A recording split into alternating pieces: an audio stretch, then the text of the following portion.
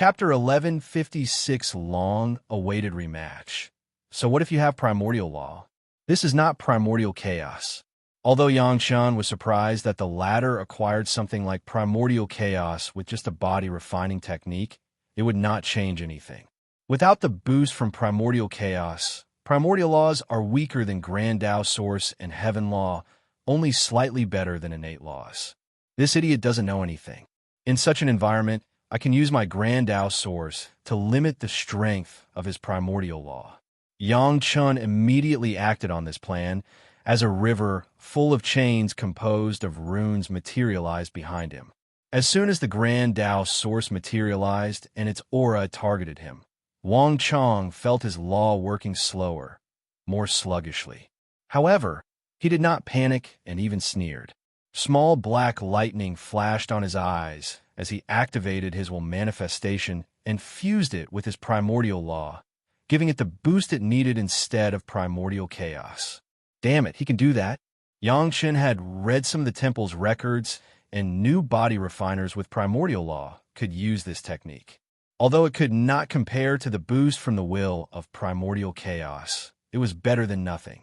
More importantly, it was not an outside force, thus easier to use.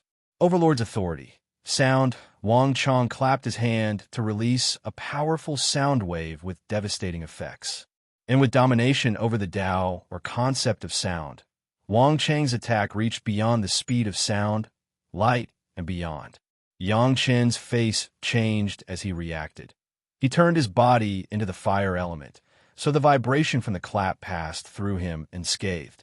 Wang Chong responded by opening his mouth to roar, Fiend God Roar. The vibration from this throat contained a potent will full of power, nobility, and the desire to destroy and dominate anything in its way.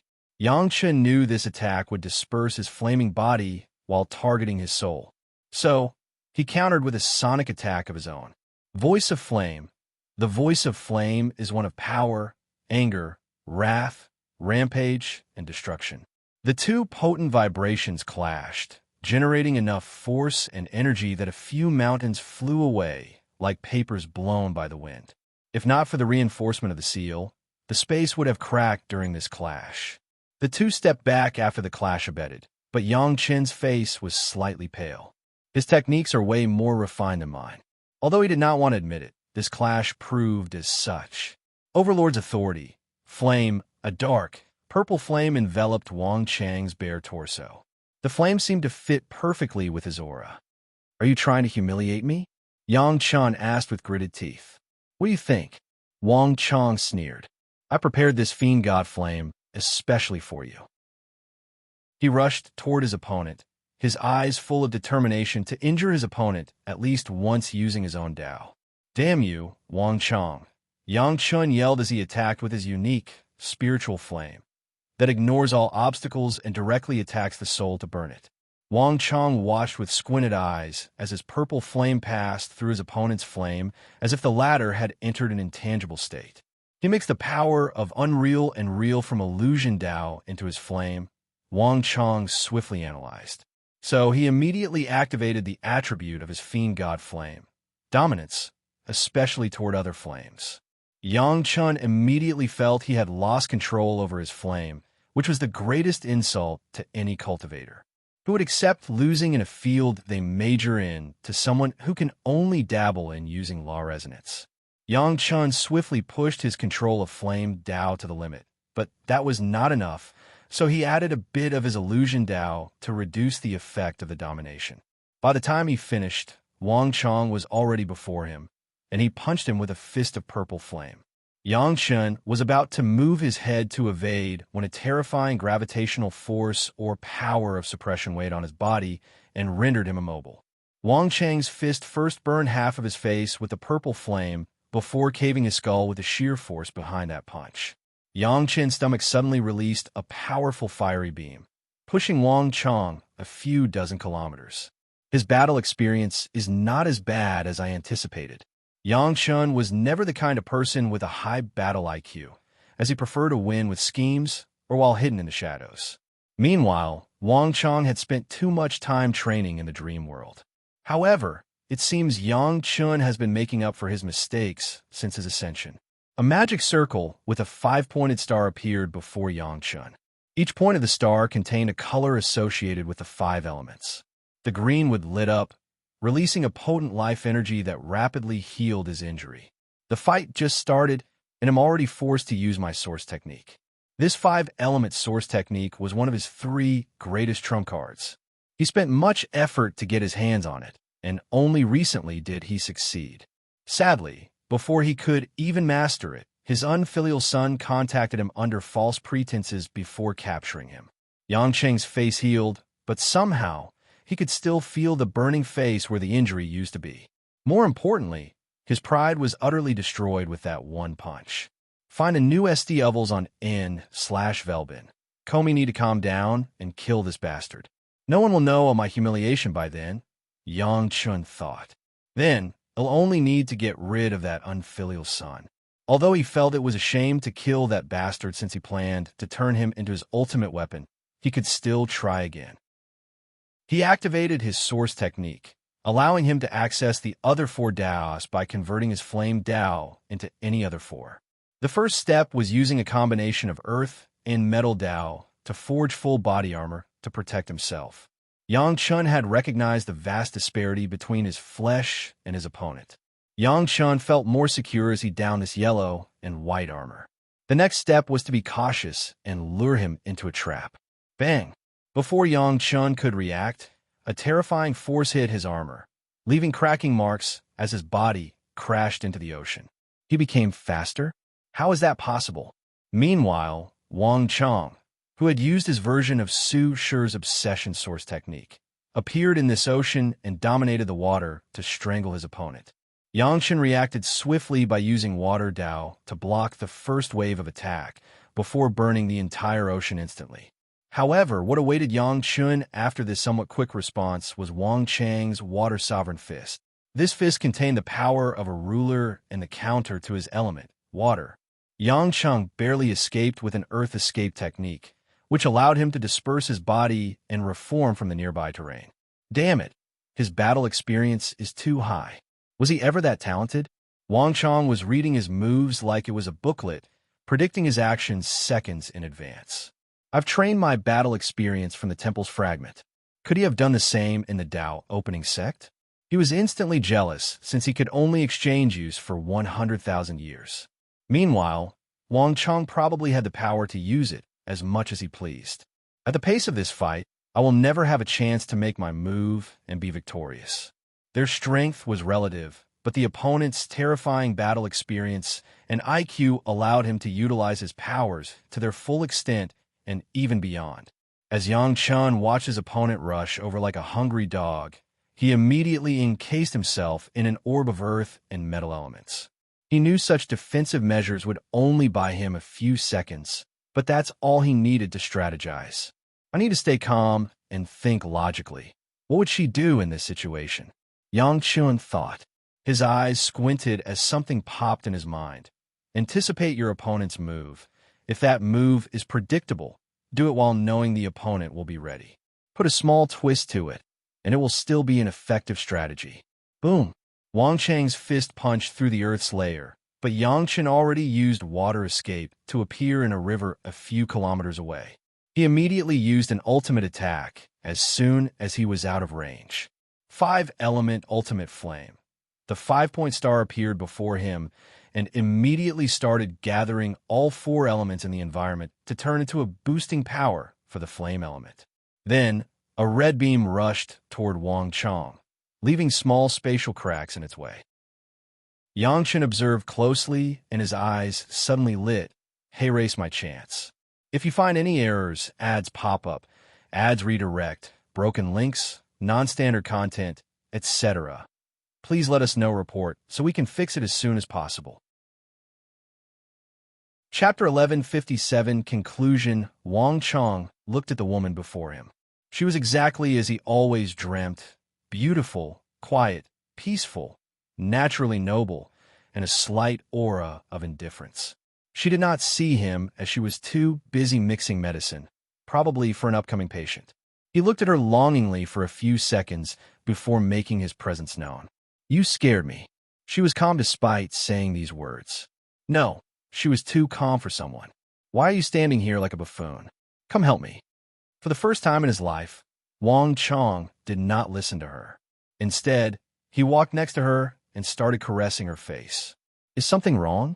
Mao Yu asked, stopping her actions to look him in the eyes. No. Then, why are you acting so strange? I just miss you. Although it's only been less than 10 minutes since we saw each other, I miss you too, she replied as she touched his hands on her face. However, we have work to do, lives to save. So, let's leave the affection for when the clinic is closed. Wang Chong chuckled. That is something she would say. Pardon me? You look so perfect, even indistinguishable. From her face, aura, mannerisms, and state of mind. You're a perfect replica. Now, you're worrying me, Mao Yu claimed. Are you sure nothing happened? Are you sick? No, you're a cultivator, so that should not be the issue. Please talk to me. What a wonderful illusion. Changer. It was Mao Yu's turn to caress his face. No matter what happens, our family can deal with it. It's a shame that this place could not remove the pain I felt when I lost her. Wang Chong shook his head. Think about Tanner, Mao Yu swiftly said. Don't do anything to break our family apart, especially after going through all this trouble to reunite. Stay here with me, and everything will be fine. Wang Chong took one last look at her before the illusion began to fall apart. He opened his eyes to find himself in quite a predicament. Yang Chan attacked him with a terrifying white flame, and half his body was already destroyed. Adding on the previous injuries from the fire beam, he was in pretty bad shape. However, he was not too worried. According to an already established technique, his body would instinctively use a little bit of nothingness power once he's in danger, entering the intangibility state. That's why Yang Chun was yelling and trying his best, but could not destroy the remaining half of his flesh. I can sense a Dao will inside my body and soul. He must have a Dao will artifact, Wang Chong thought as he assessed the situation. However, his application is less than subpar by the standard in the dream world. He immediately used his will manifestation to remove the Dao will before regenerating the missing part. Yang Chun stopped his pointless attack, looking at his enemy with gritted teeth. He was close to defeating this bastard a second time, but things didn't go as planned. His Dao heart should be flawed. So why didn't the illusion last longer?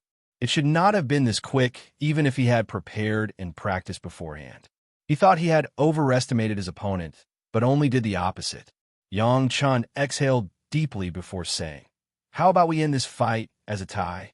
We don't have much deep animosities, just competition. How about we make peace?" "Don't say such a stupid thing again," Wang Chong sneered. "Only one of us will walk out of this sealed space." Damn this idiot. I'm already making such great concessions. Yang Chun was annoyed. He didn't like dealing with these hot-headed individuals who only think with their fists. Overlord's authority. Heaven and earth. Wang Chong forcefully took control of the power of heaven and earth before punching his opponent. A colossal red fist manifested in this dimension, and it moved along with Wang Chang's movement. Yang Chen's face turned ugly as this attack descended on him. He could not move, his thinking slower than usual, and his soul was overflowing with the fear of death. And that's because his eyes or senses did not see a fist, but the might of heaven and earth, and it was truly unimaginable. The entire world trembled as the fist landed. The shockwave from the attack blew away millions of forests, trees, and mountains. Oceans, lakes, and rivers instantly dried up. Volcanoes became inactive, and the moon and sun exploded into pieces, leaving the world in darkness. Wang Chong frowned as he knew this was not over. Then, as expected, a paled-faced Yang Chun materialized in the distance. He used his illusion Dao to revert real to unreal and achieve a state similar to intangibility. Unfortunately, the attack exceeded his technique, and Wang Chong masterfully used his will manifestation. "You can escape once, but not twice," Wang Chong sneered as he continued his offensive effort. With control of heaven and earth, he also gained control of yin-yang. So, he modified his surroundings to prevent Yang Chun from entering his unreal state. Then, he used a slapping attack this time. Illusory Chaos Flame. Yang Chun combined his primary and sub-Dao, fire and illusion, into one to create an illusory Chaos Flame with the same effect as the real one. Unfortunately for him, Wang Chong did not care whether this fake flame had the same effect as the real one. He had bathed or tempered his body with genuine Chaos Flame, meaning he was highly immune to it. It was a little too late by the time Yang Chun noticed this fact. The palm attack broke countless of his bones despite his best effort at a defensive measure. He crashed into the desolate earth left in this sealed world, creating even more devastation to this realm. Yang Chun swiftly stood up, ignoring how much blood he was coughing or how many liters of the thing he had already lost. He was trying his best to recuperate with plenty of wood and water energy, but the willpower inside his body was not permitting such a thing. I can no longer hesitate. He activated his final trump card, a red orb with cloud symbols. His aura rapidly increased, along with the killing intent in his eyes. He was now on a war path, and no one could stop him. As always, you're stupid and can't even realize this, Yang Chun sneered. Do you think you escaped from me back then because you made a wise choice? I allowed you to escape out of fear and respect for the Dao opening sect. His aura had reached a scary level. But now, things are different. I am the one with the high background. Wang Chong was calm during this sudden change. He summoned a talisman from his space ring and activated it. A seal materialized above the dark sky, and immediately afterward, Yang Chen's aura rapidly decreased, returning to the state before summoning the orb artifact. What the hell did you do? You see, I have a very clever grandson, Wang Chong replied calmly. He predicted that the greatest trump card someone like you can access is an Empyrean artifact acquired through your servitude to one of these parasites. So, he gave me something to ensure our battles remain fair. Yang Chen's body trembled due to the overwhelming emotions coursing through every fiber of his being. Do you want to hear what else he said? Wang Chong continued. He said he doubted you were capable enough to exchange for such an artifact. Now, I'm curious what you did for them to reward you so highly. Yang Chen did not answer, as blood dripped from both corners of his mouth. It even looked like his eyes were about to start bleeding. Not answering? Well, I guess it doesn't matter. Wang Chong exhaled deeply before clenching his fist, feeling every muscle in his body. As he punched forward, Wang Chong felt his spirit extremely concentrated, allowing him to throw the best punch of his life. A golden dragon descended from the heavens before releasing a roar that made the void tremble and crack. The dragon rushed toward Yang Chun, who still defended himself despite the desperate situation. The orb artifact floated before him to release a red shield. Sadly, this was useless. The dragon tore apart his shield before dispersing his body particle by particle before targeting his soul. The dragon weakened Yang Chen's soul to the weakest state before sealing the small part into a crystal. Wang Chong was surprisingly calm as he became the final victor. He sat cross-legged in the void, entering a deep state of meditation. His wrathful, powerful, and domineering aura rapidly became peaceful and calm. His aura first fused with his surroundings before turning similar to an ordinary or mortal. The last flaw in Wang Chang's Dao heart healed, and his state of mind was perfected and sublimated. He opened his clear eyes and muttered, "It's time for a new adventure." If you find any errors, ads pop up, ads redirect, broken links, non-standard content, etc., please let us know report so we can fix it as soon as possible. Chapter 1158 Emergency. You can come out now. Yang Guowei teleported inside the sealed dimension. This is what you asked for. Wang Chang's head pointed at the soul crystal in the corner. Thank you. I owe you a debt of gratitude. I have no need for any karmic debt, so pass it on to my grandson, Wang Chong replied calmly. I understand. Wang Chong looked him in the eye. I know your relationship was not the best, but at least give him a burial. Yang Chun might not have been his greatest opponent, but he was still the one with the greatest effect on his life. As such, Wang Chong wanted to give some respect, even if he might not deserve it. I will. Yang Wei nodded. Once he gets the information he wishes for, he will personally remove his father's Dao imprint and ensure he is dead for sure. He knows his mother will have a sore spot for him and try to save him despite all he's done, so Yang Wei will ensure he's dead before meeting her. Now that everything is dealt with, I want some alone time. As you wish. Yang Wei bowed before teleporting away, leaving Wang Chong to his thoughts. The next journey for Wang Chong was reincarnation.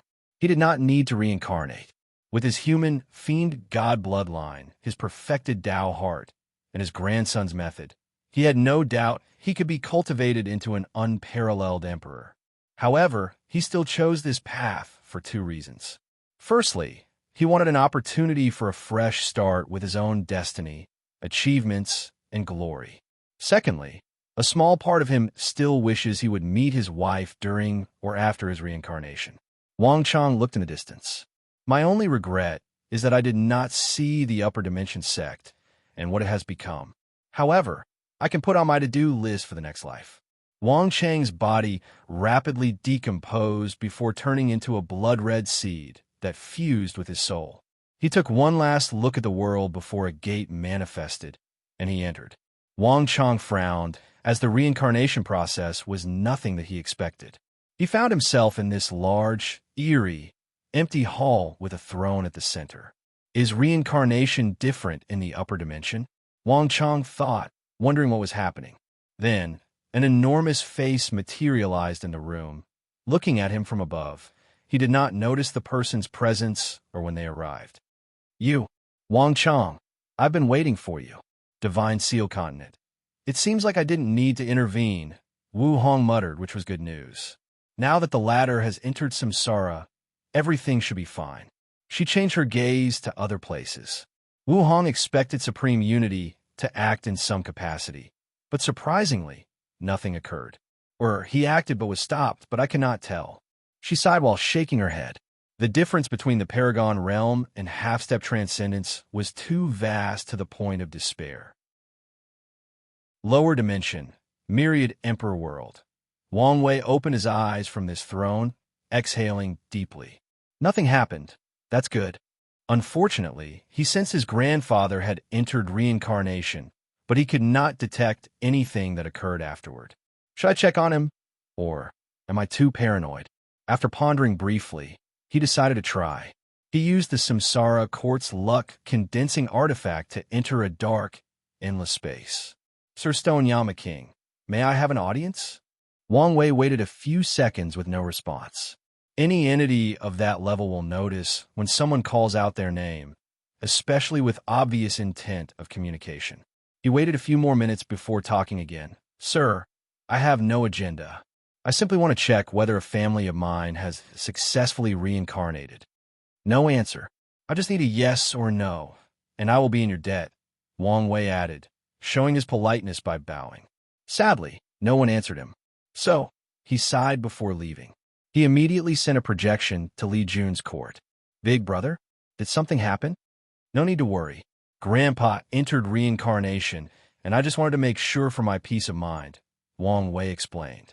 Is there a way you could check? I'm afraid not. Li Jun shook his head.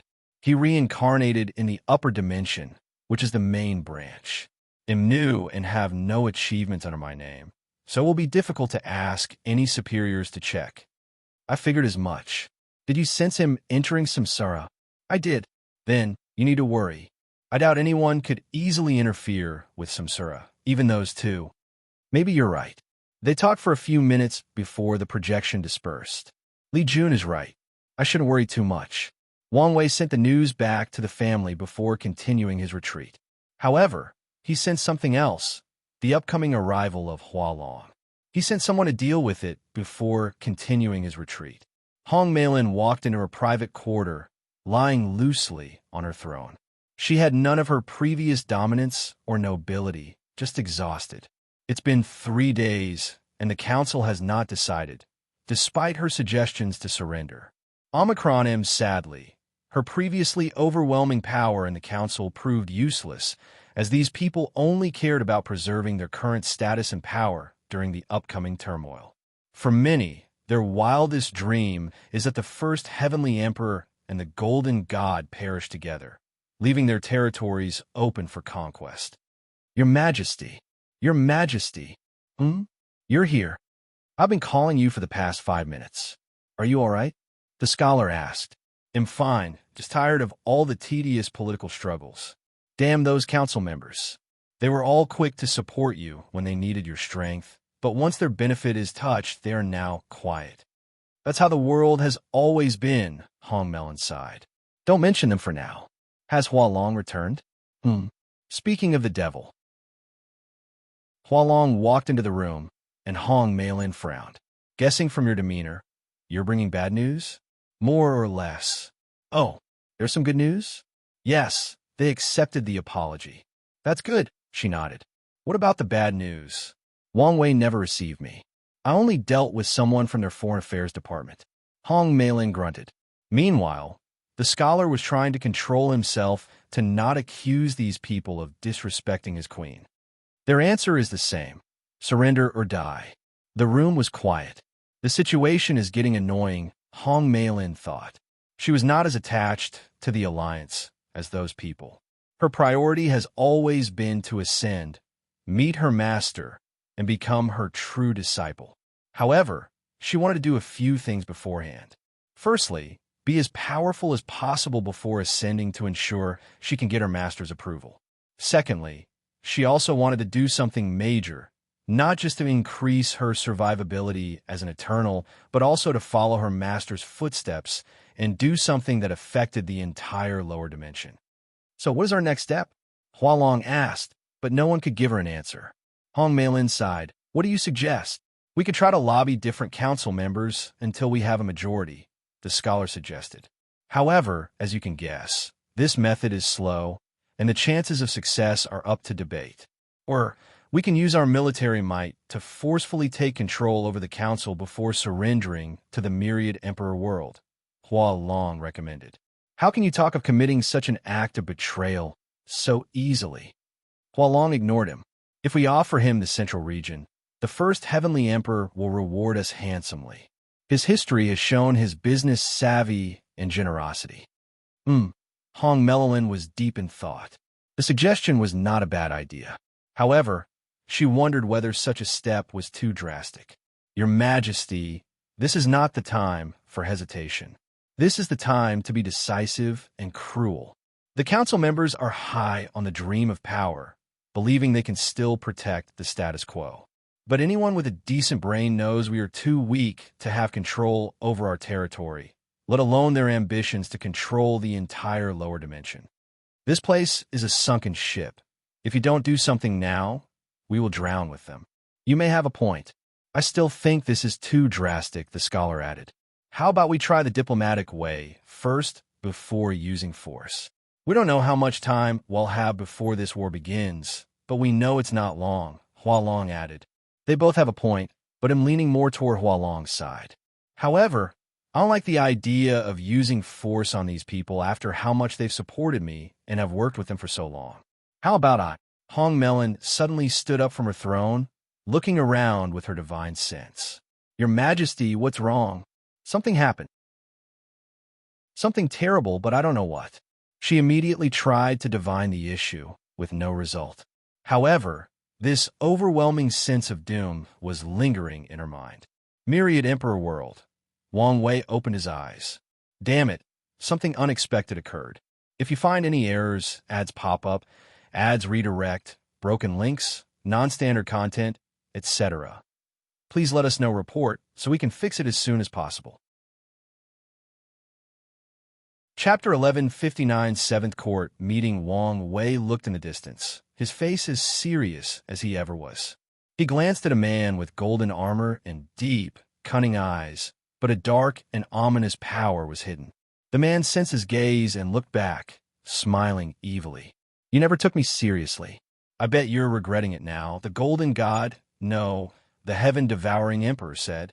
Wang Wei frowned as his first instinct was to rush over and eliminate this anomaly. But he stopped himself. Such an unexpected situation is the perfect time to calm down and think rationally. Why are you so smug when you're nothing but a discarded chess piece? He did not hide the sneer, and contempt in his voice. He expected Heaven's devouring emperor to be the final victor in this battle of consciousness, but he never expected the latter to use the power from the Abyss Gap. I monitored him very closely, so he could not have actively contacted the Abyss Gap without me knowing.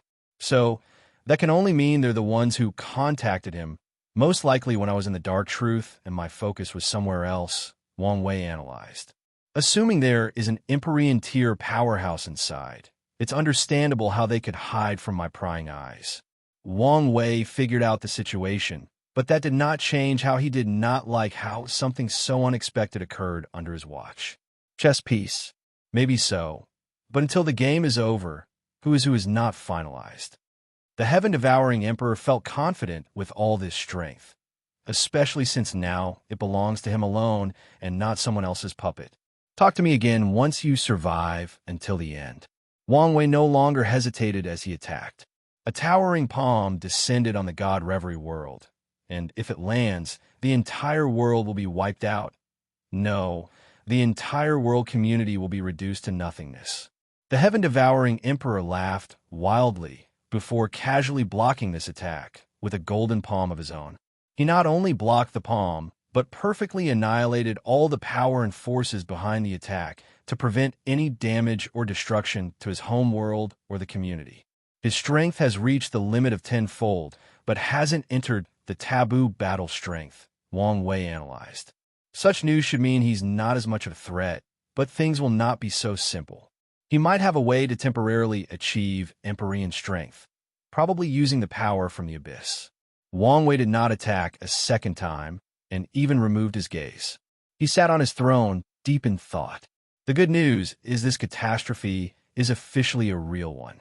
The team-up between the heaven-devouring emperor and the Abyss Gap has officially turned the lower dimension into a state of real emergency. However, things are a little fishy, Wang Wei thought. If I were in the shoes of my enemies, what would I do? He squinted his eyes as a word popped into his mind. Distraction. So that's how it is. Wang Wei could not divine the truth, and he ended up empty-handed even if he looked into the future, since all he saw were a bunch of timelines with false or incomplete information. However, he could deduce the truth based on the scattered information he gathered from different means or abilities. With a thought, a powerful bell echoed throughout the myriad Emperor world, and the people were shocked once they heard it. The emergency bell? Sushir thought before rushing to the meeting. By now, except for the true Eternals, most powerhouses lived in the court to take advantage of the benefits. So, Sushir was amongst the first to arrive, but not essentially the first. It did not take long for the room to be full, so Wang Wei started the meeting. The Golden God has been corrupted by an unknown and powerful entity. His first words shocked everyone. Since the war was about to take place, these people have been preparing by gathering information on their opponent, including battling him in the dream world. As such, they knew how powerful of an enemy the Golden God was. The general consensus was that he was second only to His Majesty throughout the endless void. But now, they learned someone or something corrupted them. Such an idea was scary to the bravest of these people. Who or what can do such a thing? Asked the minister. Isn't it obvious? There's only one true forbidden place in the endless void, the Abyss Gap. The room was immediately quiet. Your deduction is correct, Wang Wei acknowledged. Due to this unforeseen change, things need to be accelerated. So, we're going to war now? That's correct. Wang Wei nodded. I need you guys to conquer the Central Region Alliance's territories as soon as possible to reach the Golden God's territory. Then, you must liberate the worlds under his control. The Golden God had amassed a lot of incense, and Wang Wei feared that the heavenly devouring emperor could use it to his advantage, for example, reducing the effect of the corruption in his soul or delaying its side effect while using its power. He must eliminate this possibility by freeing this world from the latter's clutch. I've created a technique to remove the faith parasites in these people's souls, but it's not up to my standard. I left notes and data in the dream world, so you must improve upon it during this war. Could it be that the golden god is now so powerful that even your majesty is worried? The way Wang Wei spoke worried some people, so they had to ask. I won't be dealing with him, Wang Wei replied. I have bigger problems, so you must deal with him yourselves, or buy enough time until I return. And how exactly are we supposed to do that? Aoshin asked. He tried fighting that bastard in the dream world, which was disastrous. Wang Wei waved his hand to summon the four-symbol mirror. He first injected his terrifying Empyrean tier power into the mirror before talking to the crowd. This must be a fast and quick war. So, all of you can borrow strength from this mirror to increase your strength. We want to conquer as many worlds as possible as fast as possible. Be mindful to protect yourself, as this artifact could corrupt your Tao. Regardless of how weakened this artifact was, it still contained a Tao on par with at least 70% Grand Tao source. If these people are not careful when using its power, it's normal for their Tao to be corrupted by the one in the mirror, thus cutting off their future cultivation. Feng Heng, this poor monk is here. You'll be the one fighting and stopping the golden god, Wang Wei ordered.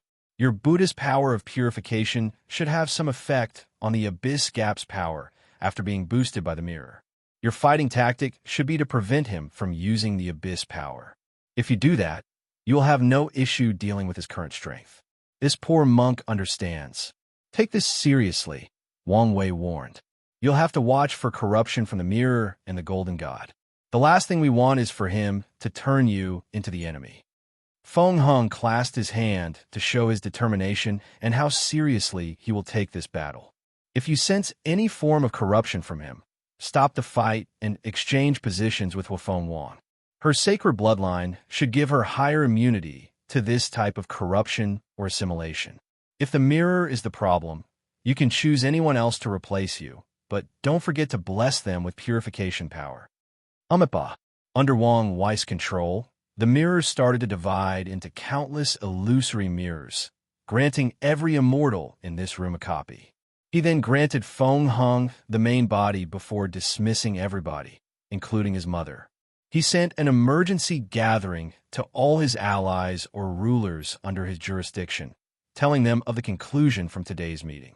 Afterward, he placed Dong Lifan in charge of the group, tasked with upgrading the Faith Insect counter technique. He did not have the time to complete this thing and needed capable people to make up for it. Wang Ju, he called. A shadow rose from the ground before him.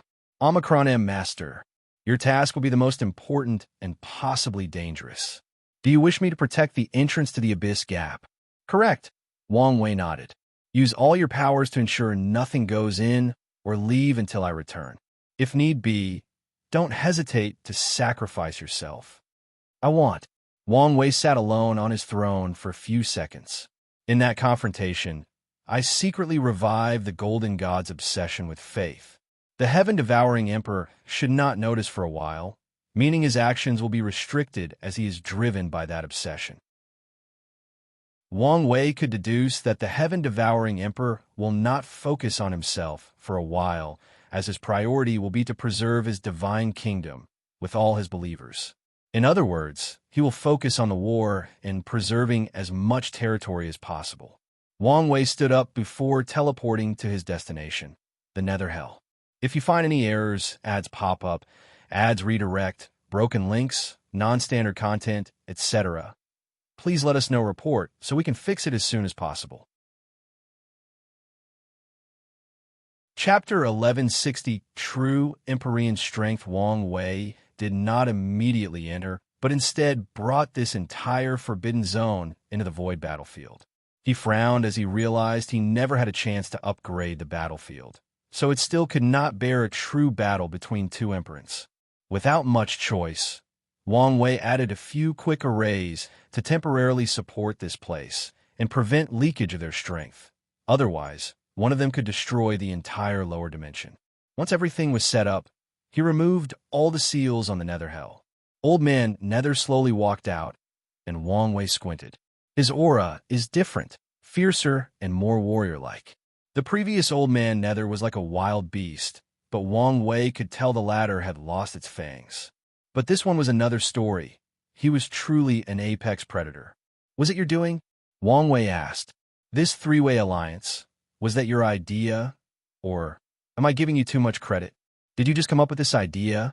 Or have you been working with the Abyss Gap for a long time? Are you sure you should be here? Old Man Nether asked calmly. Don't worry, I've prepared for your little friend. As long as I kill you quickly enough, everything will be fine. It seems you have much faith in your people. Old Man Nether cracked his neck.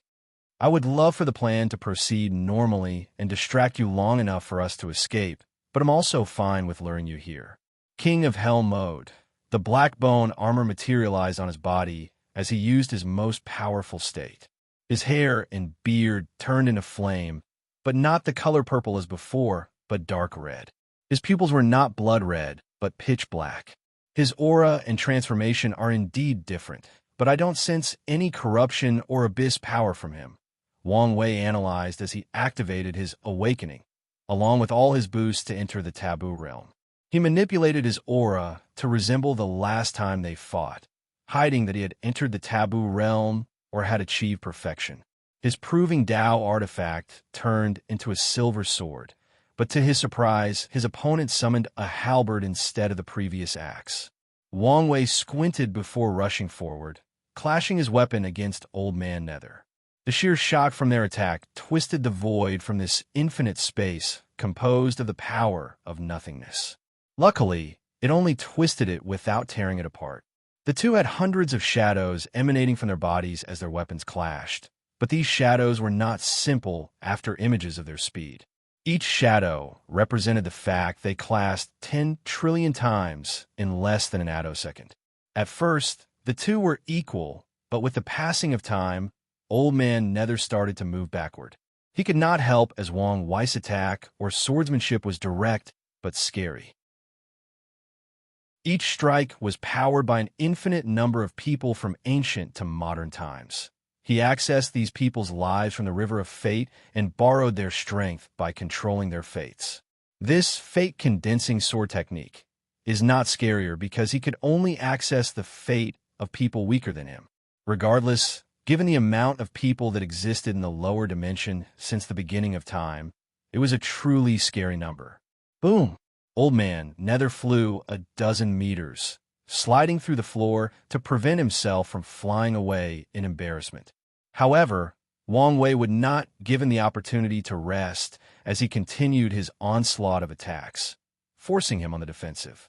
It's different from our previous fight, Wang Wei thought. It's apparent that his previous lack of battle experience was gone, meaning he spent all that time training. He must have used his created life forms to aid him. Old Man Nether's rapid improvement could only mean he spent countless years fighting and training to compensate for his previous lack of experience. Boom! Old Man Nether was pushed back a second time. If that's all you have, you'll be very disappointed. The battle has just started, brat, Old Man Nether sneered. Yin-Yang divide. Old Man Nether held the halberd with two hands to ensure his downward slash could use all its power. The all-white, empty void of the battlefield instantly turned into black and white as the halberd descended. Wang Wei felt a terrifying power trying to divide him into two, his yin and yang self. He knew that if it succeeded, his strength would also be divided, making it easier for him to be slaughtered. Wang Wei waved his sword, erasing the concept of yin-yang in the surroundings, thus turning Old Man Nether's attack into a simple weapon-based one. As for the weapon itself, he moved it to the side with his left hand. Wang Wei wanted to follow his two-piece combo slash attack to a three-hit with a kick to his opponent's chest, but a terrifying force came out of nowhere and sent him flying a few thousand kilometers. What the hell just happened? He was perfectly intact, without even a scratch due to his invisible will armor. However, he was baffled since this attack originated out of nowhere. His senses did not detect anything, and he saw nothing. Bang! Another attack from an invisible being, and Wang Wei still could not see or sense anything. Now that he anticipated the attack, he reduced the force from the attack the moment the assailant's hand touched his protection, but that only prevented his body from flying away. This attack felt like it originated from a large and blunt weapon, Wang Wei analyzed. Old Man Nether rushed in to attack, but Wang Wei ignored him as he did not believe the latter could easily penetrate his defense, which was boosted by his current strength. Wang Wei received 2 more attacks before finally seeing the creature attacking him after blessing his eyes with all his Daos. In other words, he condensed Samsara eyes, Fate eyes, Luck eyes, Yin-Yang eyes, Destiny eyes, Time eyes, Disorder Order eyes, and Freedom eyes into one. He saw a bone creature holding a large mace. The creature was weak, maybe even too weak, but its weapon was Empyrean tier, hence the source of most of the damages from the attacks. Is that a creation life form? Wang Wei asked. So, even his tactic did not work, Old Man Nether thought. You sacrifice all its power and development potential to increase its invisibility ability. Then, you gave him an artifact to compensate for its attack potency, not caring that every use would drain its life force. That's not a bad design or plan, Wang Wei commented. During the time he was preparing to attack the Death World, Wang Wei saw that a few more pages from Wu Hong's notebook were unsealed and read them, so he knew about creation life forms. As the name implies, they are creatures born from an Empyrean through their Grand Mist Wheel or the inner worlds of Tao rulers. This should not just be all of it. Why don't you show me the others? As you wish, Old Man Nether responded with squinted eyes. Originally, the creation life form tactic should have been reserved as a trump card for the end of the battle. After all, the longer he can prolong this battle, the more advantage their alliance will have. However, in a short period since this fight started, Old Man Nether realized his opponent had improved faster than anticipated. That terrifying defense alone gave Wang Wei an overwhelming advantage, not to mention his usually brilliant techniques. So, Old Man Nether decided not to waste time and go all out to eliminate this foe. Wang Wei's eyes squinted as he saw more than 300 people rushing out from the Nether Hell, each of them with the aura of an Empyrean. This is not good news, he thought with great somberness. He knew all these people were creation life forms, meaning Old Man Nether created them. He was not surprised by this fact, but by the fact that they were all tier 11. According to Wu Hong, there are strict rules for creation life forms. Inside their creator's world, they can be as powerful as they wish or have any ability the creator desires. There are no limits. However, as soon as these creatures leave their home world, they will experience creation tribulation, and Grand Tao does not play around with this tribulation. The more powerful and broken a creation life form is, the scarier the tribulation will be, resulting in a terrifyingly low survival rate. In fact, 99% of Tier 12 creation life forms die in that tribulation, even if their maker is a paragon.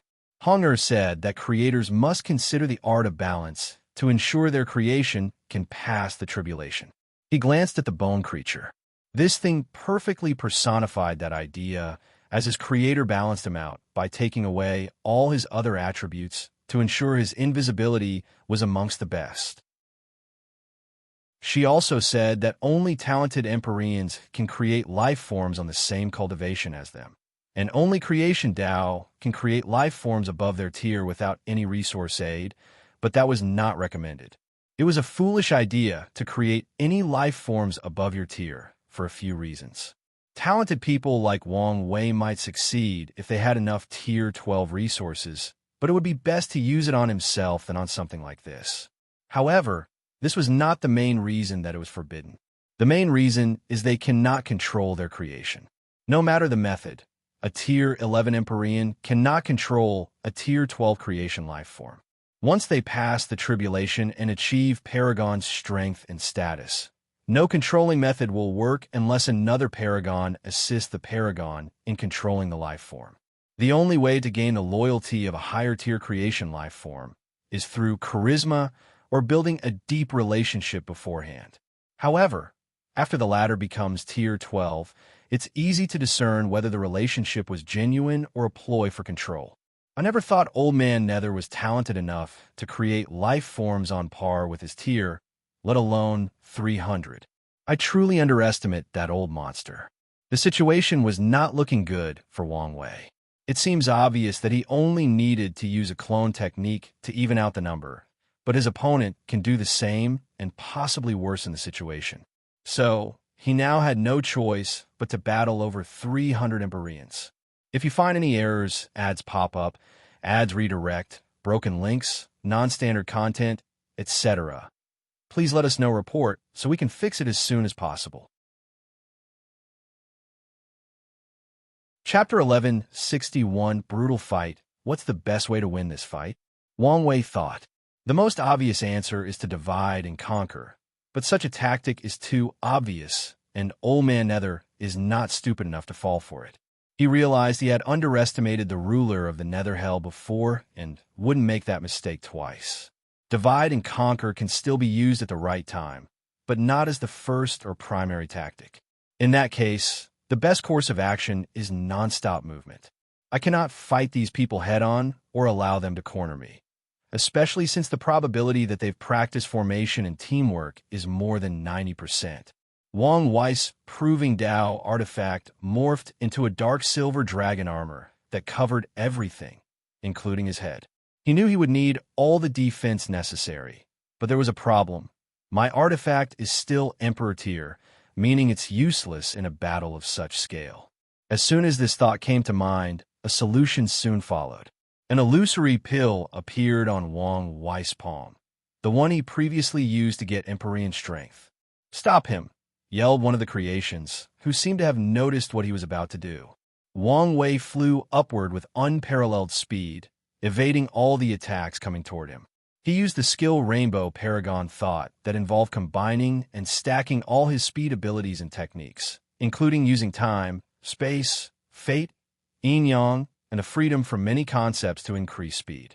Simultaneously, Wang Wei used his technique, Purpose Manipulation, to change the essence or nature of the Empyrean Ascension pill into a pill with the same effect, but created specifically for artifacts or weapons. Then, the aura of his armor suddenly increased until it matched most of the enemy's weapons. "Now, let's begin the hunt," Wang Wei thought as he entered a state of extreme focus, pushing his senses beyond the limit.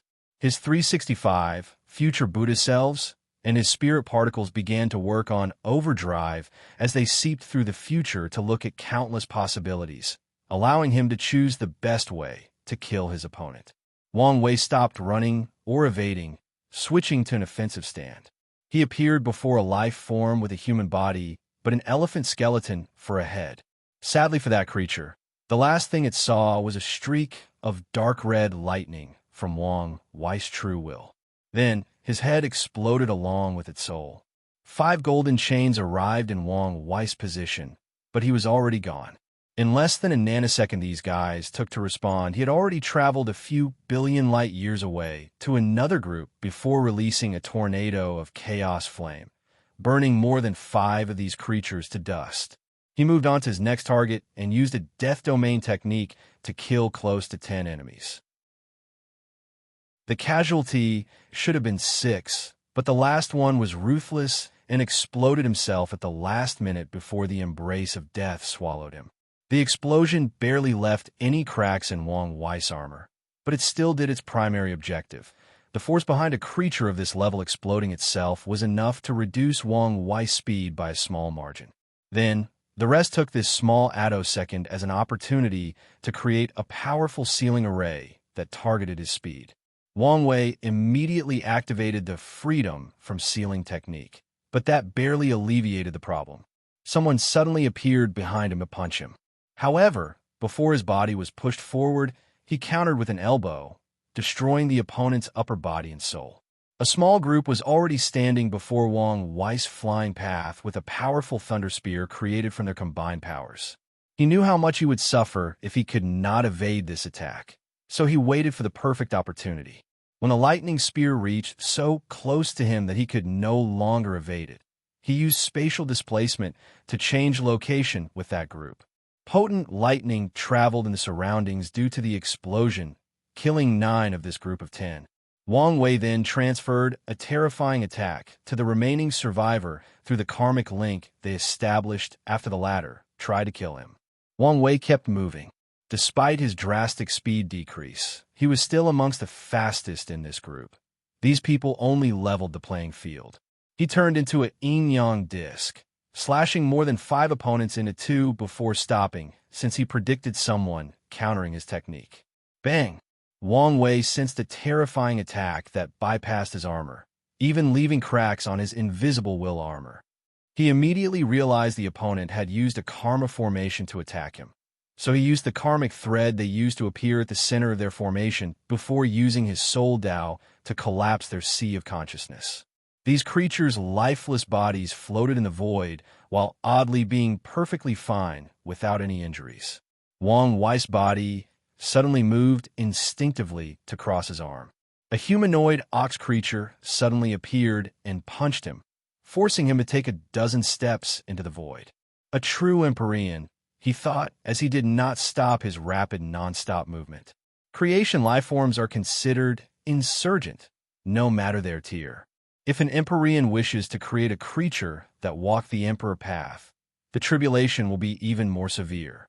Some choose to create life forms with 69% or less to have them cultivated normally to the Empyrean realm.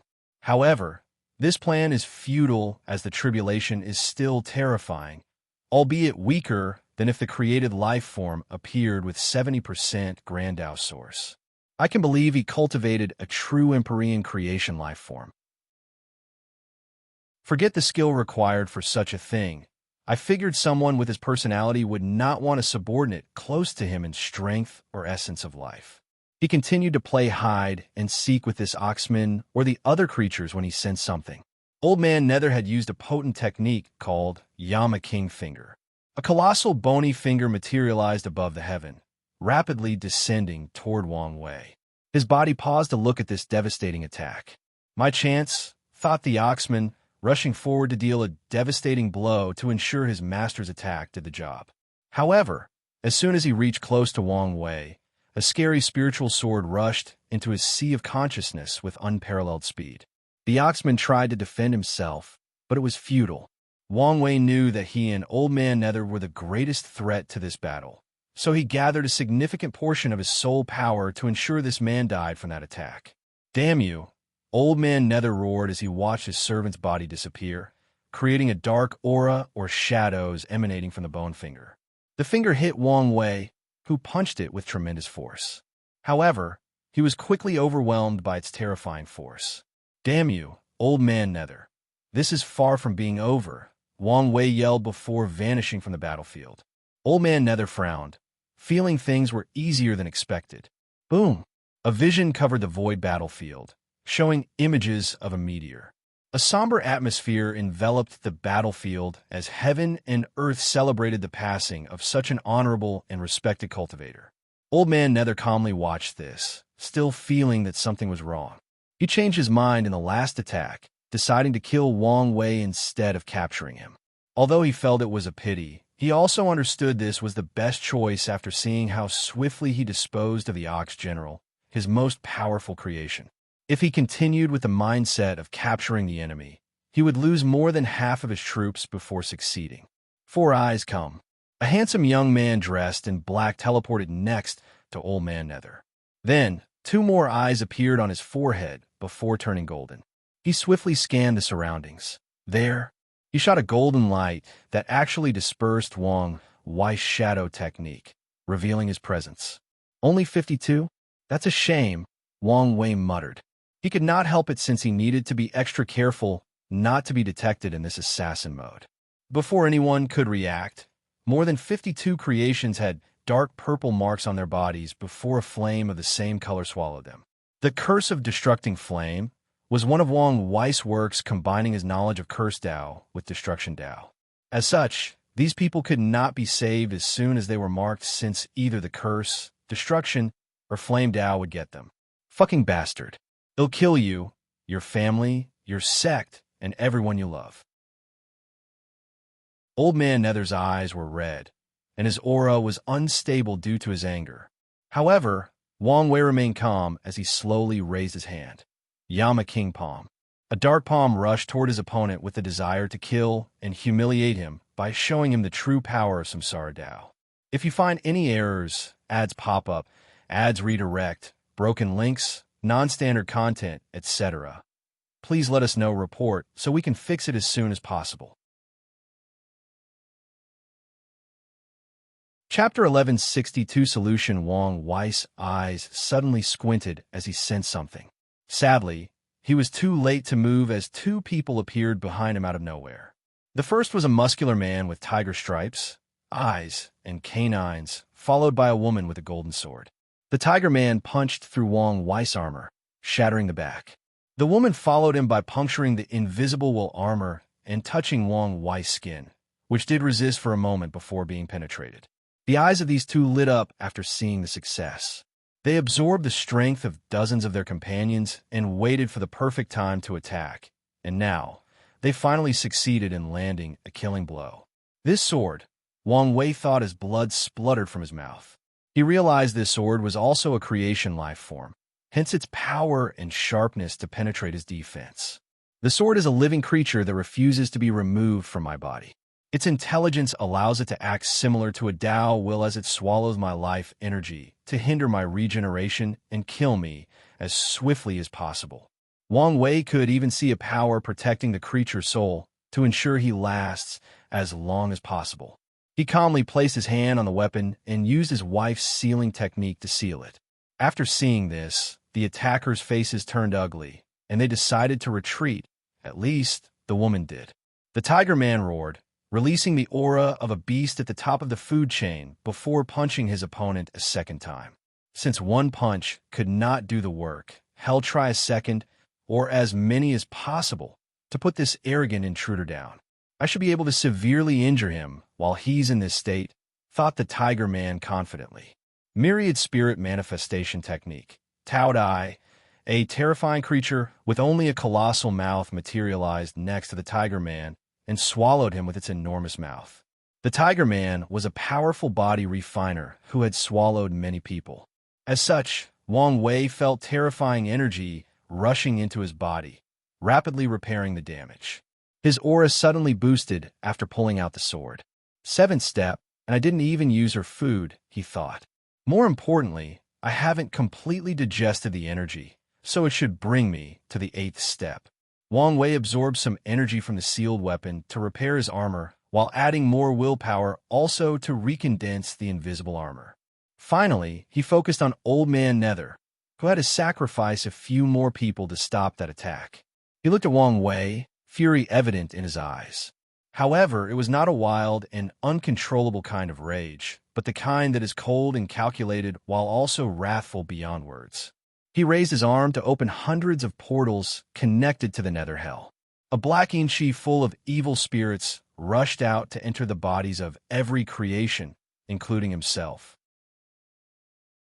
These creatures' eyes turned red, apparently entering a berserker state. These people rushed toward Wong Wei as if they were a group of wild creatures that had not eaten or seen any meat for weeks.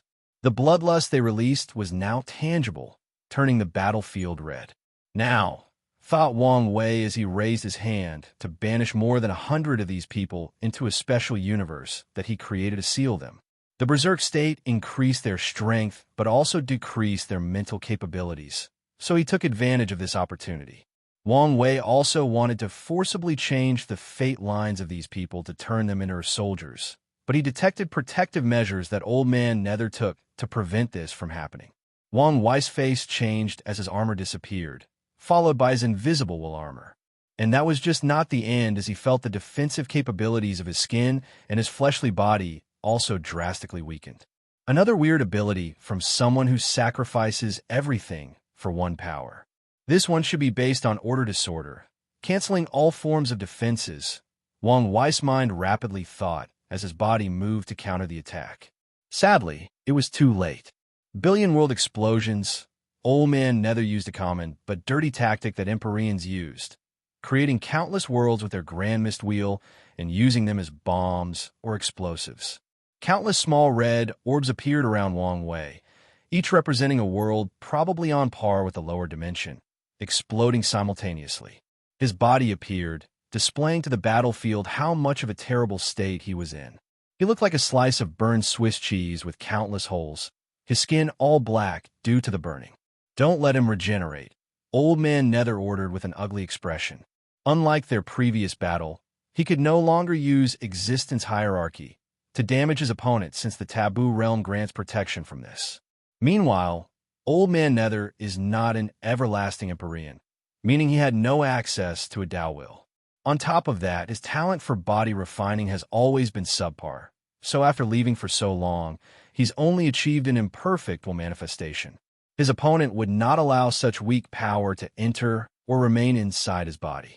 An intense white light released from Wang Wei's body as the life aspect of his samsara Tao activated to help him recover.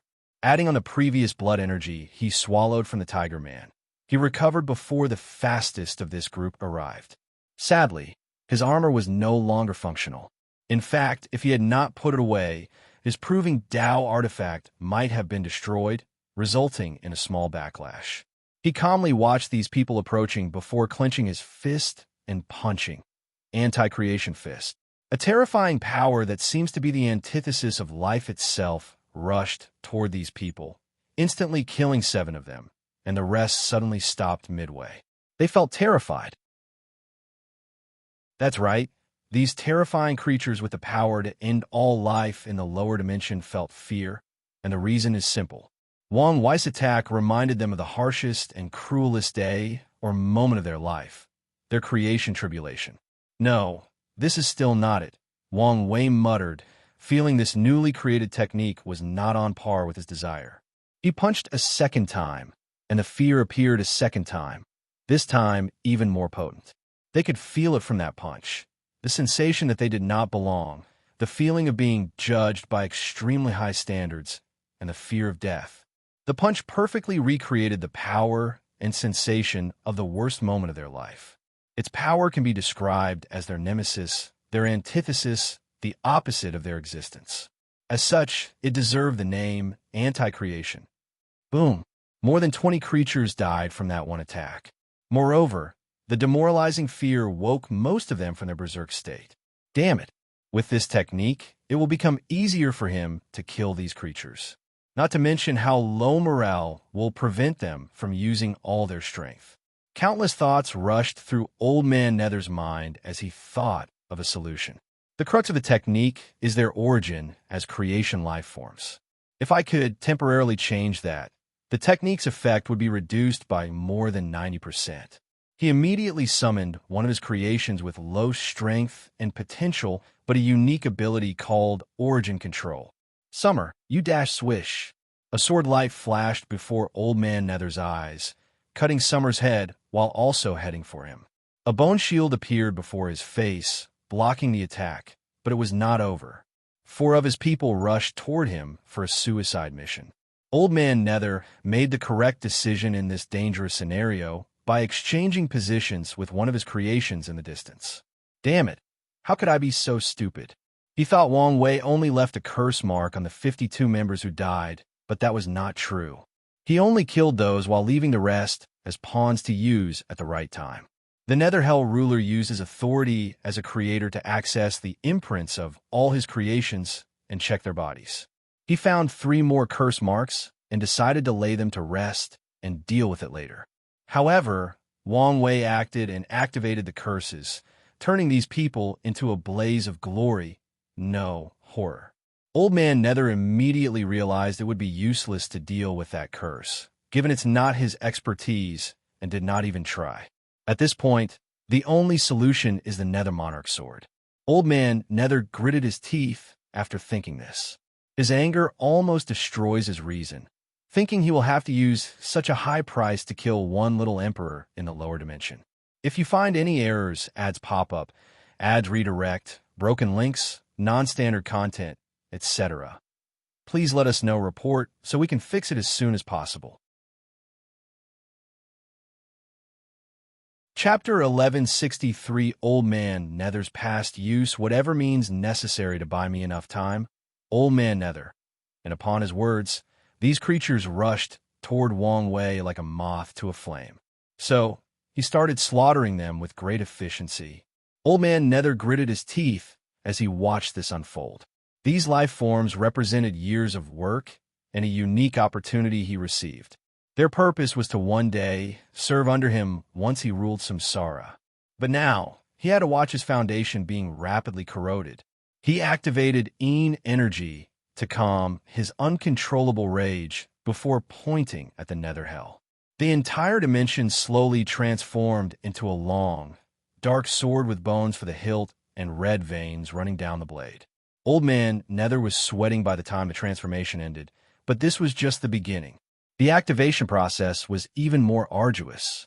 Old Man Nether felt his soul power rapidly diminishing with every passing second, and he knew the consequences of making the slightest mistake. The process took him some time, and he sighed in relief that he had succeeded and nothing went awry. Old Man Nether focused on Wang Wei, who was not looking too good due to the number difference. However, he had now killed more than 100 of his servants, ruining billions of years of work. However, according to Old Man Nether, this was not his greatest crime. I've spent years cultivating that sword. Once the time was right, I could use it to invade Samsara and cut off a piece while preserving its authority. Then, I only needed to run away from the Yama Kings and rule over the stolen piece. With it, I can acquire the partial authority of a Yama King, allowing me to become a paragon at the fastest speed, even changing my Tao to Samsara without much repercussion. The next step would be to return to Samsara and take the remaining authority once my strength reached its peak. An intense madness, hatred, and anger flashed in Old Man Nether's eyes.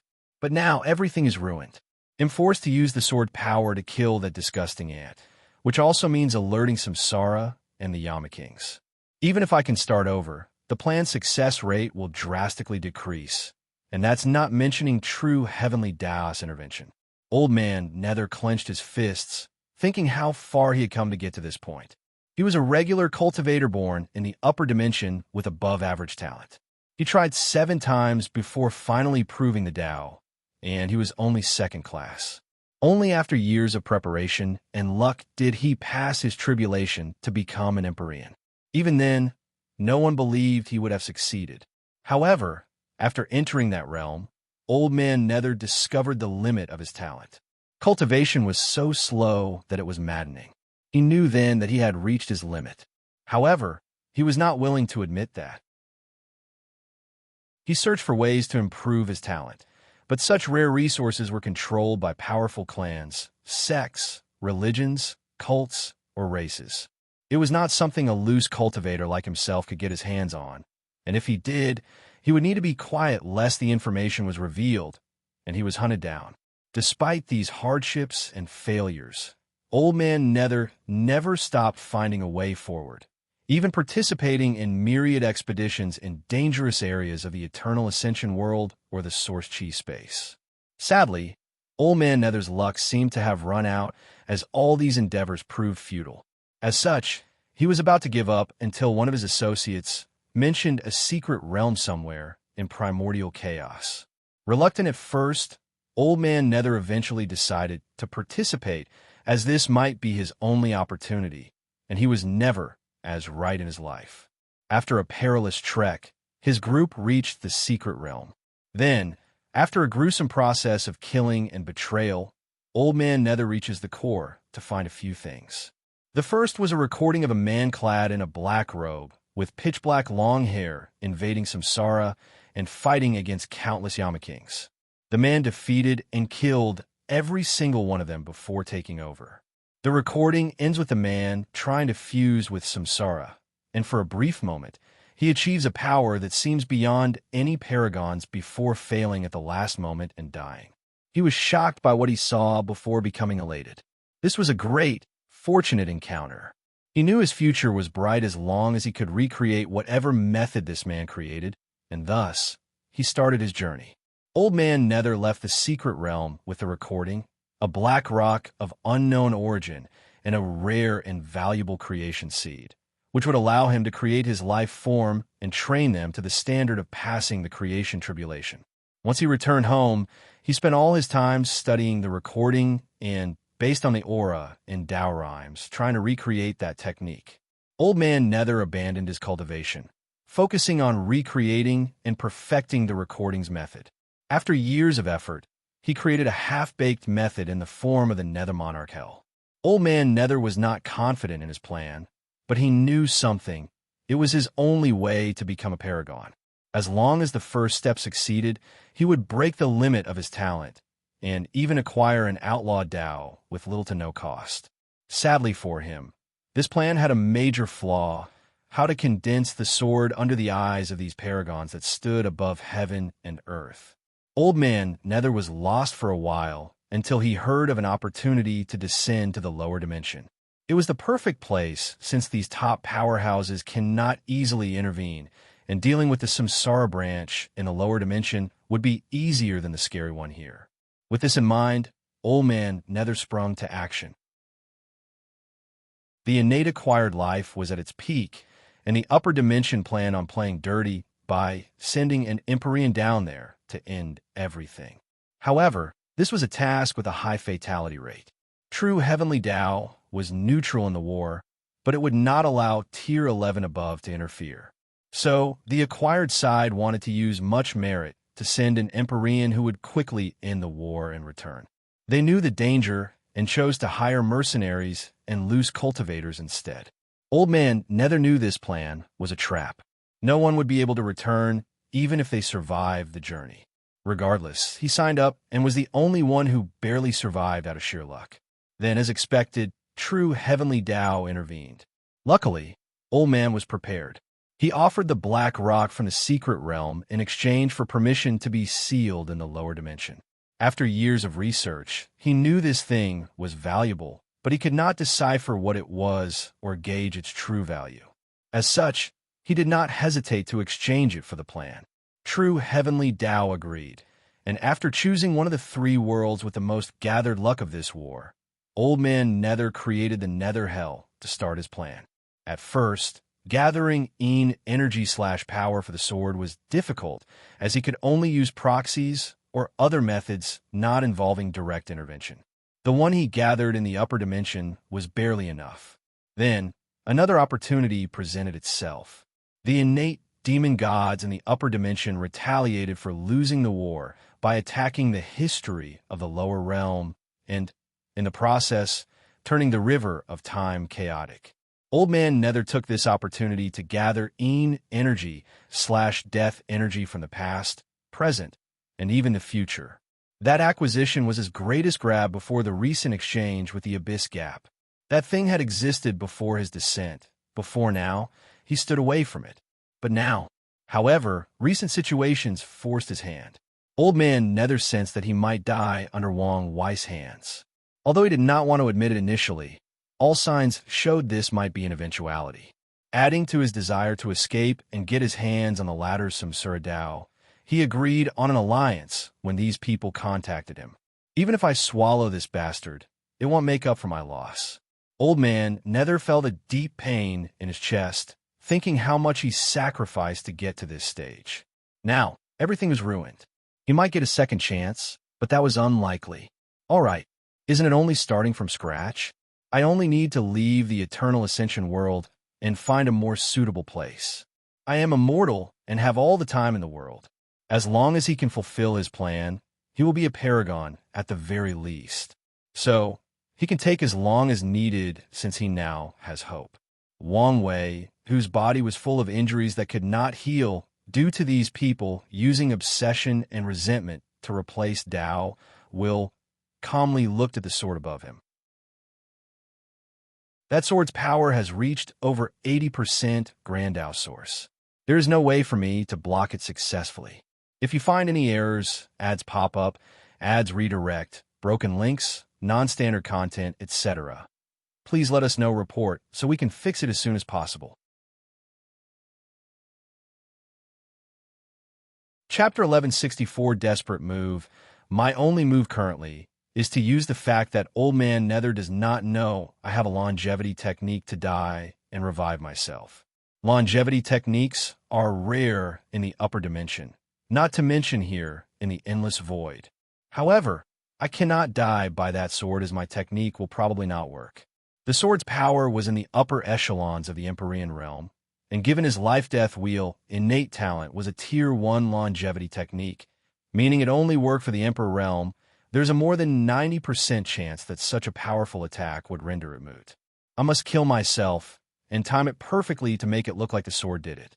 After making a quick plan, Wang Wei began to act it out. Old man Nether, are you serious? You dare use such power in the lower dimension? So what? As long as I get to kill you, you'll destroy everything, and true heavenly Tao won't allow you to live. Is this your way of begging for your life? How pathetic, old man Nether sneered. Don't worry, I can still control my power. He caught the bait, Wang Wei thought. It was already hard for old man Nether to control this weapon, and now he has to be extra careful to ensure his attack did not wipe out everything in the lower dimension, which also meant his soul and spirit would be more depleted in the process, rendering him unable to use it second time. Bastard, you're playing with fire, Wang Wei roared, appearing as if he had lost his composure. Get out of my sight, old man Nether declared with disgust in his voice. He concentrated on drawing even more spiritual power to slash his sword. A black beam rushed from the sword toward Wang Wei, who began applying all his defensive techniques to block this attack. He even burned his blood energy, blood source, bloodline, soul, and proving Tao artifact to increase his defense, trying everything possible to block this attack. Sadly, it was futile. The black beam ran through him like a horse cart passing over an ant. Meanwhile, blood dripped from all of old man Nether's orifices as his face paled. His legs trembled, and he had to will himself not to fall from the sky. A small smile crept on the corner of his face as his transformation ended on its own due to his weakness. I've gotten rid of this pest, and now it's time to move on to the next step. He guessed the consequences of using this attack, so he had already prepared how to move on. Before ascending, he'll first kill all his family and sect. I don't care if my action might make an enemy out of the branch in the upper dimension. It's the only way to get rid of this anger, old man Nether thought with gritted teeth. Then he'll take the thing in the swallowing zone before leaving the eternal ascension world for another place to continue my plan. Anyway, I am immortal and have all the time in the world. Old man Nether knew he had reached the limit of his talent, and this might be the only way for him. As such, he's prepared to risk it all. Luckily, time was in his favor. Plush. Old man Nether was shocked. He looked down to see a hand drenched in blood. His mind could not process what had happened.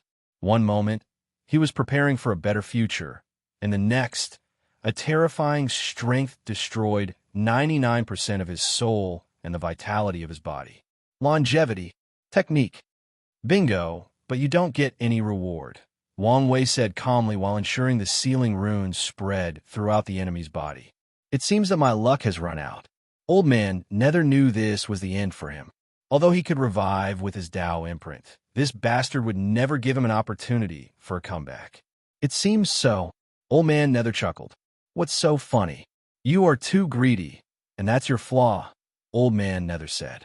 Even in this situation, you're thinking of sealing my body to use as resources. You shouldn't have done that. Wang Wei's face turned ugly as he sensed the terrifying power of corruption similar to the Abyss Gap and instinctively moved away. Another mistake, he laughed as his body, along with the Nether Monarch's sword, exploded without fear of repercussions. Such an act was purely out of madness and vengeance. Damn it, Wang Wei roared in his mind. He had a limited time to make a choice. Firstly, take his family, sect, and a few people to run to the upper dimension. However, this explosion will completely annihilate the lower dimension, eliminating all the hard work and accomplishments he's made. The second option is to find a way to prevent the explosion from leaving the void battlefield, thus saving everyone while preserving his legacy. However, the issue was how. The sword was already strong beyond his means, and now it was even more so after condensing all its power for an explosion, on top of old man Nether's power as well. Countless thoughts flashed in his mind. His thinking speed was so fast that time had essentially frozen. Wang Wei watched the explosion, whose speed could not be comprehended, move slower than a turtle.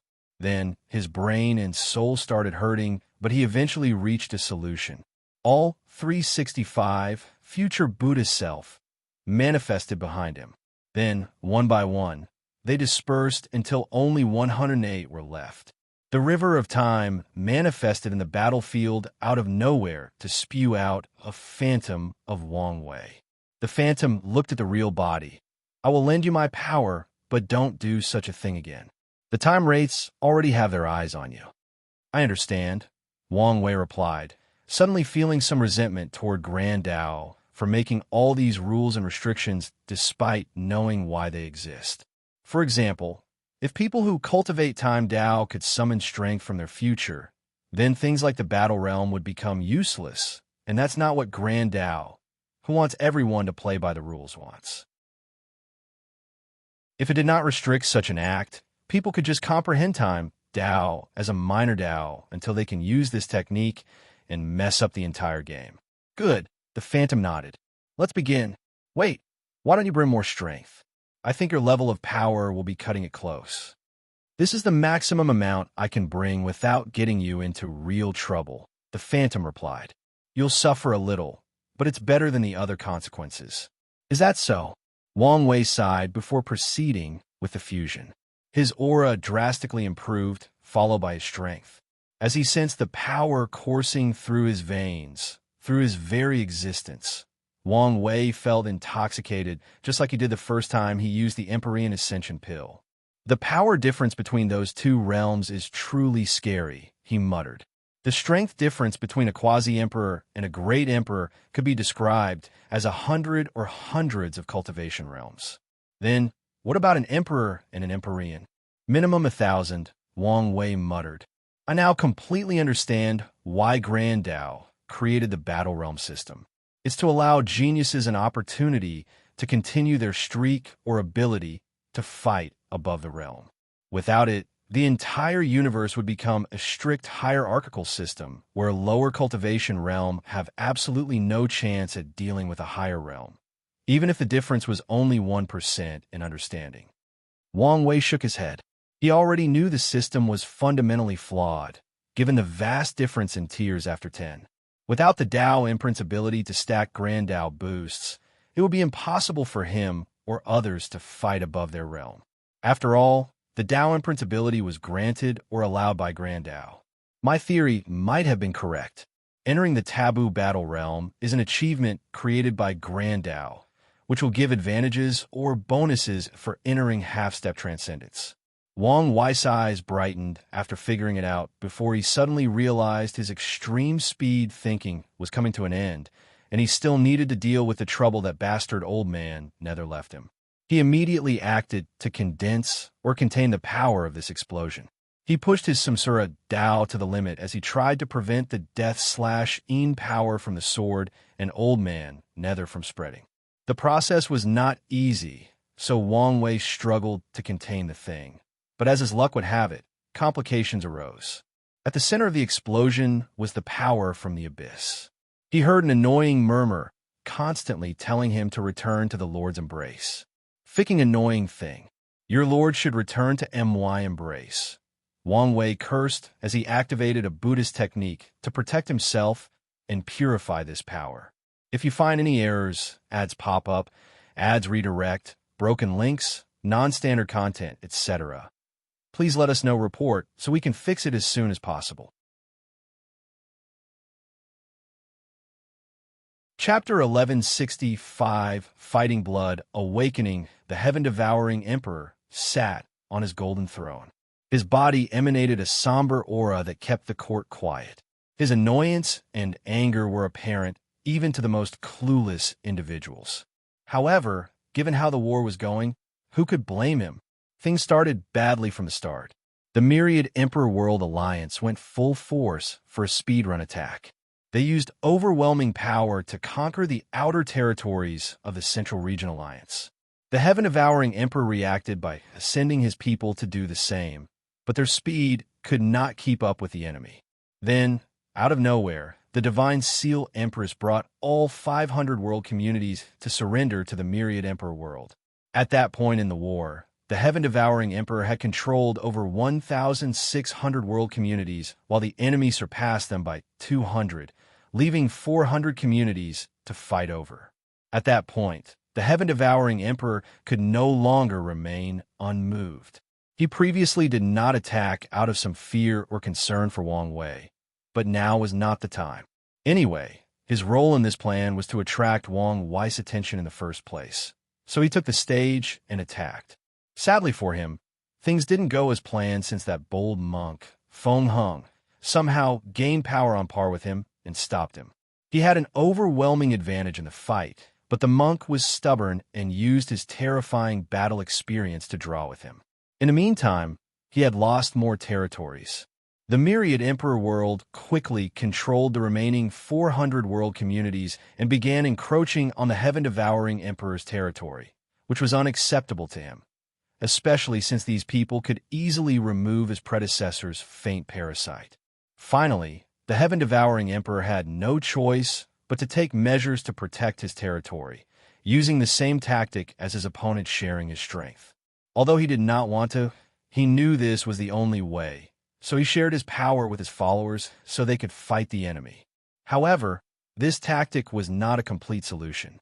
The people from the Myriad Emperor World Alliance still had the advantage because all their powerhouses had terrifying battle prowess due to the Dream World, and they became true monsters after being boosted by the four-symbol mirror. On top of everything else, their legions were war machines as they had trained for this war with countless simulations. Additionally, the heaven-devouring emperor realized that after sharing his strength, he no longer had an overwhelming advantage in his fight against Feng Heng. On the contrary, the balance had shifted on the monk's side, forcing the heaven-devouring emperor to reduce the power shared. The heaven-devouring emperor took a deep breath to regain his composure.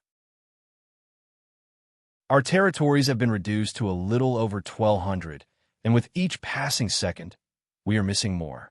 Any suggestions? No one answered. Could it be that enslaving these people's souls made them stupider? That shouldn't be the case, the heaven-devouring emperor thought before checking. No, there was nothing wrong with these people's intelligence, as the technique only forcibly altered their perspective, making them extremely devoted to him. So, they're just stupid and useless, he thought, feeling a great deal of anger rushing into his head. He was about to yell when someone stepped over. Almighty God, I may have a solution. Speak. The heaven-devouring emperor remembered the blue-clothes elderly man was one of his wisest council members. Hopefully, it was a true solution. What we need are people like the Seal and Sword General. The heaven-devouring emperor smiled lightly after hearing those two, as they were the only good move he had made since the start of this war. The situation would have been worse without those two leading everyone else while he fought with the stinky monk. And how do we do that? The Samsara court, said the old minister.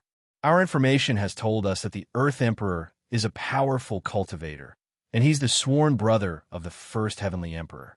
As long as we can turn him into one of our own, we will not only have a new and mighty divine general, but a trump card to use against him. Wang Wei's sworn brother. The heaven-devouring emperor muttered with squinted eyes. His eyes turned red momentarily, ruining the divine and holy temperament he had previously displayed.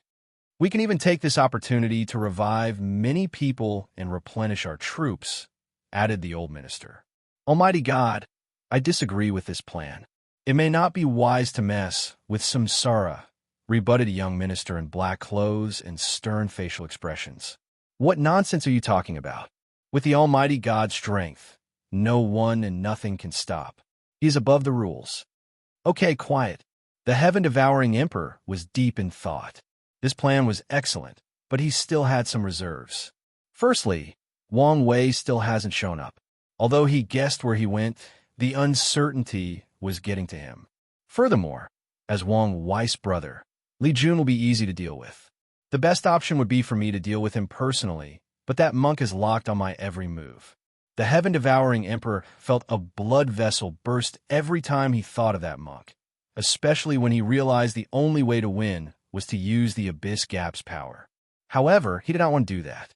His actions could be considered treason to his home, but there is still hope to return and again be acknowledged by heaven and earth. He only needs to play his card correctly. However, if he used that way to win and fully give into that power, He would be a lost cause that is forever in servitude of whatever entity these crazy people follow. Calm down, he reminded himself. I need to decide whether to proceed with this plan. Another reservation the heaven-devouring emperor had was due to the secrecy about the Earth Emperor's position. People know about heavenly emperors, and information about this position is currently very common. The same cannot be said about the Earth Emperor.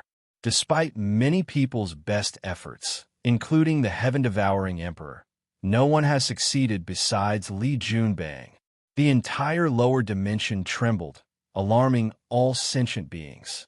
Then, all cultivators and people with high spiritual strength suddenly felt a sense of dread, doom, and terror. It was like death was approaching them, but they did not know where or when it would arrive. The heaven-devouring emperor stood from his throne, his gaze piercing through the distance. He suddenly smiled. So, you went there? He swiftly checked the abyss gap, where he noticed Wang Ju, who was hiding from his sight while secretly ensuring the seal. However, this explosion rattled her out and forced her out. Found you, the heaven-devouring emperor thought, his smile widening. He had finally put together Wang Wei's plans or response to their alliance, which greatly reassured and boosted his confidence. Immediately send the divine generals and the divine elephant beast emperor to capture Li Jun, as long as he can get his hands on Li Jun. Even if he cannot turn him into a believer, he will be an excellent chess piece to deal with Wang Wei or the people in the Myriad Emperor World Alliance in general. All praise the Almighty God, said the old minister who suggested this plan, and soon afterward, everyone followed as they enchanted the same fate. Political power, fame, and worship are not as bad as I thought. The heaven-devouring emperor once disdained these things, believing only personal power was important. Go prepare. I'm going into battle. He knew he needed to distract the enemy to prevent them from sensing the situation in the Samsara court and trying to intervene. Samsara court. Li Jun sat on a black throne, his eyes closed, but his fingers kept tapping on the armrest. Someone may ask, what had gotten the Crimson Slaughter Emperor, ruler of hell, in this restless state? He was annoyed beyond words. The greatest war in the history of the lower dimension was happening, yet he was stuck in this place as a spectator. His blood was boiling because he desired battle, blood, and war. Sadly, he had to take his duty seriously, especially since countless people were dying every second, and he had to ensure things proceeded smoothly. I thought the hardest part about this job would be the monotony, but I was wrong. It's the temptation from outside. Li Jun sighed as he opened his eyes. He exhaled to calm himself down. He was about to stand up to do his job when the place suddenly began to tremble. Something happened. He sensed the terrifying power capable of destroying the lower dimension. Big brother should be fine, right? He quickly checked and was relieved when he saw Wang Ju alive. All good. What a relief. Bang. The room trembled, which was very direct and noticeable this time.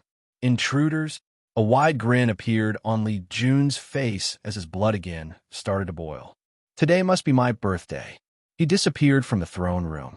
If you find any errors, ads pop up, ads redirect, broken links, non-standard content, etc., please let us know report so we can fix it as soon as possible.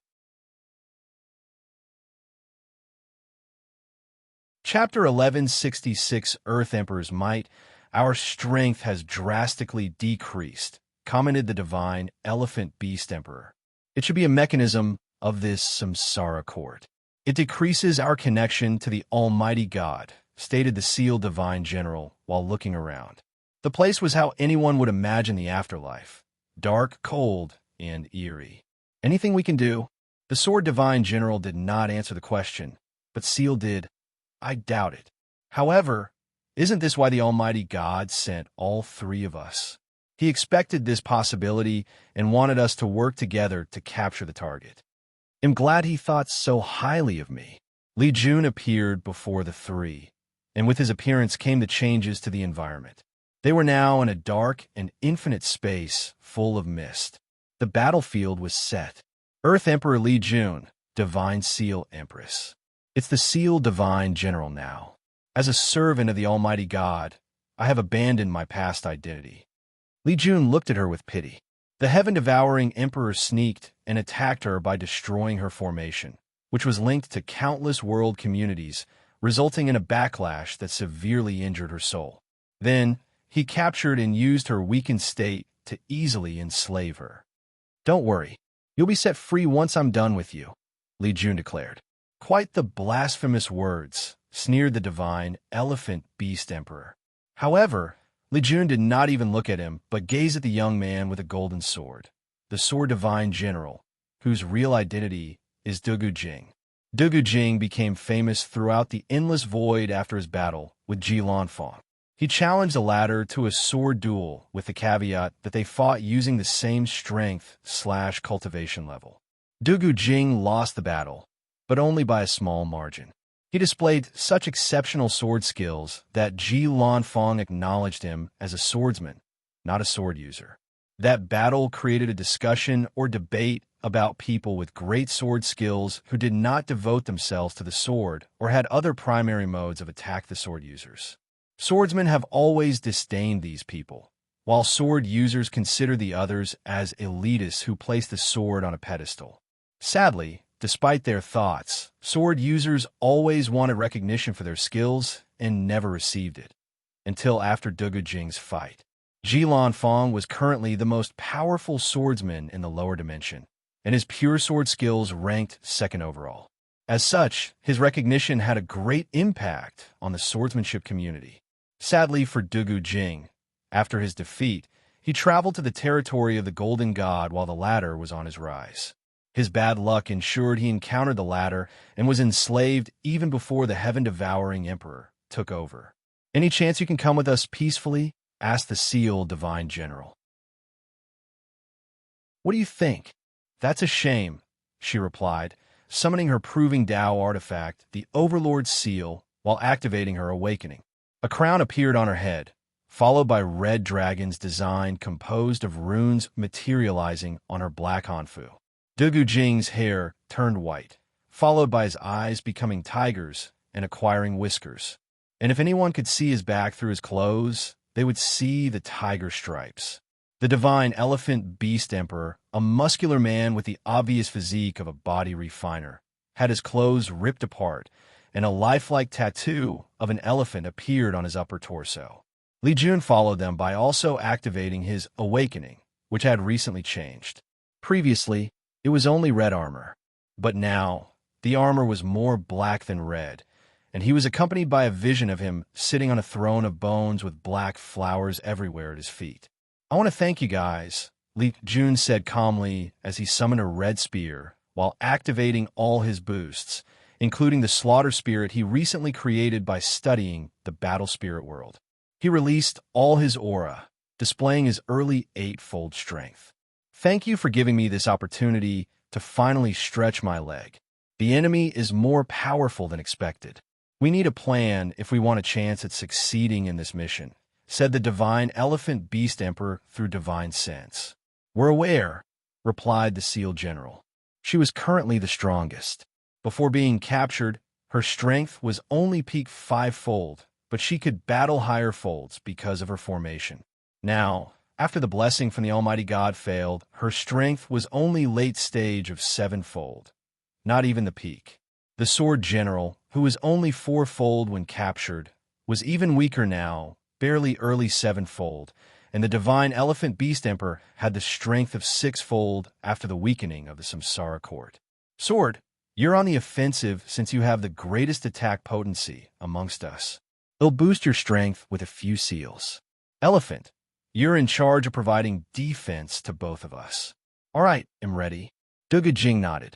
Seal of Strength, Seal of Speed, Seal of Protection, Divine Elephant Rune, Seal of Gold, and White Tiger Rune. The Seal General forcefully stole power from heaven and earth, then sealed them for her to use. In this case, to bless her companion. Dugu Jing's aura exploded after receiving the Seal of Gold and the White Tiger Rune. His body released sword cheese so sharp that the death power in this place was dispersed or cut off. Now, this is getting interesting, Li Jun chuckled. Let's start with a small introduction. Li Jun used his signature spear throw. The weapon flew from his hand, turning blue due to its sheer speed. However, the most threatening aspect of it was not the sheer force behind it, but the fact it brought death, destruction, and violence with it.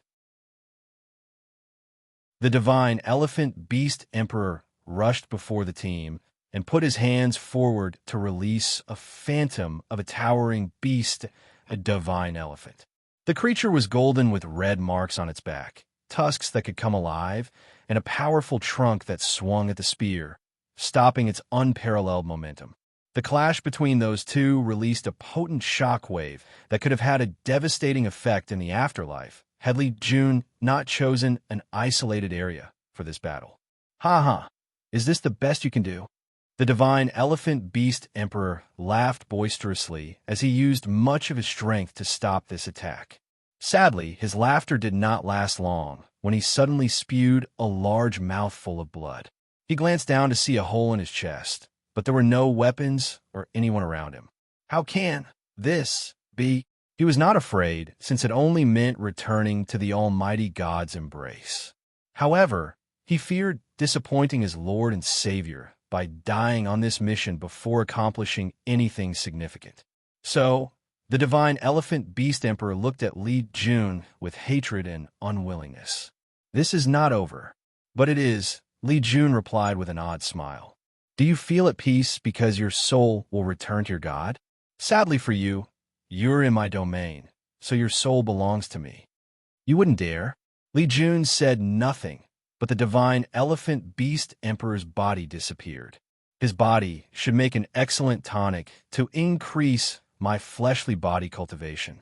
He moved his body to evade a golden slash. The seal and sword generals were on high alert. Runes appeared over Seal's face as she tried to detect what killed Elephant. Meanwhile, Sword pushed his extreme senses to the limit while surrounding himself with an invisible torrent of shark chi that would cut anything that approached him, even if it was invisible. Sadly, all their attempts were useless, so Seal tried a more direct and overbearing approach. Seal of the Unseen. A magic circle appeared to cover the area, sealing anything that could not be detected by the naked eye, intuition, sixth sense, or special detection abilities. She sealed my Limbo clone? Not a bad reaction, Li Jun analyzed. His Limbo clone existed in a realm between life and death, thus rejected by both of them. As such, most things cannot see it. Since taking over the Samsara court, Li Jun's slaughter Dao has changed. He previously included only a small portion of Death Dao in it, but now, that portion has drastically increased since he is now the actual ruler of death. Requiem of Death, Li Jun took a few steps forward, each step releasing this somber, yet captivating song. The song was beautiful, magnificent even, but only to his ears. To everyone else, it is what the technique is called a song of death.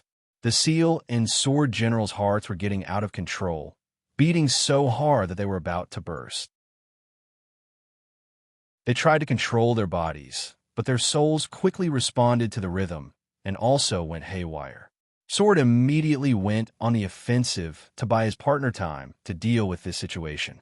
If you find any errors, ads pop up, ads redirect, broken links, non-standard content, etc., please let us know report so we can fix it as soon as possible.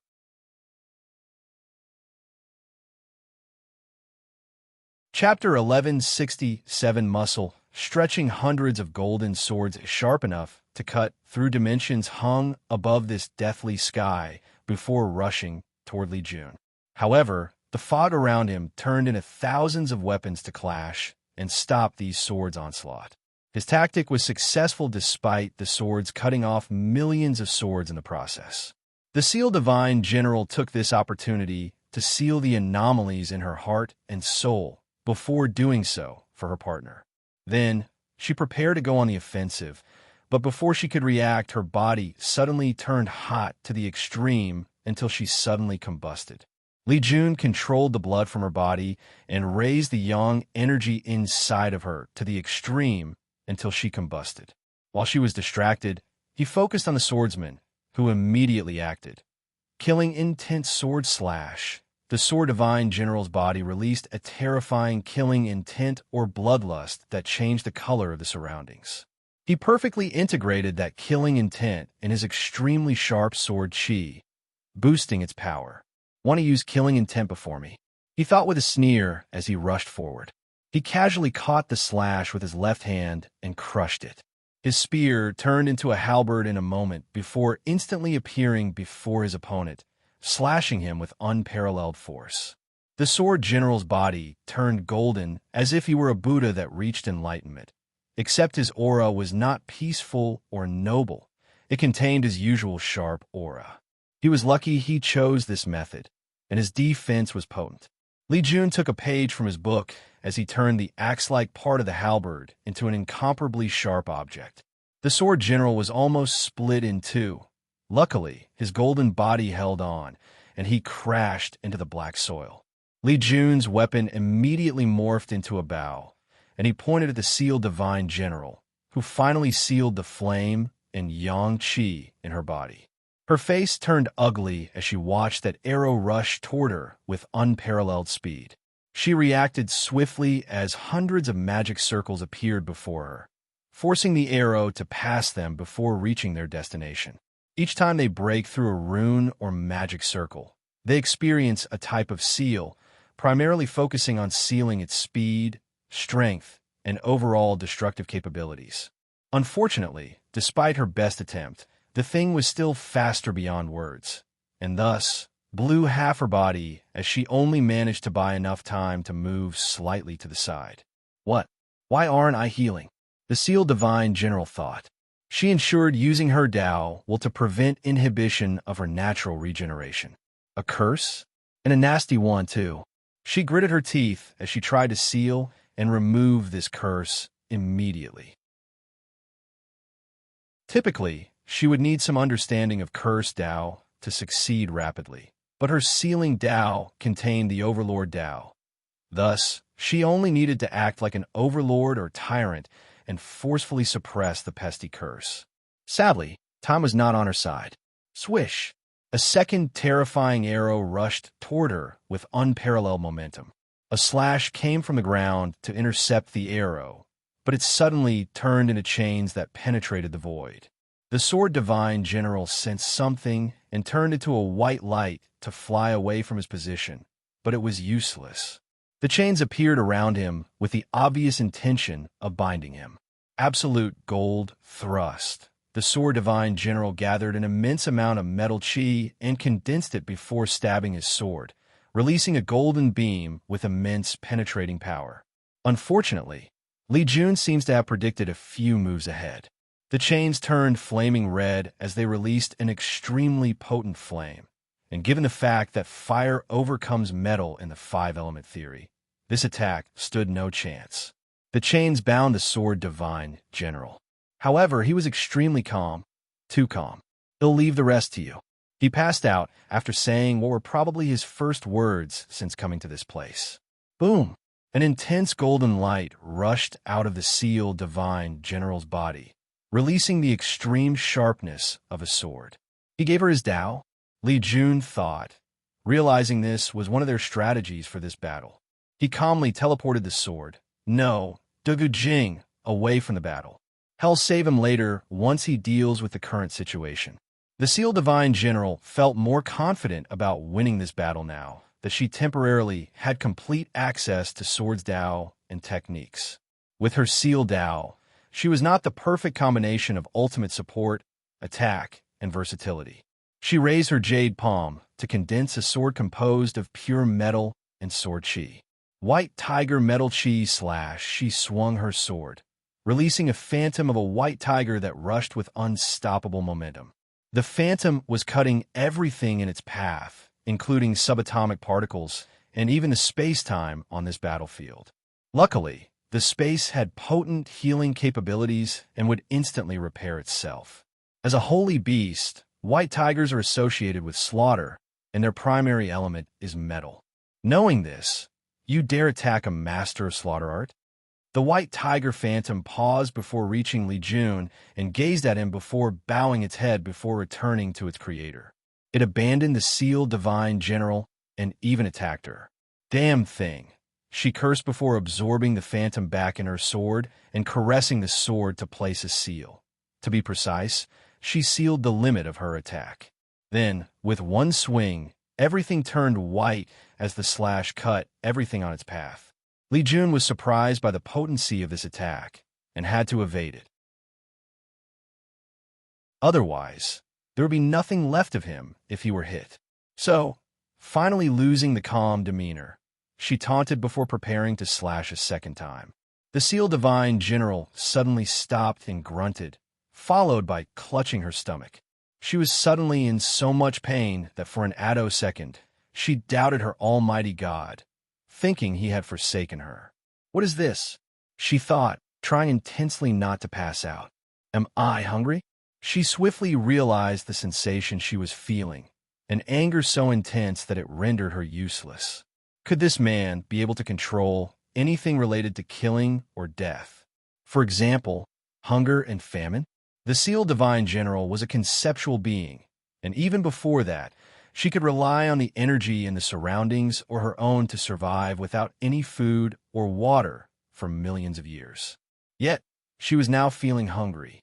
She immediately tried to stop the technique with a seal, but the process was taking too long, so Seal destroyed all her internal organs. However, that barely reduced the pain. The worst part is Li Jun was slowly flying over. I need to end this fight with one technique or seal him long enough to get out of this misery, the Divine Seal General thought, and once Li Jun was closed, she gritted her teeth to cast two potent seals, Seal of Death and Seal of Killing. She planned to seal these two concepts that made up her opponent's foundational power. Due to the difference in strength, she did not know whether the seal would work 100%, but it should buy her enough time. Plush. The Seal Divine General spewed a large mouthful of blood, and even her orifices started bleeding. Backlash. Her seals not only failed, but she suffered a terrible backlash. Your master chose the wise path by choosing knowledge and control as part of her Tao, Li Jun said calmly. Although this path is slower since she needs to learn a lot, it's safer and more powerful. Meanwhile, you chose the path of an overlord or forcefully controlling things instead of understanding them. Your way is quick, but extremely dangerous when you meet competent opponents, especially the ones with outlaw Daos. I don't have dash. All right, enough with all that god nonsense. June interrupted. I should thank you guys for allowing me to stretch my muscles. Although I would have loved this fight to be more challenging, it was better than nothing. The Almighty God will avenge me. None of you can escape. Stupid thing. Your god is gone. What do you mean? She asked while resisting the hunger pain. Someone took over his body. Nonsense, she rebutted with gritted teeth. If this was some ploy to weaken my faith, don't waste your saliva. I'm indeed wasting my saliva. Li Jun placed his hand on her temple, and she began screaming, displaying she was in even more pain than before. A few seconds later, Li Jun held a golden insect in his palm and crushed it. Lady Hong, are you back? Hong Malin's eyes became clear after a few seconds before releasing a terrifying killing intent. That bastard golden god! How dare he enslave me? Her body suddenly shook, thinking how much of a terrible fate she could have suffered had this not been a war and that bastard was busy. I'm glad you're. The void suddenly trembled, alerting the two. If you find any errors, ads pop up, ads redirect, broken links, non-standard content, etc., please let us know report so we can fix it as soon as possible.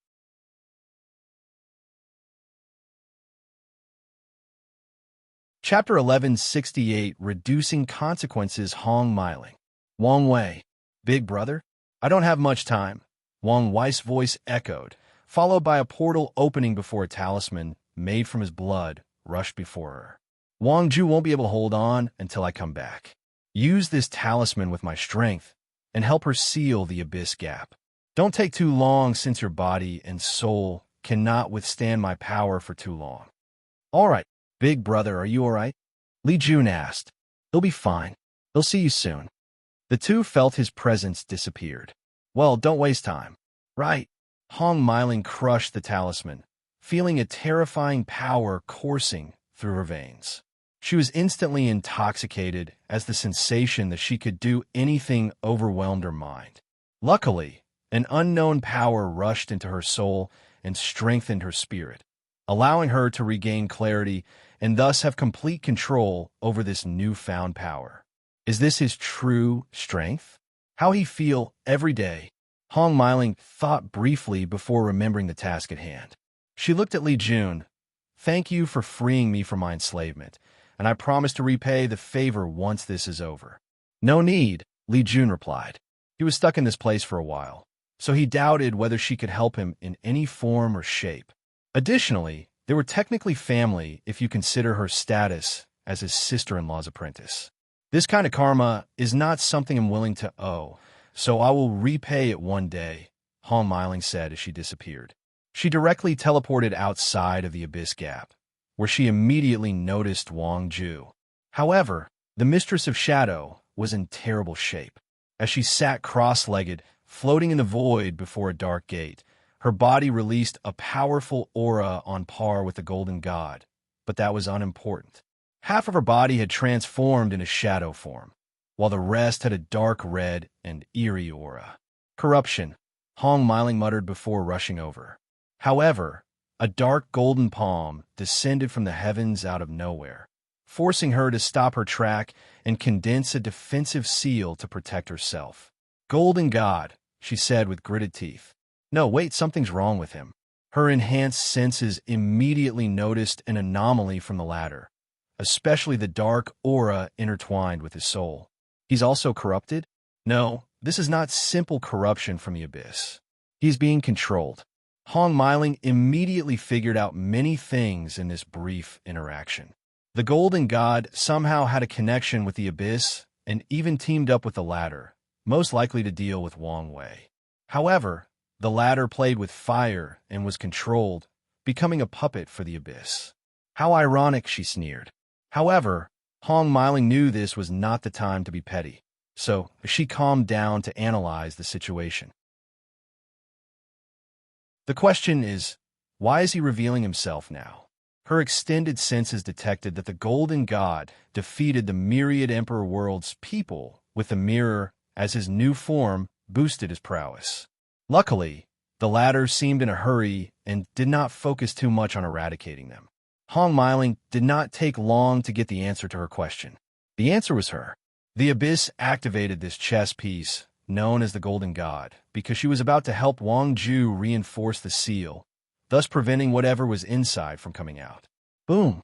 Hundreds of dark golden fists descended on her, all with the intention of completely annihilating her from existence. Hong Meiling generated a powerful defensive array to protect herself. His strength is so close to the Empyrean realm that the gap could be described as a thread of a difference, she analyzed.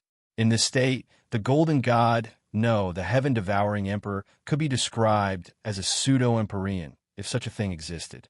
However, he's still not on my level.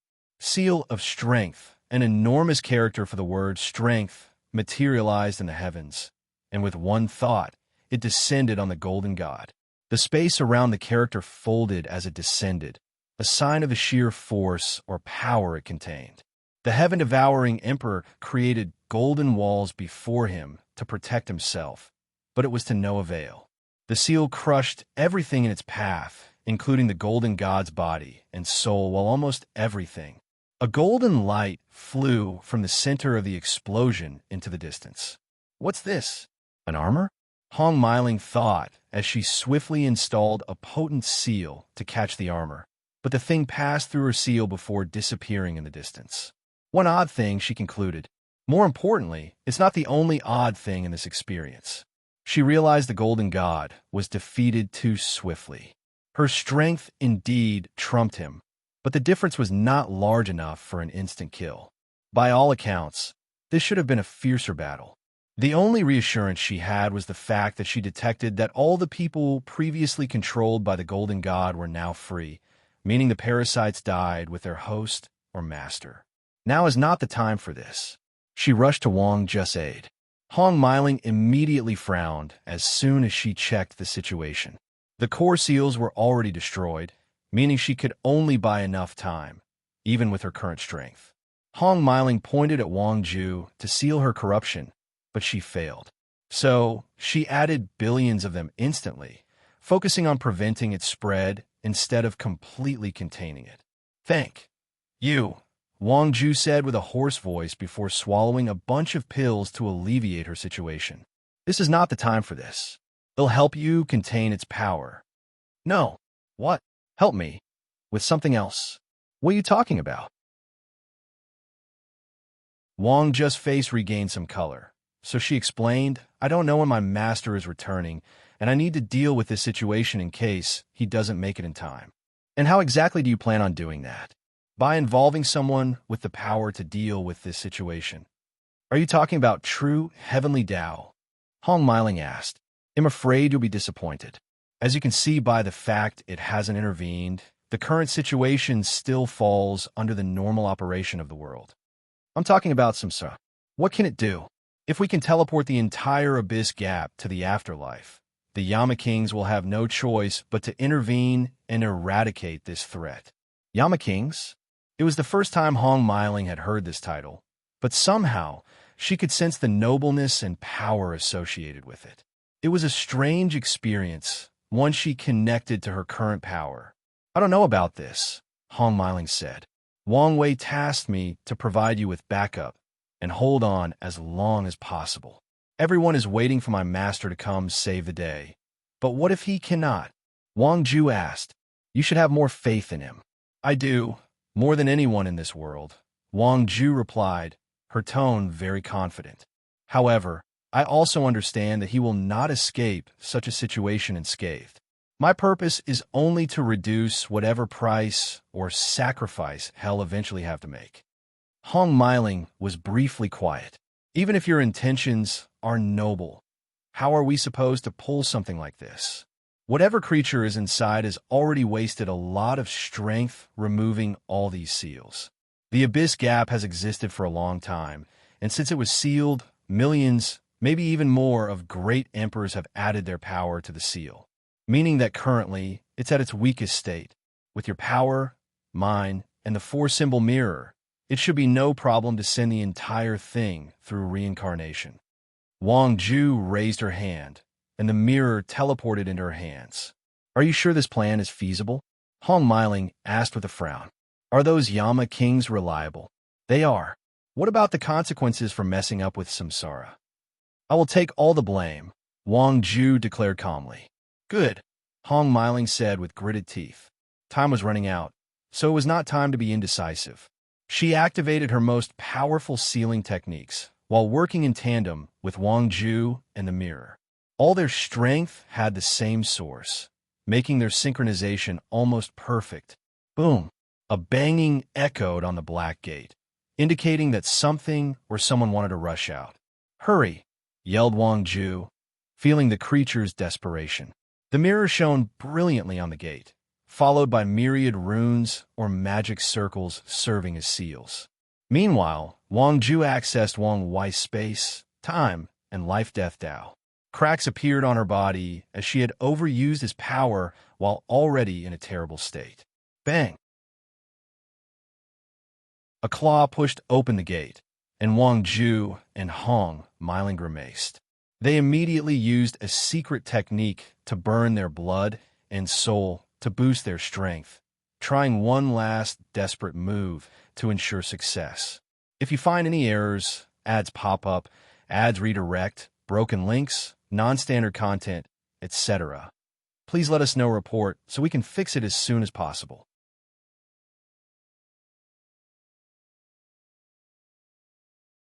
Chapter 1169 Blackmail, Threat, and Respect. Wang Ju and Hong Miling focused all their powers, but that claw that resembled a crab was persistent, trying everything in its power to prevent being sealed. Roar! A terrifying scream rushed from the other side of the portal, and the two immediately started hearing murmurs. An irritating voice kept repeating the sentence, "Nothing is real, everything is false, and the only truth is the dreamer in the deep." This simple sentence seemed to contain an undeniable truth, So as soon as they heard it, these two powerful cultivators immediately started to question everything they knew to be real. Was their world real? Was the sky truly blue? Do stars really exist? What about the people close to them? Were the relationships they cherished real? More importantly, was their strength real or another great illusion of life? "Wake up!" roared a voice deep in Wang Just mind, and she instantly recognized it since she spent all her life dedicated to that voice. She experienced the change from a child to an adult and to the powerhouse that stood at the top of the world. Wang Ju used Wang Wei's pain, innate talent on herself, using the pain to distract herself from the murmur. She then helped Hong Miling with the same method. "Is the pain bearable?"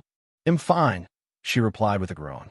The pain was indeed terrible, but it was an excellent way to ignore the terrifying murmurs. "Then, let's continue." The claw had used this opportunity to push further from its prison. Wang Ju further pushed her body to the limit, resulting in all her black hair turning white.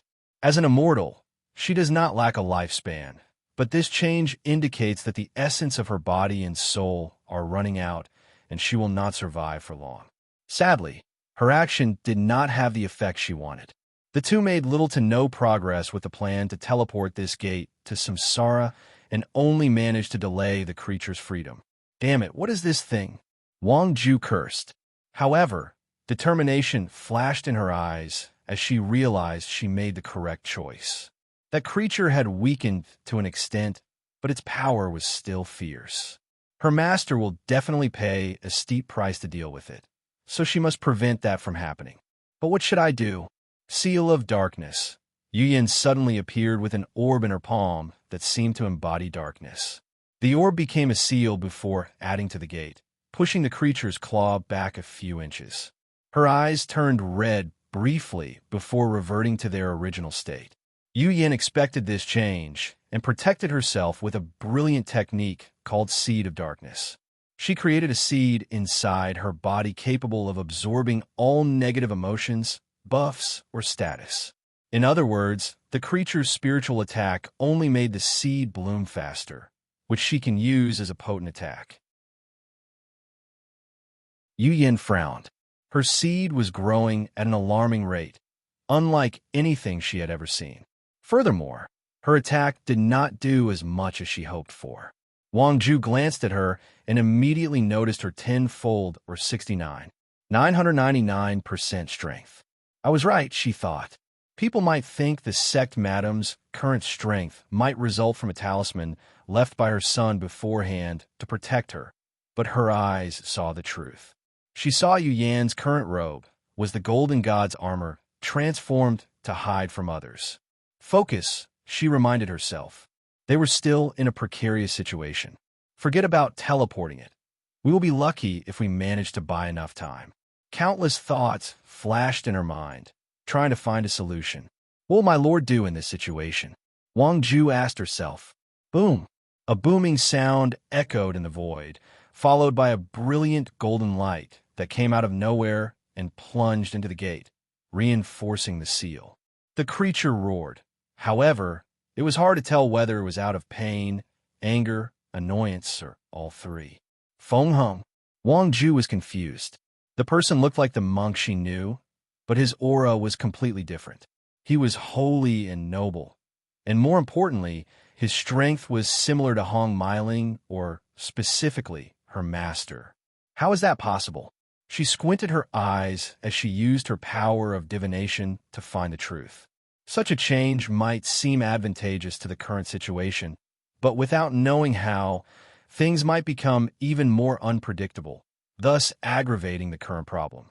Is this power coming from the Western Pure Bliss land? Wang Ju knew the original was a forbidden land, but now it had turned into a powerful foundation for the Western Bliss sect. Are those people finally making a move? Wang Ju thought excitedly, waiting for Feng Heng to continue.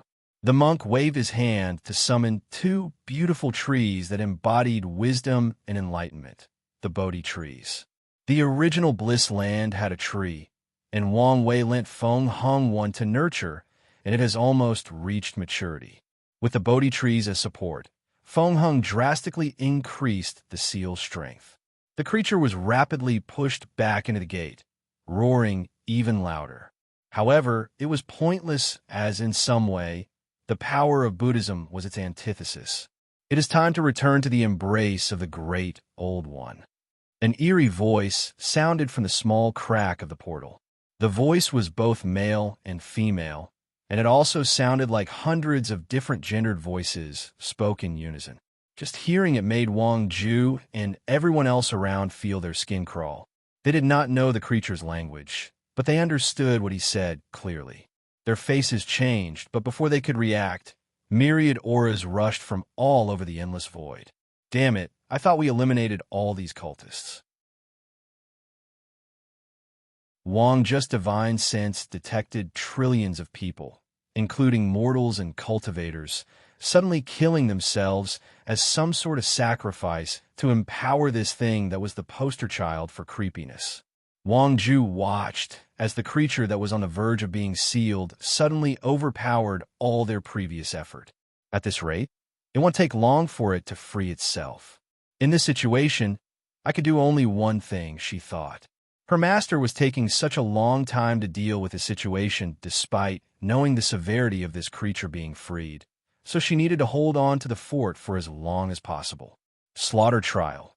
Chun Tong was calmly observing everything, his eyes focused on Feng Hung.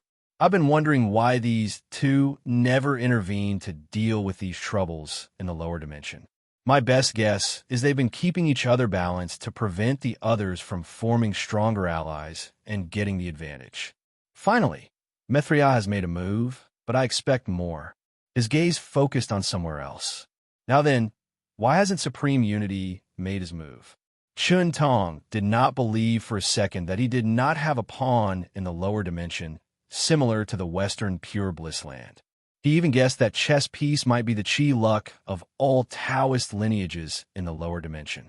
Could it be that the destruction of the lower dimension benefits him, even if it's at the hands of that abomination? Chun Tong frowned, not happy with this conclusion. It's one thing to compete with each other for supremacy, but something entirely different to allow foreigners to do as they please in their homes. Huh, someone is calling me. He waved his hand to summon someone into a spiritual world. Little girl, why are you calling me? I apologize for bothering you, Lord Chun Tong, but I need you to intervene in the situation, Wang Ju said while bowing. Why would I do that? And don't say something stupid like for the world's safety, Chun Tong stated calmly. I'm asking because you owe my master great karma. I owe him karma? Those are bold words, Chun Tong chuckled. You do. Why don't I know about it? Because of your secret observation of the lower dimension, you've learned countless great secrets from masters, valuable secrets that even people in your level would kill for. Chun Tong frowned, so, although she was correct, it did not mean she owed Wang Wei any karma. It was his ability to get that information without being detected.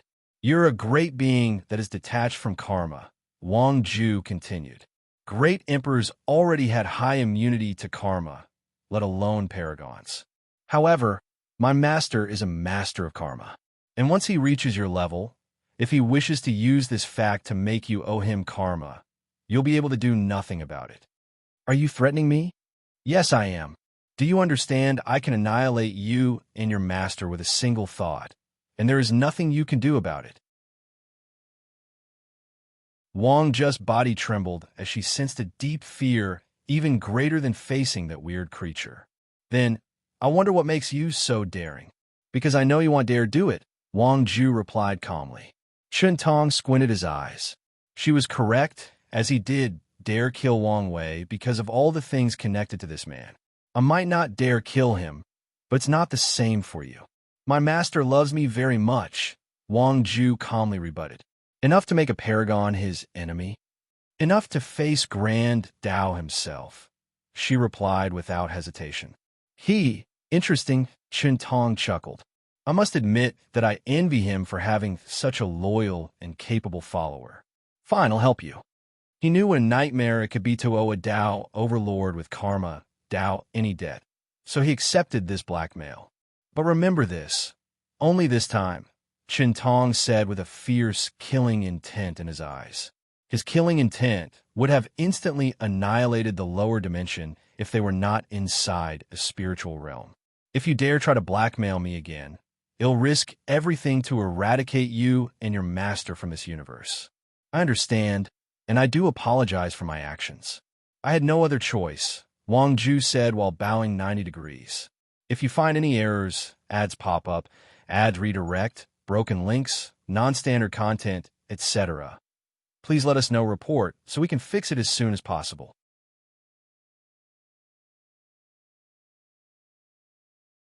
Chapter 11, 70 Mark of Fate, unedited chapter. How do I do this? Tong muttered to himself. He's technically dead, and taking action while in limbo will cost him more than using other means. As such, he wanted to use other means to help or intervene. Oh, I know, he said before raising his hand to condense a blue crystal. This is a purified void heart from a tier 11 void beast. Such a thing exists? Wang Ju asked instinctively. Not in the lower dimension, but higher-level void beasts exist, Tong calmly explained. Back to the topic, fuse this heart with your world tree, and it should be more than enough to seal and teleport the abyss gap. Thank you very much, Wang Ju swiftly said, bowing deeply once the crystal was in her palm. She now had hope with this thing. Nothing was more important than that. One more thing, Tong added before she left. You should be aware that you're in terrible shape and won't survive long. I am, she replied calmly. Since I'm already being nice, why don't I go all out? I don't mind healing your injuries. And what do you want in exchange? You said your master loves you enough to fight Grandao itself? All I want is a promise from you that our debt is cleared from now on. I'm sorry. Are you still worried about him paying for your actions? You should understand that if he wishes to save you in your current state, he will have to pay a steep price, and even then, there's a chance he will fail. Are you really prepared to separate from him? No, that's not it. Tong frowned, thinking she was just being stubborn. However, he saw the clarity in her eyes, and something dawned on him. I see. It'll help you one last time, but you owe me a small favor, and I mean you, not your master. Wang Ju opened her eyes, sensing the blue crystal in her cracked sea of consciousness. She no longer hesitated, summoned the world tree holding the heavenly court, and fused the crystal. The towering grew in size until it was as big as the best heavenly worlds before stopping, and Wang Ju used all its power to seal the abyss gap. The creature in the abyss did not like this new change and roared even louder. It tried something for him, but this time around, it was useless, and not just because of the tree's power. Wang Ju predicted he would not so easily accept defeat, so she summoned the chi luck of the entire Heavenly Emperor era to complete the final seal. Once the gate closed, Wang Ju did not waste time and used one of the branches of this new world tree to open a channel directly to Samsara, sending it to the afterlife. She ensured it was another branch not connected to Li Jun. Damn it. She heard a voice roaring, followed by a deep and scary gaze. The gaze felt even scarier than Tong, but Wang Ju was prepared for this. However, to her surprise, the gaze slowly faded. She was confused, thinking maybe Li Jun did anything. But after checking, he was only observing the situation from his throne. Wang Ju's body suddenly trembled, followed by her complexion became paler than paper, and her aura drastically decreased. She almost failed from the void. That's how weak she was. Are you all right? Someone appeared next to her, holding her body. Sec, madam? I'm fine. Here, take these pills. It's all right. You need to hold on until Wire returns so he can heal you, Yu Yin persuaded. I'm fine, really, she said, but still took the pills to reassure her. Yu Yin looked at her before glancing at the situation. She sighed. I never expected things to become so out of control. Indeed, void battlefield. Wang Wei was in a precarious situation. He managed to contain the explosion from the Nether Monarch sword with strength from his future self. He condensed and dealt with all the dead and in chi to prevent them from turning the lower dimension into a ghost world. He even went as far as dealing with the situation as swiftly as possible by suppressing his desire to preserve the sword. His instinct warned him of the possibility of worsening the situation. However, right as he was about to succeed, the contamination contained in the explosion started to act. It formed into this weird, phantom-like creature with no legs, humanoid shape, no arms, and tentacles coming from its chest. "Been waiting for you," Wang Wei thought as he condensed his willpower into a potent blade and slashed the creature. His current strength meant he now had less limitation to use the full extent of his willpower. So, the creature had no chance of resisting and evaporating from the world, or so he thought. Wang Wei watched in surprise as the creature rapidly reformed before rushing to him. An immortal creature? He immediately tried to seal it, but this creature soon proved extremely proficient in dealing with sealing Dao. Unless his wife was here, there was no way to seal this creature as fast as he wished to. The next step would be to deal with him how I killed Ilianxiang, he thought as he found the creature's connection to his master. However, he did not find the connection, no matter how much he pushed his karma Dao. This thing was created purposely to deal with me, he immediately concluded. The Abyss Gap must have been preparing for this escape for a while, and that thing even took him into account to ensure success. If that's the case, the creature's purpose is to buy time. So, how do you break this game? Wang Ju. Wang Wei sensed something and was forced to redirect his focus. He opened his mouth to spit a drop of bright red blood that condensed into a talisman. He attached a piece of spiritual particle to hit before sending it away. However, his slight distraction almost made him lose control of all the explosion energy he was still containing. If I want to deal with this creature as fast as possible, I need to use a tactic I've never used before. He immediately condensed a clone that opened countless breaches from the source chi space. Then, with his force control skill, he controlled these chi like he was a veteran insurgent immortal sovereign, placing layers upon layers of chi seals around the creature. As expected, this tactic worked. The Abyss Gap's owner might have developed its ability to deal with seals after spending so much time in the Abyss and passing that knowledge to this creature, but it was obvious that he was not as competent when it came to dealing with energy seals. Additionally, Wang Wei's main body did not stop destroying this creature with his willpower to prevent it from analyzing the seal. "Done," Wang Wei said as the last chi seals completely rendered the creature useless. However, his danger senses suddenly went overdrive, so he instinctively gathered all his powers into the explosion before sending the thing into the source chi space. However, the danger did not stop since it originated from the sealed creature. A symbol ignored all his seals and rushed toward him. "Another fucking mark? Do you want me to become the vessel for your master?" Wang Wei thought with an ugly expression. Why the fuck do these Outer Worlders like marking people so much? He clapped his hand, and the river of time manifested behind him briefly before turning into a mote of light that entered his hands. Wang Wei raised his right hand, which now contained a symbol of its own. The symbol rushed toward the upcoming attack, overwhelming it in an instant. After all, this mark of fate was condensed from the power of the river of fate itself. I just had an idea. Wouldn't fate be interested in turning an outer god's servant or creature into its puppet? He muttered with a sneer. Since you people like to mark people so much, let's see how much you like it being done to you. He controlled the mark to enter the sealed creature's body and heard it roar in defiance. However, it was pointless as this was a great opportunity. The river of fate does not like uncontrollable things, and these foreign creatures were one of those things outside its parameters. But now, with this mark, it had a chance to analyze these invaders better and maybe take a closer step at dealing with their masters. As such, no matter what this creature did, it was pointless as the mark embedded in its very existence rapidly corroded it on a fundamental level. Wang Wei watched this with bated breath, and right as the thing was about to succeed, another power began to resist. Sadly, the creature suddenly disappeared, and he could not tell the final outcome between fate and Thulu. If you find any errors, ads pop up, ads redirect, broken links, non-standard content, etc., Please let us know report so we can fix it as soon as possible.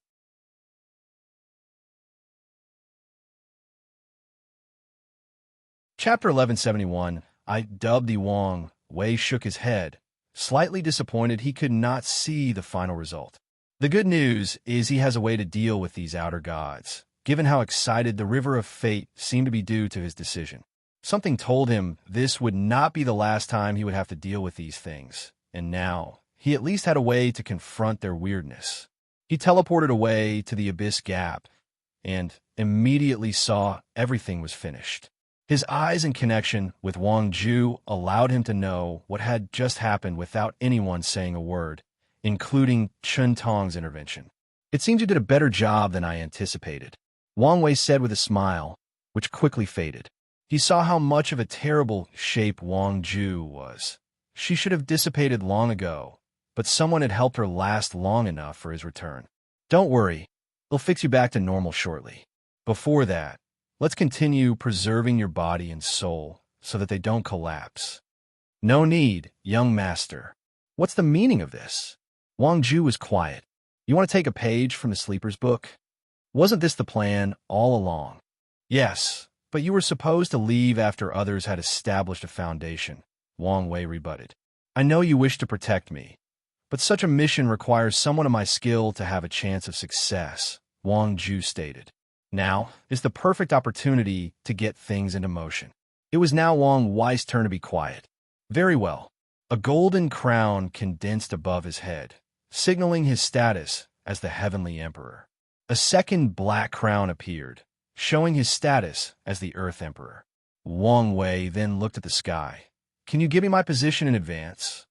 A light descended from the heavens to condense into a white crown, representing his status as the human emperor for saving the world.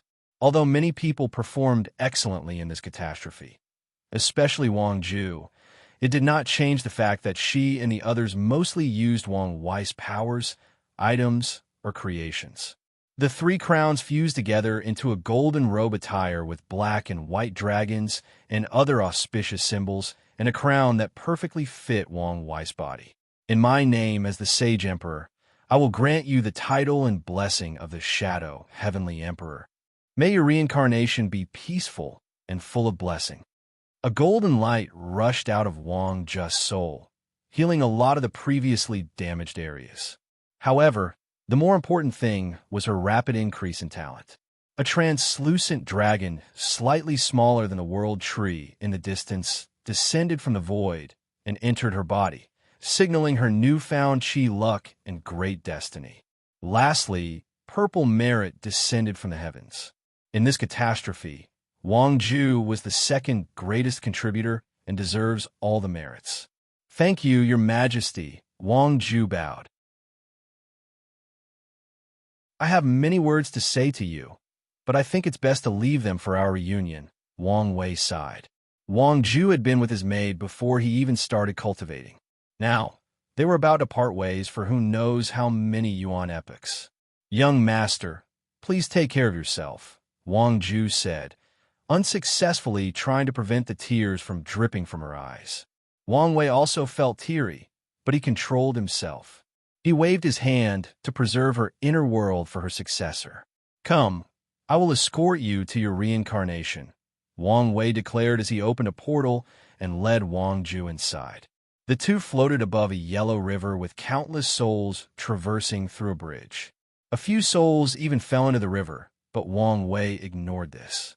I request a meeting with a Yama King, Wang Wei said in a soft yet powerful voice. What do you want? Asked an obviously annoyed voice. Normally, they would not care about this brat, even if he was the Earth Emperor. However, his new position as the Sage Emperor did give him the right to request a direct meeting with a Yama King. Wang Wei did not care about the fact this person was showing disrespect by not showing up. That's what happens when he's the Sage Emperor, without the power. Had he acquired that position in the upper dimension, all the Yama Kings in charge of the Eternal Ascension world Samsara would have shown up before him. I want to take on her sins, Wang Wei stated. They have been offset by her merit, said the voice. Is that so? Wang Wei had an inkling since no one did anything to Wang Ju, but he wanted to make sure. Is that all? The voice asked. I want to use my authority to request that she is reincarnated in another chaos world.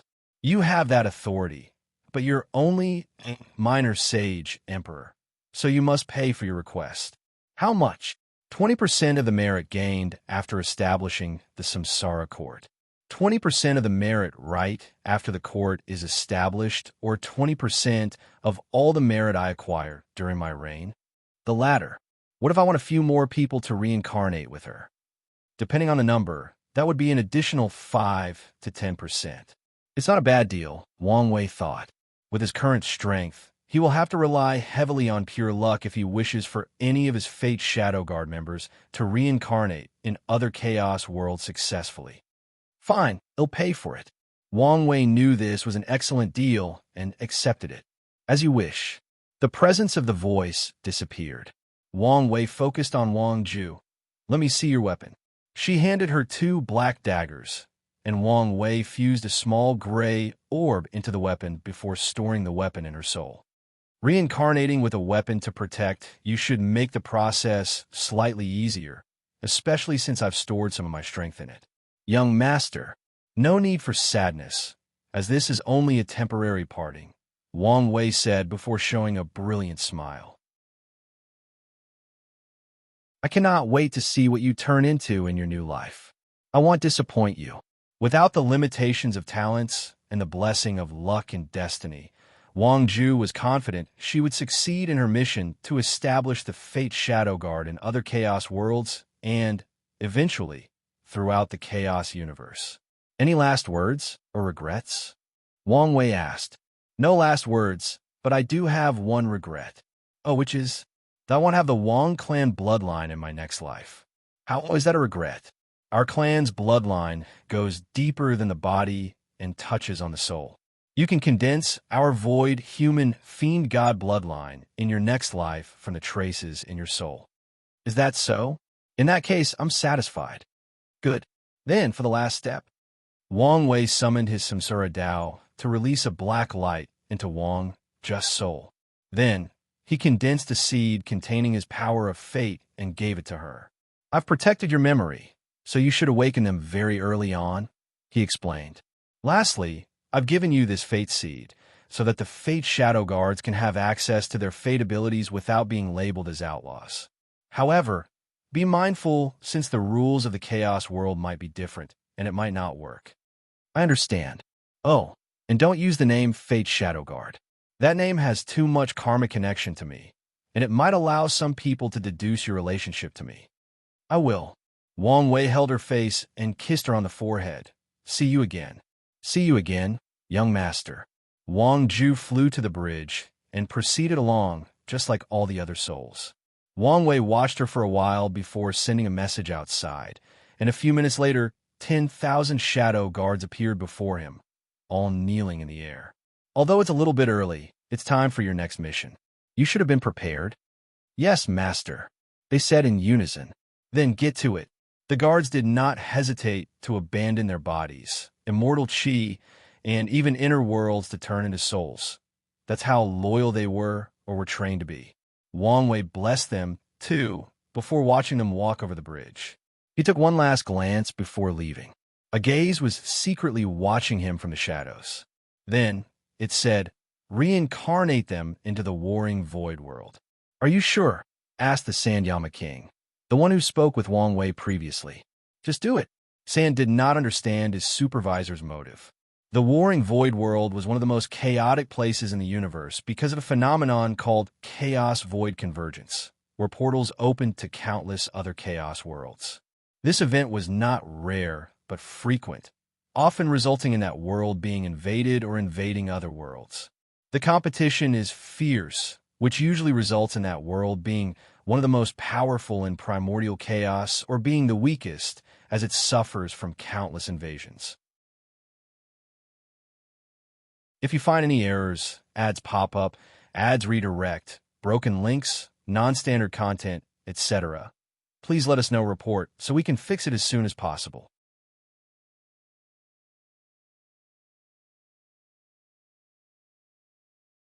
Chapter 1172, no different, at the center of the River of Fate was a lavish palace called the Fate Haven Palace, which embodied causality itself.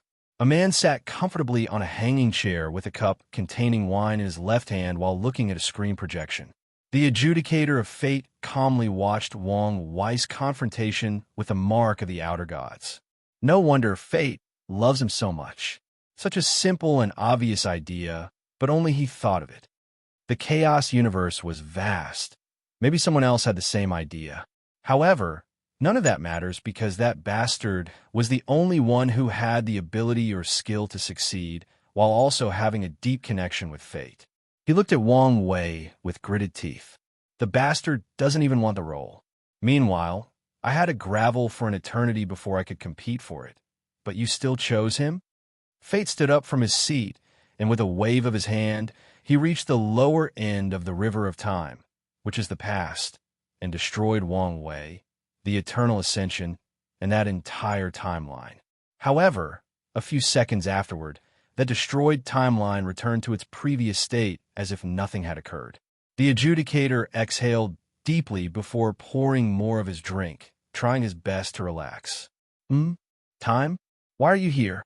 I thought a new variable had appeared, but it was just you messing around, replied the time cardinal, his whiskers dancing with the wind while looking as elegant as always. I was just venting. Stop doing useless things. I know, replied the fate cardinal, who suddenly sensed someone else coming. Heaven? Why are you here? Imagine my surprise when a timeline, which I was heading to, was suddenly erased. Why were you heading there? Did something happen? Fate and time were immediately on guard. Any sudden change in the situation could mean bad news for any of them. Yes, but it's not what you think, Heaven reassured. Grand Tao ordered me to teach this, and the two were silent for a few seconds before the fate cardinal started laughing uncontrollably. If there is one positive of this ordeal, it is seeing how disappointing that privileged bastard is. Watch your tongue, the Heaven Cardinal warned. Why should I? I will either die in that other bastard's hands or lose my position. I have nothing left to lose. You should still have some decorum, Heaven warned. No matter what, the Sun is destined to become the Council's leader and our boss. If he survives, fate sneered. From a linear understanding of time, the Son of Grand Tao is a recent chess move of Grand Tao to change the past and affect the upper branch of the River of Time, which is where the real battle is occurring. As such, his fate is still undetermined and full of endless possibilities. However, the fact that Grand Tao tasked Heaven to become the latter's teacher proves that things are not going well, and the Sun needs a little extra help. You're being unfair, the Time Cardinal added. By all accounts, the Sun is extremely talented, even better than the best of us when we were mortals. Sadly, he's an embarrassment compared to him, Fate finished, not taking his comrade's warning to heart. In fact, we all know that Heavenly Book is the best candidate for that position. He's the only person capable of defeating that monster. Sadly, that bastard is too smart for his own good and too ambitious. He wants to skip many steps and swallow many players with one chess move. Fate shook his head. Heavenly Book is indeed playing a risky game, but him winning might be our only chance to reverse the situation, Heaven commented. On top of what happened with the Heavenly Tao race, didn't you try to make your pawn and fail? What's your point? I thought you hated him with a passion, but your tone. Fate looked at him oddly, feeling his relationship with Heavenly Book Paragon suddenly became suspicious. You're overthinking things, Heaven said calmly. I figured some things out. Do you agree that if Heavenly Book wins, the only thing that will change is him being the enemy now instead of that bastard? Indeed, even time agreed with this analysis. Recent events have led them to this sad conclusion.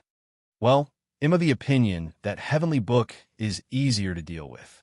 Bold words, Fate said. In terms of intelligence, foundation, and strength, they're pretty on par. That bastard has the advantage of knowledge from the prehistoric world, but if he loses, that information will become Heavenly Book's resources. Heavenly Book has two disadvantages that will make it easier to deal with, Heaven boldly proclaimed. Firstly, book has servants and subordinates, while he has allies, family, and like-minded individuals. The man is indeed charismatic, Time commented, and fate shot him a glare, which he ignored. Secondly, it's their flaws. Flaw, yes. His greatest flaw is his greed, while Heavenly Book's greatest flaw is bold and reckless-like moves. Fate squinted his eyes. As long as these people have emotions, they cannot be perfect, meaning they have flaws, including personality. However, the flaws of these two Tao overlords are not simple things that anyone can take advantage of. In fact, it's more of a guideline on how they operate regarding certain things or events. You have a point, but there is no meaning in discussing this until Heavenly Book is the winner, Fate calmly said. He squinted his eyes, thinking whether there was still hope for him. He had no problem dealing with the Heavenly Book since the latter would not be interested in his job due to different Tao. However, it's odd how Heaven is advocating for Heavenly Book when he's the one that would be in trouble if the latter became the new player. Fate truly wanted to know what that shining bastard was scheming. By the way, Heaven, are you going to be all right? Time asked. What do you mean? Can you promise the sun to perform better after your teaching? And if not, are you prepared to be punished by Grand Tao? Heaven was immediately silent. This problem was the current dilemma he was facing. Normally speaking, someone of his level, training anyone, should be guaranteed to be amongst the best in the entire Chaos universe. However, he was uncertain about this assignment. How about we all come up with a training plan? He suggested. No, thanks. Fate immediately replied. I'm already in trouble as it is. I don't need Grand Tao to remember and risk him accelerating the time of my punishment. But you could also benefit if we succeed. The benefits are not worth the risks. Fate was adamant about his decision, so Heaven shook his head. What about you? I have no interest in any kind of training plan, but if you need something from me, feel free to ask, and I will do my best. I guess that's better than nothing, Heaven sighed. Well, I'm leaving. Huh? Chaos is coming. The Judge of Chaos manifested her presence, with her beautiful purple skin glistening without any sun or light. Did you find the Fate Stealer's new hideout? No, I thought you said you knew for certain where they were. Fate asked. I said I had a great idea where they might be, but I was wrong, she corrected. So, what place was such a great idea? The Sea of End. That was indeed a good guess. Time nodded before sighing deeply. Are you lamenting how useless we are? Fate asked before laughing out loud. If you look at his life, we are no different than the 7 parasites. Good enough challengers, but not enough to be truly worthy or memorable adversaries. Ha! Shut up, said Chaos in a raised voice. Feeling humiliated because it's true? Fate sneered.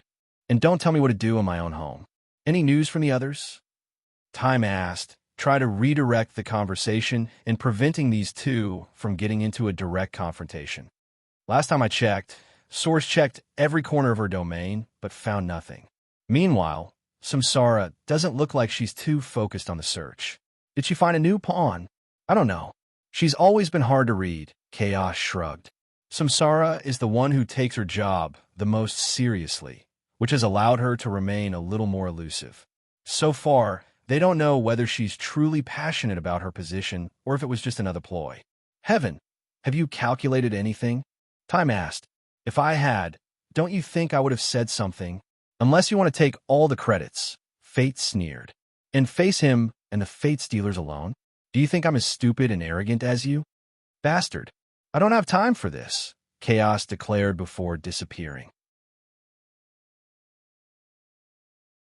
Now that she had notified the majority of her results, there was no need to remain here. Time shook his cat's head before also leaving. Chaos, wait. Heaven wanted to know whether she was interested in the training plan. Although he knew the chances were slim, he still wanted to try. As for that bastard Fate, he can be dealt with later. If you find any errors, ads pop up, ads redirect, broken links, non-standard content, etc., please let us know report so we can fix it as soon as possible.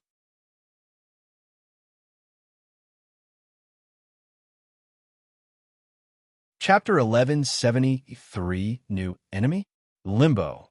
The human emperor opened its eyes as he sensed something. He wanted to descend to the lower dimension through a projection, but remembered heavenly Daos blockade. Zheng frowned. This time, he really could not postpone checking what was happening since his senses told him something important had occurred. I can either ask Mithria for a favor, or... He summoned a jade pendant shaped like a butterfly with cracks scattered on its body, which ruined its beauty and preciousness. Zheng squinted at the butterfly jade pendant. At this stage, there is no point in being too suspicious. He activated its power, instantly allowing him to see what was happening in the lower dimension. His eyes focused on Wang Wei, a minor 3-realm emperor. He muttered, not hiding his surprise. He could barely accept someone becoming a lesser 3-realm emperor, meaning they've acquired the 3 karmic position in one heavenly world. But now he sees someone who has succeeded in getting acceptance or a position from the entire lower dimension. If I can get it from him, my plan will have a higher chance of success, Zheng muttered. His original plan was long and convoluted. Luck was on his side, and he successfully transformed his lesser human emperor into a true human emperor during the Devil Race's catastrophe. The next step was the others, but none of them were easy to acquire, especially in the primary source chaos worlds. He once tried the Earth Emperor test before ascending to the upper dimension, but the Yama King told him his mind was as complicated as those of Tao overlords. Thus, he was disqualified. No matter what Zheng tried, the latter refused and did not even allow him to take the test. He had no choice but to change the plan. His divination told him the Myriad Emperor world was the place that would allow him to achieve his goal, and one day in the future, an opportunity to acquire the lesser Heavenly Emperor position would appear.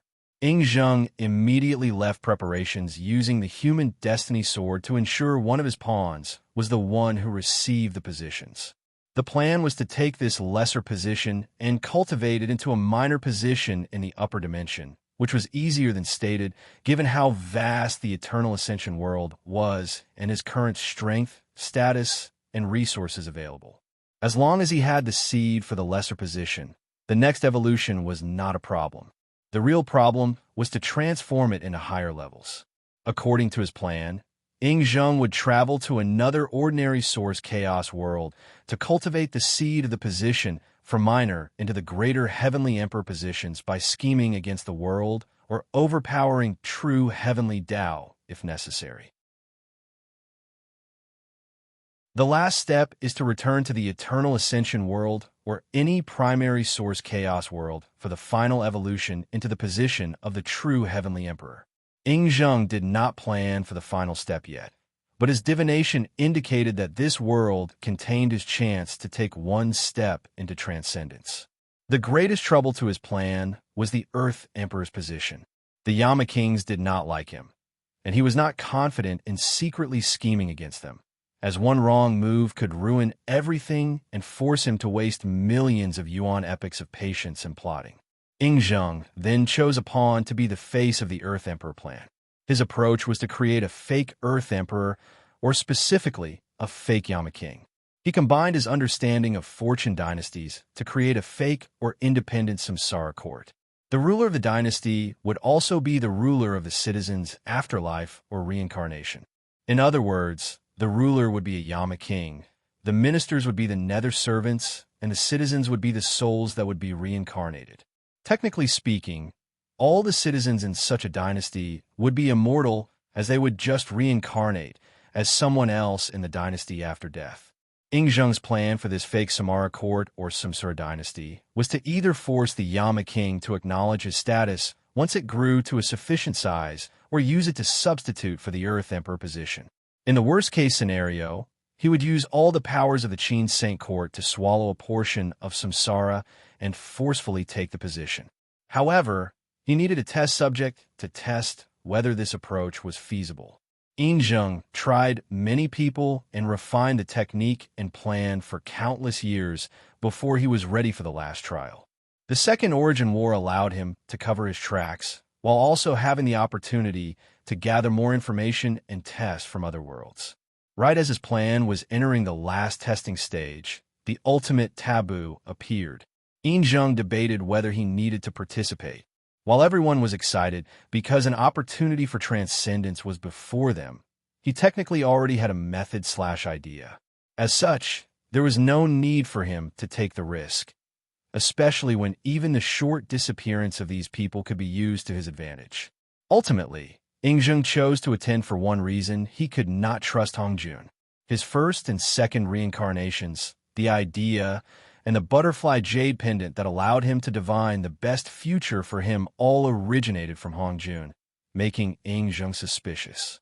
Ever since he was a mortal ruler, he never fully trusted anyone, let alone someone as powerful as Hongjun. So, with the idea that whatever methods he found in the ultimate taboo could be used as a backhand in case Hongjun was scheming against him, Zheng took the risk and ended up in the same situation as everyone else. His luck in the event was terrible. He resisted the urge to find a true method of transcendence and sought a flawed method. After all, such a thing would actually be very useful to him once he tried to become a true three-realm emperor. Unfortunately, he died in the process of trying, leaving the event with nothing to show for. Luckily, such a blow was nothing to his psyche or Dao's heart. One of his flaws might be his over-suspicions, but he makes up for it with his unparalleled patience.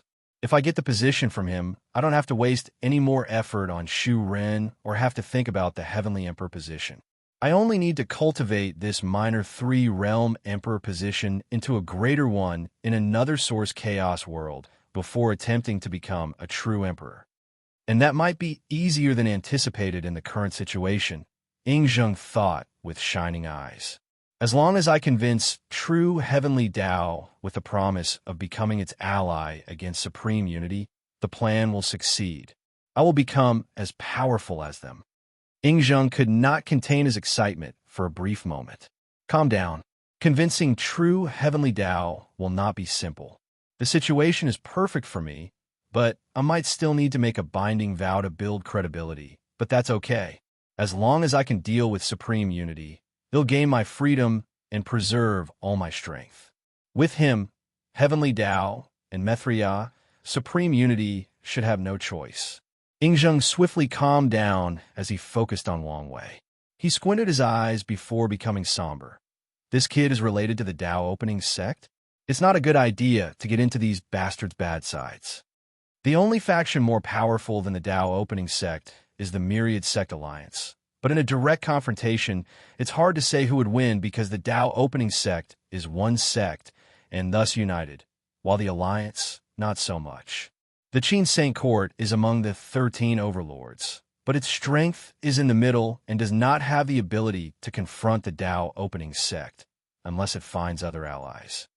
Well, it just got more complicated, Zheng muttered as he detected Wang Wei's strong karmic connection with Wu Hong. That woman's rise was legendary as she became the youngest primal paragon in the Eternal Ascension world's history. What? He's reincarnated from the prehistoric world? Zheng's face twisted after deducing this truth.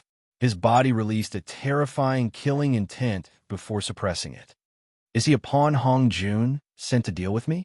He did not know the truth, but his suspicious mind could not help but think of the worst possible situation or outcome. Do I have to kill this bastard? Zheng started weighing the pros and cons of this decision more seriously. Killing him would have severe consequences, which made him hesitate before, but this new information complicates things and even makes the risk worth it. If you find any errors, ads pop up, ads redirect, broken links, non-standard content, etc., please let us know report so we can fix it as soon as possible.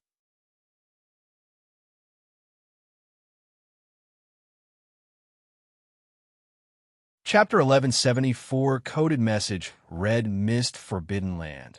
Heavenly Book opened his eyes. He opened his books and flipped through them. He soon frowned because there was no update. His senses warned him that something occurred, but he had no update. He trusted his senses, so he would not ignore this change. Could it be that I was about to receive more information, but someone ran interference? Or is it something else?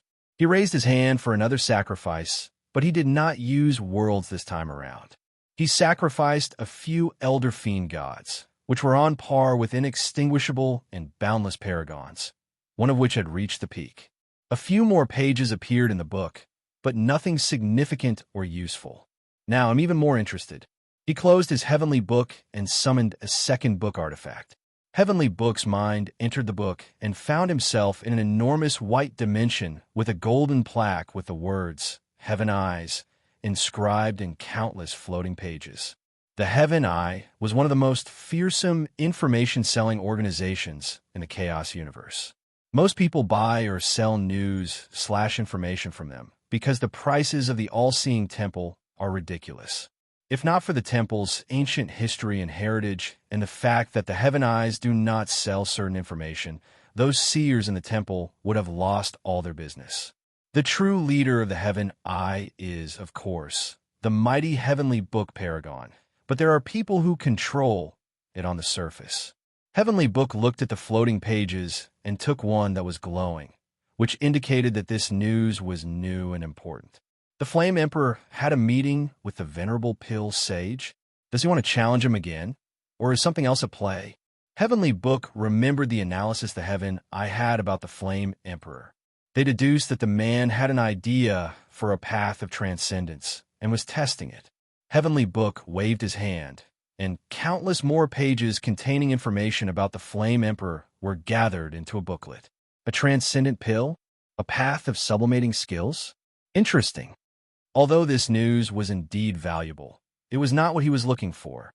So Heavenly Book wrote instructions on the booklet and watched as it disappeared briefly before returning. Far away, the agents responsible for gathering information on the Flame Emperor and the Venerable Pill Sage received new orders. Heavenly Book frowned before picking another page. This information was from the few agents in the Eternal Ascension world. The news was old and only said, the two suns disappeared. The Heaven Eyes were almost everywhere, but their powers were weak in certain worlds and completely inactive in worlds with half-step transcendent. In fact, these agents were there to die at the hands of these transcendences, so Heavenly Book could try to gather information from the process. I assume if something occurred, it would have been there, he thought. Should I take the risk and activate one of the agents? As he was calculating the risks, a new page suddenly appeared in the room, and it glowed bright red, indicating the highest level of news and also an emergency. Heavenly Book immediately read the note, and his pupils shrank. The page said, all agents in Sector 345 died all at once and suddenly. This news was outrageous. The Chaos universe was too vast, so Heavenly Book knew it was impossible for him to spread to every corner. So he made a list of the top 1 million Chaos worlds based on their history and overall influence in the universe, divided them into sectors with as little as 1,000 Chaos worlds, and spread his Heaven Eye. Sector 345 contained 5,000 Chaos worlds and a little over 10 trillion agents. Yet they all died instantly and at the same time. Such power is not something any Paragon could do. A half-step transcendent? Are they that powerful? Or was it someone even more powerful? Heavenly Book squinted his eyes. More importantly, why Sector 345? Wait, wasn't it one of the worlds in that sector where the Grand Dao Sun is located? Heavenly Book caught a hint of inspiration. Is Grand Dao intervening because I was about to steal his fortunate encounter? No, it wouldn't interfere with such a thing. Plus, as brilliant as it is, it would obviously hide the best fortunate encounters from my books. So, someone else intervenes, probably one of its pawns, the Cardinals. His eyes shone brightly. But why intervene? The Cardinals would not move unless ordered to, or it was beneficial to them. They would not dare mess or even approach the son of Grand Dao unless ordered. A large piece of the puzzle finally fit together. Grand Dao would never place all its eggs in one basket, especially if that basket is me. In its eyes, the real enemy prepared for Wang Wei is its chosen son. I'm just an appetizer. However, the fact it would choose one of the Cardinals to either train or protect its son is further proof of Wang Wei's capabilities. Heavenly Book once again raises Wang Wei's danger level in his mind. The question now is which cardinal came? And why did it kill my man? Was it just a threat? He had spent years searching for news about them, so he knew their names or titles, their appearances, and a few anecdotes of when they actually interfered in the Chaos universe. The information was barely enough to create a character profile. However, he did deduce one crucial piece of information: their desires. He predicted that all these 6 bastards were prisoners of their position, and they had one wish: leave that position while retaining the strength that came with it. Heavenly Book was in deep thought, pondering which cardinal might have intervened. If it's for protection, heaven, fate, and chaos might be the best. Heaven should provide protection to that lucky bastard in any place with a heavenly Tao. Fate could see the danger in advance, and chaos can also provide protection in primordial chaos. By that way of thinking, the others are also useful since time can also see the danger coming, and samsara can just prevent his death. Heavenly Book granted this deduction, as it was pointless since any one of them would be a perfect bodyguard. Let's assume it's for training. In that case, fate, time, and heaven would be the best. They all have ways to see, divine, or calculate the best training method. My deduction indicated that something has happened to fate. Even if I were wrong, his Tao means he is destined to be connected to Wang Wei. Grand Tao will not send such a variable to get close to its son. So, the only choice would be between time and heaven. However, if I had to choose the best option, it would be heaven. He would know the best training methods while also controlling luck and misfortune, which is a good training method. On top of everything else, his Tao is the most versatile, allowing for the utilization of different methods. Heavenly Book's mind was racing. As he was deep in his analysis, another glowing paper appeared, and he swiftly read it. All our agents were revived, except the ones in World S. 345-534. Is this just a warning?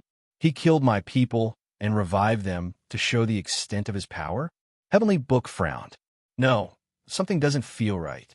He pushed his soul and ability to the limit to gather every minute detail of how these agents died and revived. Too many pages to count flash before him, and he reviewed them at an alarming speed, even for someone of his cultivation realm. There, he thought, Heavenly Book found an anomaly or a pattern.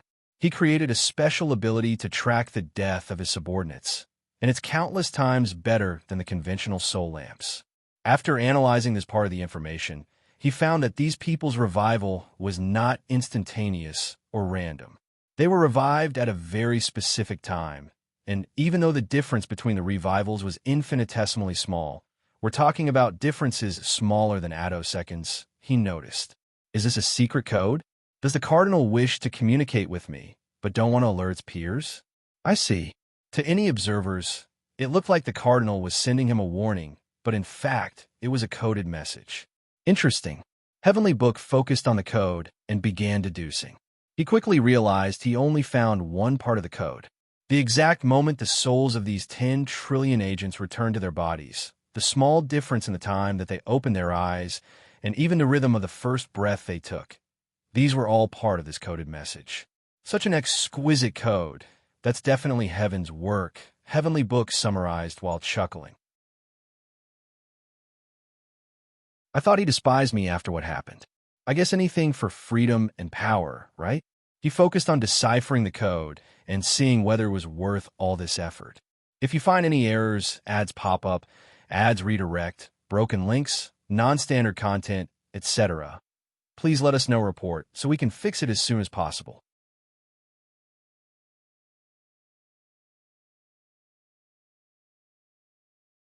Chapter 1175, The Coronation Divine Seal Continent.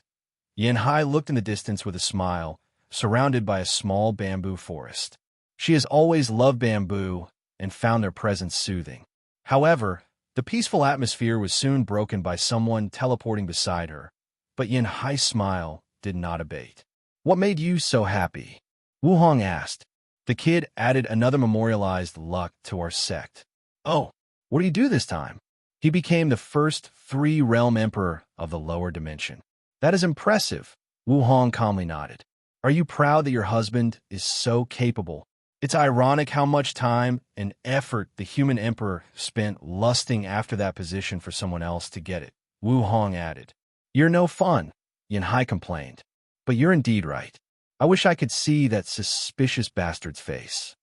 Wu Hong shook her head, and just as she was about to say something, a talisman flew in the distance. What is it? Speaking of him, I just received news that both the Great Chu Divine Dynasty and the Qin Saint Court showed signs of activity. This is not a coincidence, Yan Hai said with a frown. We have long suspected that Brat Shu Run was one of Ing Zheng's pawns. Now, these two have started to move just as the kid became a three-realm emperor. What are you going to do? Wu Hong asked. Although Ing Zheng is too suspicious by nature, he's also very patient and ruthless, willing to go to extreme lengths for his goal. I only need to be the umbrella that protects him from the rain until he's ready to compete at our level, Yin Hai explained casually. She raised her hand to write a short sentence on the air. Touch one of our own and suffer the consequence. The characters then turned into a sharp sword that flew in the distance. What will you do if he doesn't listen to your warning? They'll destroy him and his dynasty. Isn't that obvious? Wu Hong sighed. This is not the era where we, the 13 overlords, ruled the world. A fight with him in the current situation will simply complicate things. You should change your mindset. Give me a little credit, Yin Hai replied. Ing Zheng should have the same thought as you. However, he'll also think that without the other two present, I will be prone to act more recklessly, and thus believe you might really start a war with him, Wu Hong finished. Yes, and the kid will be safe, and he can grow up safely. You say this, but I know you will start a war with him if given the chance. Yin Hai shrugged.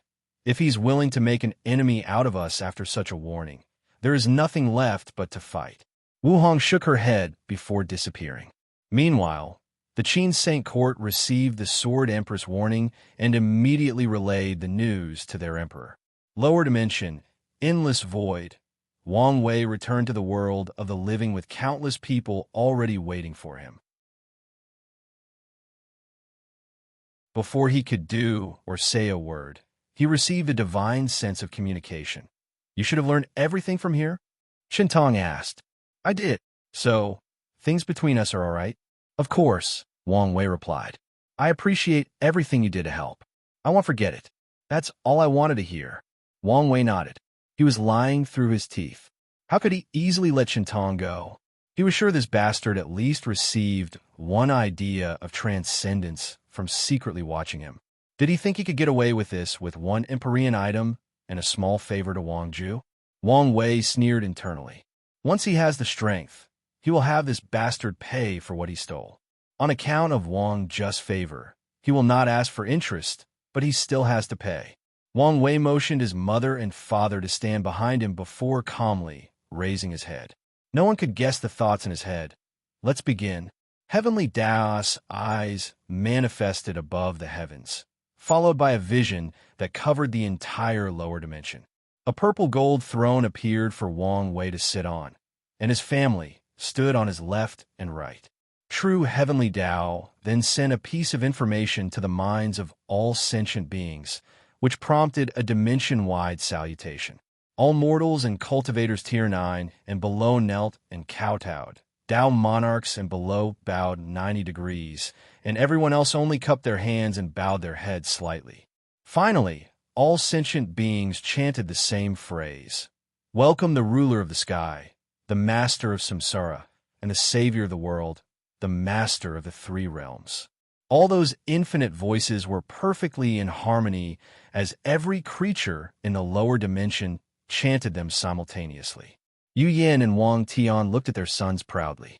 Wang Wei sensed an enormous quantity of incense rapidly gathering toward him. Countless people started worshiping him as a god after knowing that he saved the world from a catastrophe. However, before he could gather the incense, gold and purple merit descended from Heavenly Dao's eyes. His body suddenly turned golden, like he was a glowing Buddha, followed by visions of sages reciting poems, scriptures, and Dao texts. Second-level golden body, Wang Wei thought. And if I could quantify it, I would be at the peak very close to condensing the third level. Once Wang Wei received his reward, it was time for everyone else. During this Golden Gods catastrophe, many people contributed, especially people like the Overlord Seal Empress, Wang Ju, Dong Lifan, Yu Yin, and Wang Tian. These people either faced the Golden God directly or contributed to stopping that eldritch monstrosity from escaping its imprisonment. Even Shin Tong received a good portion of the reward. True Heavenly Tao appeared rather generous as it rewarded countless individuals before giving Wang Wei one last and disappearing. To celebrate today's achievement, I will grant 100 years of free use of the Dream World to every world across all 3,800 world communities, Wang Wei declared. His words caused another small ruckus to those who understood the significance behind these words. The Dream World appeared to be free, as you only need spiritual power to condense dream coins. However, that is far from the truth. Most people cannot replenish their spiritual power faster than they can condense the dream coins needed to utilize their services. As such, they need to consume soul/spirit replenish pills, meaning that the dream world can cost a great deal of resources to its users, especially if they're any kind of large faction or lineage. Wang Wei's declaration was akin to saving them countless resources and providing the best training opportunity for these factions in the next 100 years. These people could not wait. Wang Wei focused on the people that formed his group or alliance. The war might have ended, but our work is not finished. The Golden Gods' former territories have not been utterly integrated into our system. Let's change that. The myriad Emperor World people and their allies immediately started their work. Although they had just received a massive bonus from True Heavenly Tao, this work was also beneficial to them. After all, it was luck and merit for more than 1,000 world communities. Wang Wei nodded in satisfaction with these people's attitudes. There is no such thing as too much benefit. As he was about to focus on the world tree, he suddenly frowned. Is something wrong? Yu Yin asked. No, nothing. The strength he had acquired from his future self had left his body, leaving him feeling extremely weak and empty. He controlled his aura perfectly, so no one detected any changes or anomalies. Now, what to do with you? He already knew he could not leave the tree for his sect in the lower dimension.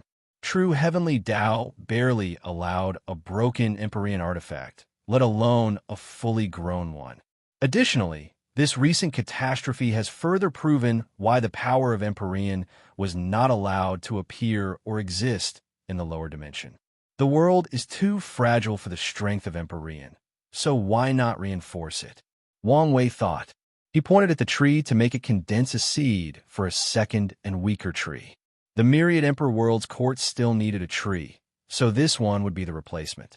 Under his control, the world tree teleported to the void battlefield and planted its root in the very fabric of space of that dimension, elevating its structural integrity to a higher level.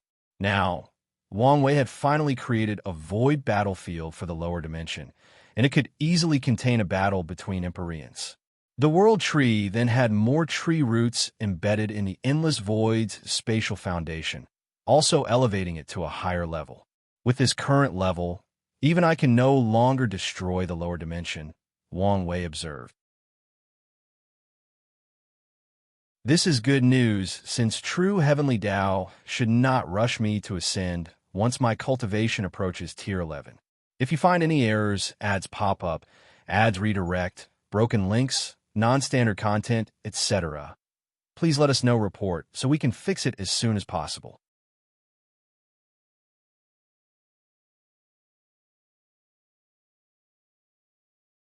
Chapter 1176, The Aftermath. What other benefits will there be? Wang Wei thought. Now that the lower dimensional was no longer so fragile, could the overall power level increase? Maybe immortal sovereigns will no longer be as restricted? You check for the answer by deducing the changes of heaven and earth. No changes? Just the world is harder to destroy? Wang Wei was slightly surprised by this news. He thought True Heavenly Tao would be more lenient with Tier 11 powers existing in the lower dimension from now on. Well, Considering the lower dimension was a training area for elite emperors, it makes sense. Without eternal emperors being the absolute symbol of power in the endless void, the entire system might fall apart, Wang Wei concluded.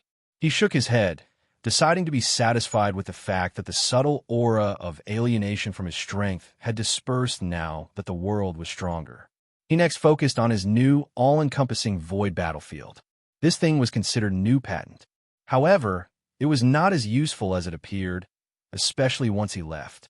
Wang Wei could foresee these worlds purposely boycotting using his void battlefield and focusing on their own, unless absolutely necessary.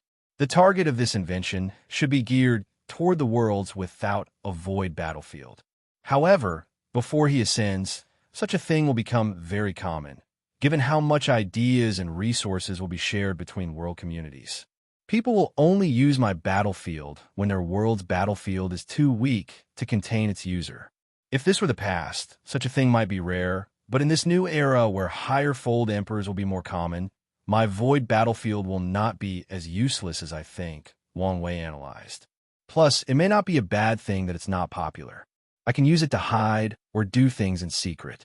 Merit descended from the sky a second time to reward him for his invention and for increasing the spatial structural integrity of the lower dimension. Wang Wei glazed at the merit in his hand intently. I've almost accomplished my destiny as an Era's son, and everything I've done should help true heavenly Tao fight off supreme unity, even if it only makes a slight difference. No matter how small the change, Wang Wei was happy that he could delay supreme unity's path of completely controlling true heavenly Tao. It looked like Mithraea and supreme unity's strengths are similar, but if you think logically, it's not true. Supreme unity does not have full control, meaning his strength has not reached its highest level. So, unless Mithraea still has some unknown room for improvement, things look bad for her. Wang Wei calmly looked at the celebratory visions fading away and teleported home with his parents.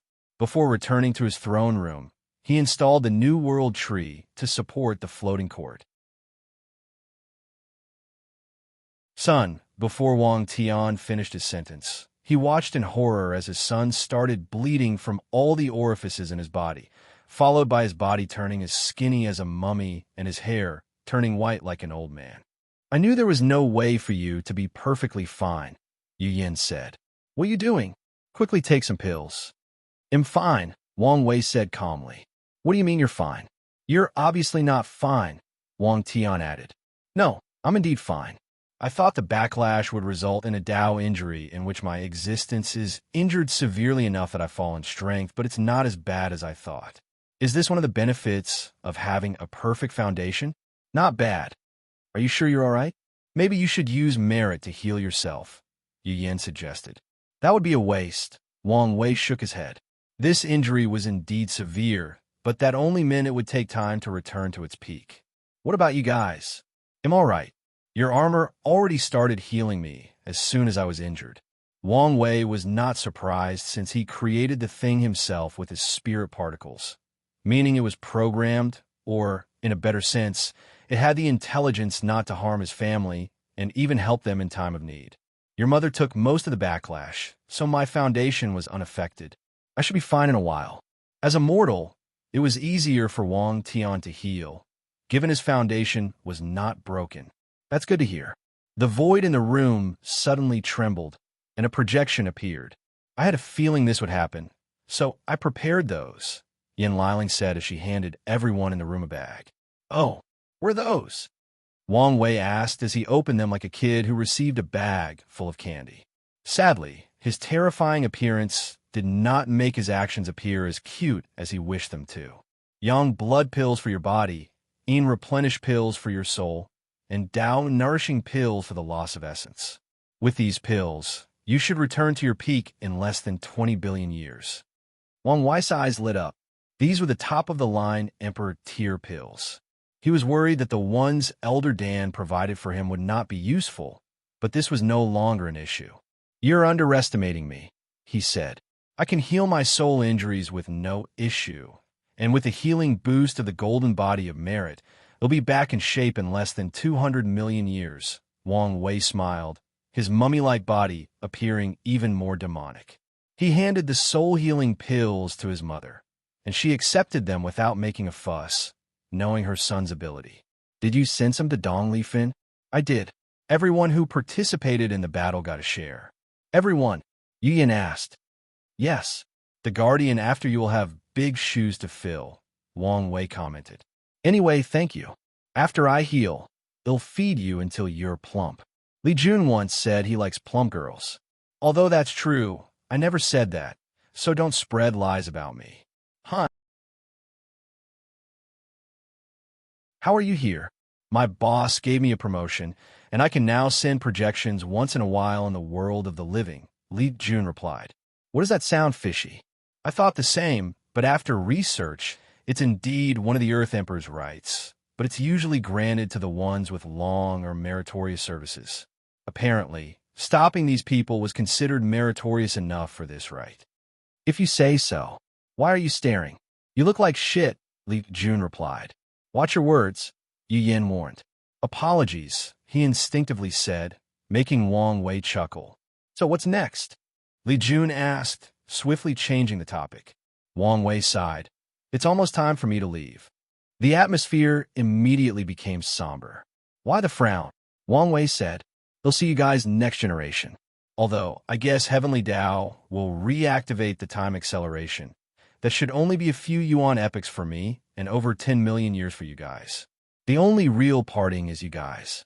He glanced at Li Jun and Yin Liling. By the time you ascend, a lot of time should have passed. However, by the time you arrive, I should have dealt with all the upper dimension troubles and prepared the best cultivation environment for you. We just wish we could be useful in your next saga, Li Jun sighed. Our cultivation journey will be long, and without you guys, I don't think I'll make it out intact while preserving my true self. So, there is no need to mind if you're not part of one event. Wang Wei knew one of his greatest achievements was nourishing great relationships with families and friends and going the extra mile to turn these people into extremely talented and accomplished people/cultivators. It could be said one of his life's turning points was when he listened to his wife's advice to treat his family as a boost instead of a hindrance. Although he has not seen the payoff yet, his intuition was telling him that one day he will thank the heavens he listened to her. And we will gladly walk with you until the very end, Yu Yin said. However, now is not the time to discuss this since we still have plenty of time. So, rest and heal your injuries. I am indeed a little tired. Maybe some real sleep is in order, Wang Wei nodded. Everyone said their goodbyes, leaving him alone. Before I rest, let's eliminate the trash. He raised his hand and summoned something from the void. A soul. No, impossible. How would you find me? Emo-Zun, Emo-Zun, Emo-Zun. You have the destiny of a cockroach, Wang Wei said while shaking his head. This is not necessarily a bad thing. However, your greedy and prideful personality ruined such a blessing. If you find any errors, ads pop up, ads redirect, broken links, non-standard content, etc., please let us know report so we can fix it as soon as possible.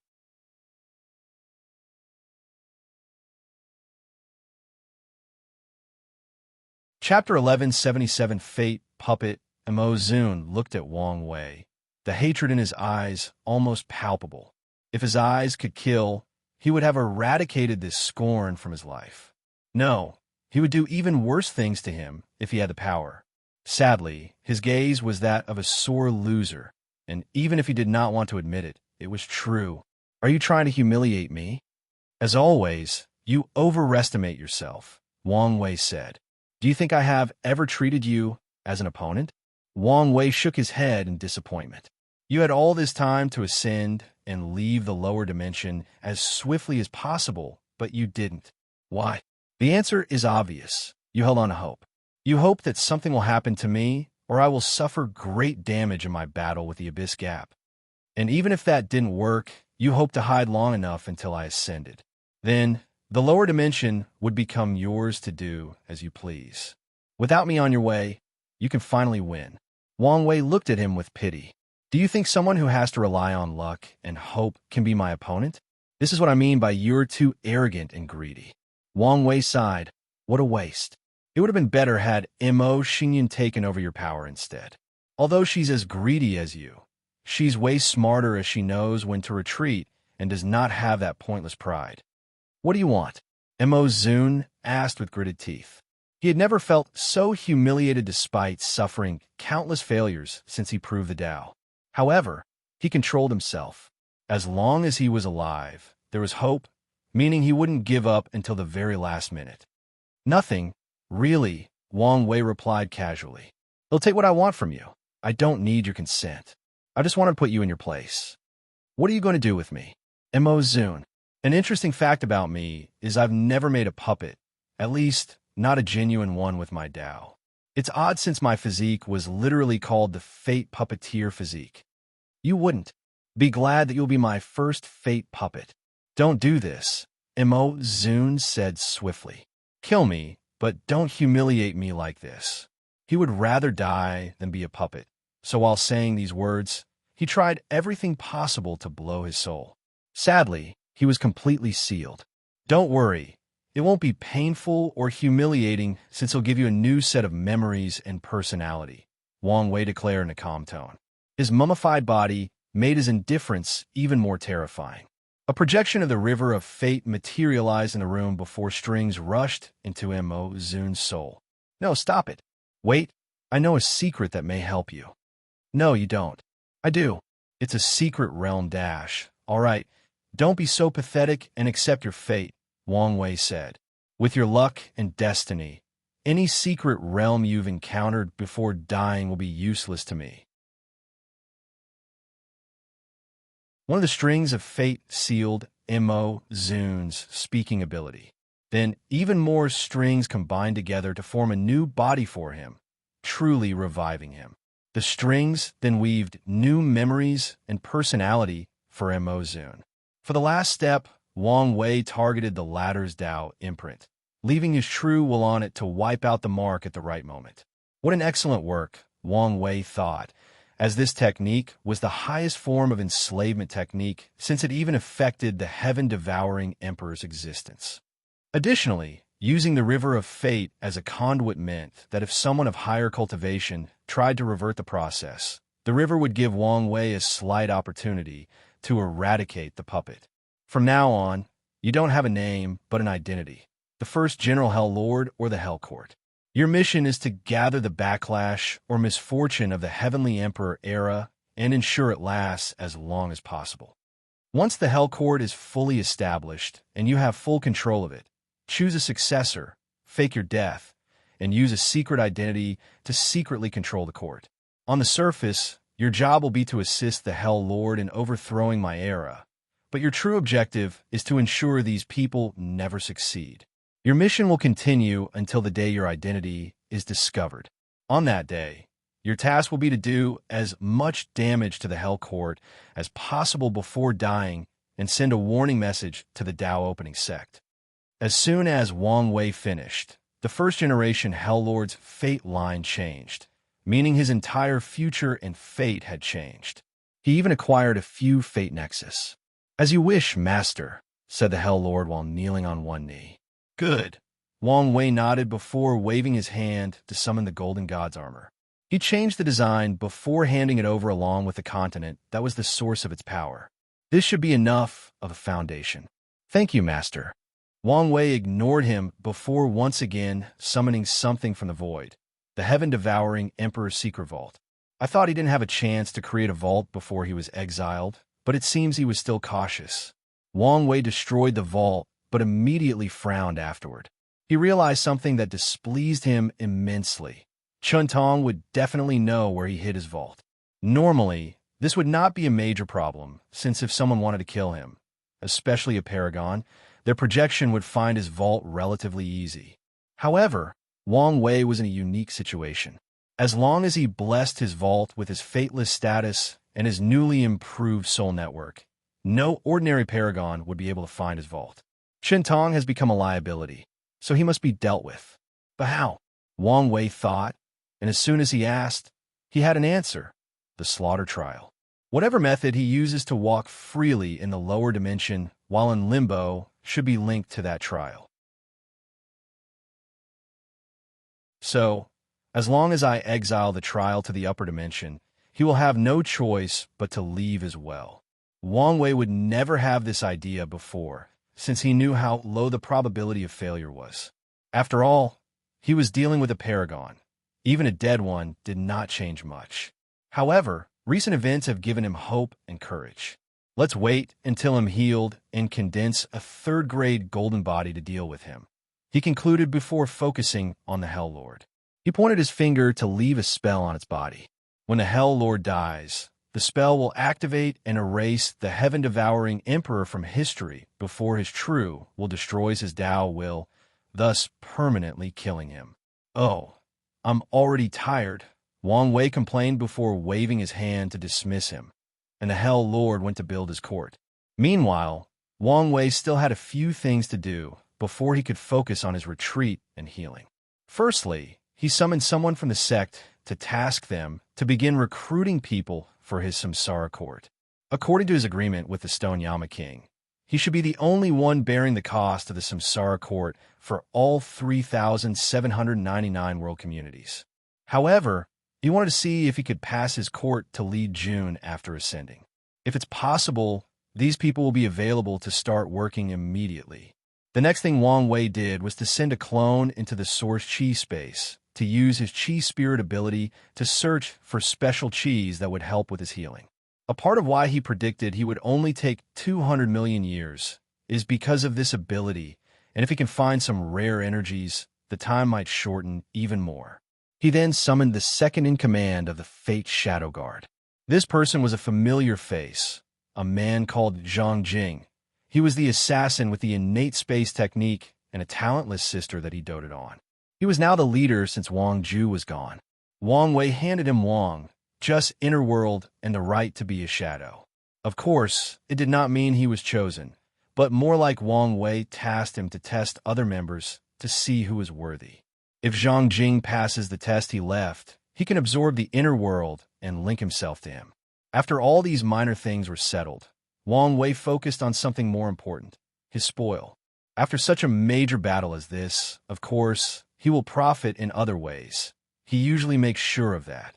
However, his heart immediately felt painful after checking the final spoil. If you find any errors, ads pop up, ads redirect, broken links, non-standard content, etc., please let us know report so we can fix it as soon as possible.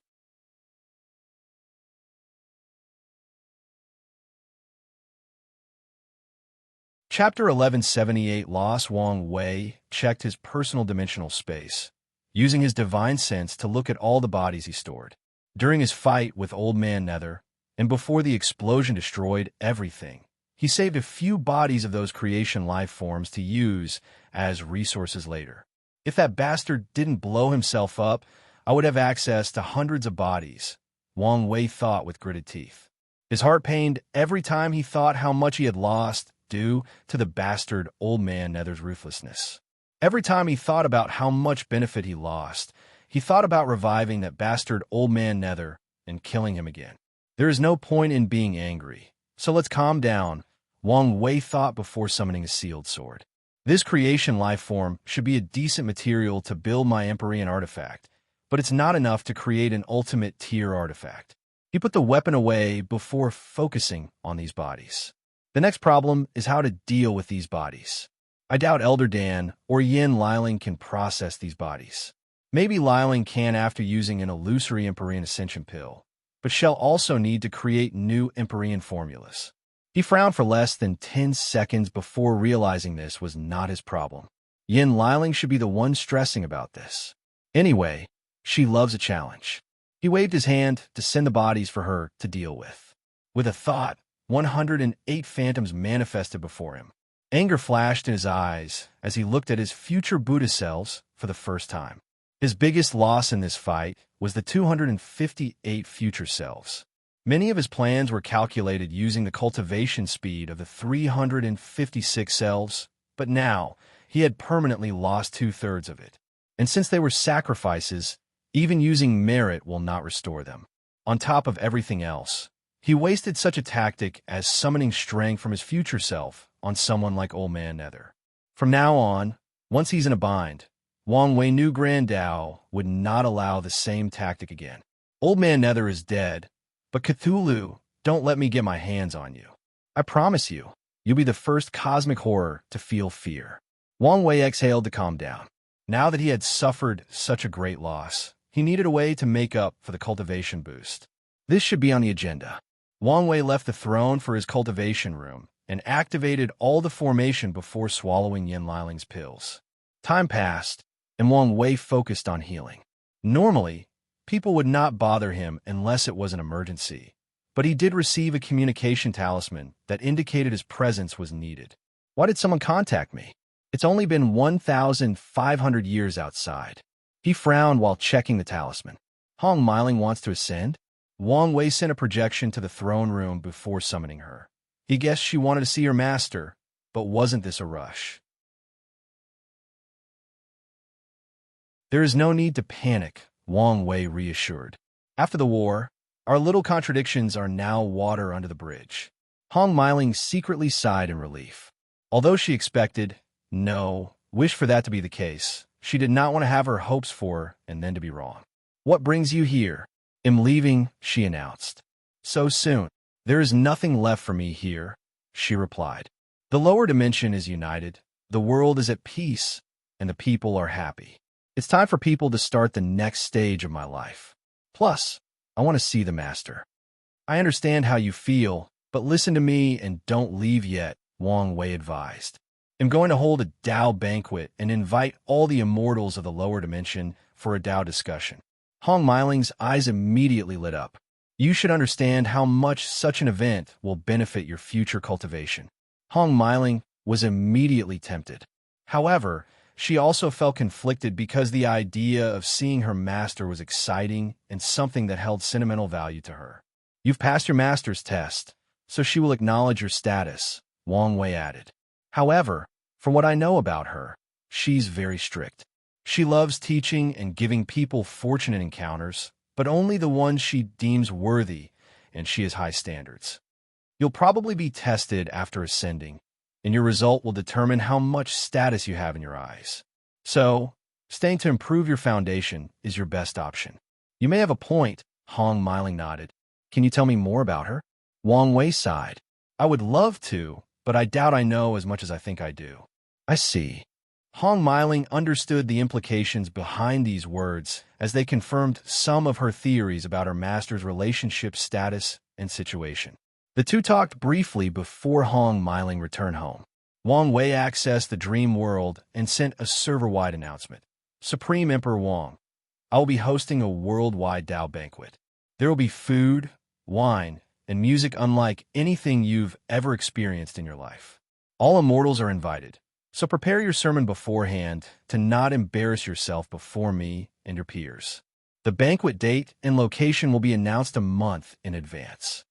Wang Wei looked at this message and nodded in satisfaction. Normally, this kind of announcement is written by the Dream World's system, so they're in a cold and indifferent voice. However, he chose a written form similar to Weibo or Twitter. He even shamelessly gave himself the title of Supreme Emperor, since he found Three-Realm Emperor mouthful. This announcement should prevent or delay some people from leaving early, Wang Wei thought before disconnecting himself. His gaze scanned the endless void, focusing on all the Taoist lineages.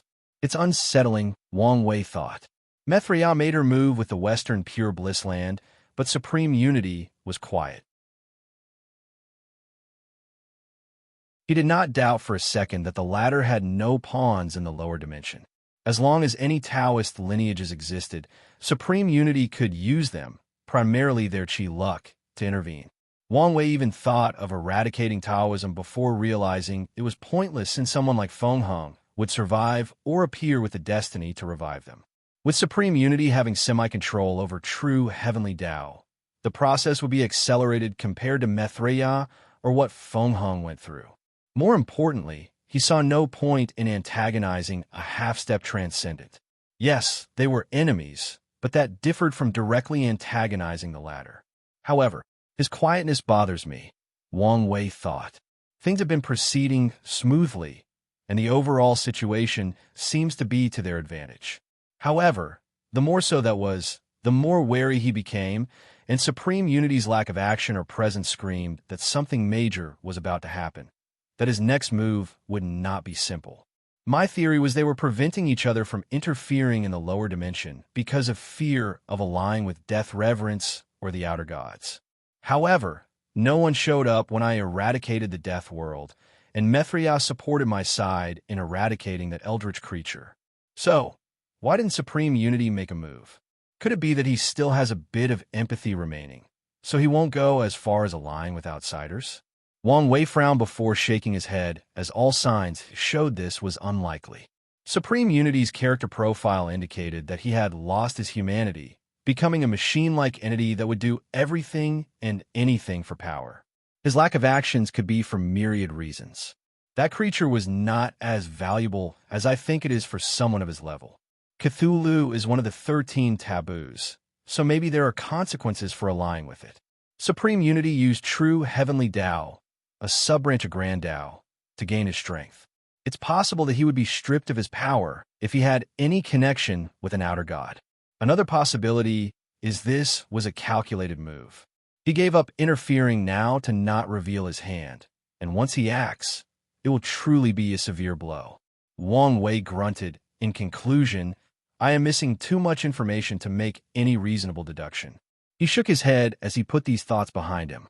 He focused on Han Shun, the first monarch of the Great Jin dynasty, also known as the Human Emperor's new pawn after Song Jiaolong. Another person who showed no signs of making a move, Wang Wei thought.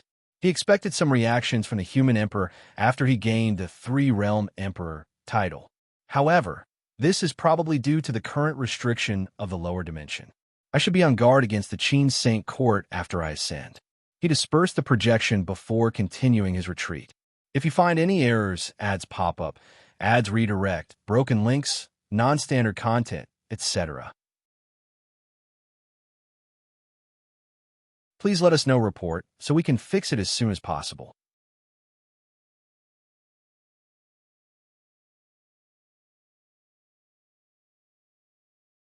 Chapter 1179, The Next Journey, Chief. Welcome back, Chief. It's an honor to meet you, Chief. A.O. Shan would nod to anyone who spoke to him, not showing any attitude or caring about hierarchy. He soon reached his main cultivation cave and dismissed everybody before brewing him some top-grade tea to relax. As he sipped, a soothing power rushed into his body and mind, soothing his nerves and worry. The expansion is basically finished, and I've gotten all the benefits possible, including forming strong allies for the demon race in case of an emergency. A.O. Shun thought. So what's next? He has created a golden era for the demon race. Although people could say he took the opportunity of a brilliant time for his rise, that does not diminish his accomplishments. If not careful, anyone else in his shoes would not be as successful as him and might even destroy the demon races. Now that the demon race was thriving, and A.O. Shin no longer needed to constantly worry about their extinction since had prepared countless backhands and plans for this worst-case scenario, he needed to think about his future. I'm quickly approaching the limit of my foundation, so the next step is to re-establish my foundation. However, the issue is whether to do it here or after I ascend. The best choice for this process is the upper dimension due to the much better information about the danger and better resources to ensure no issues.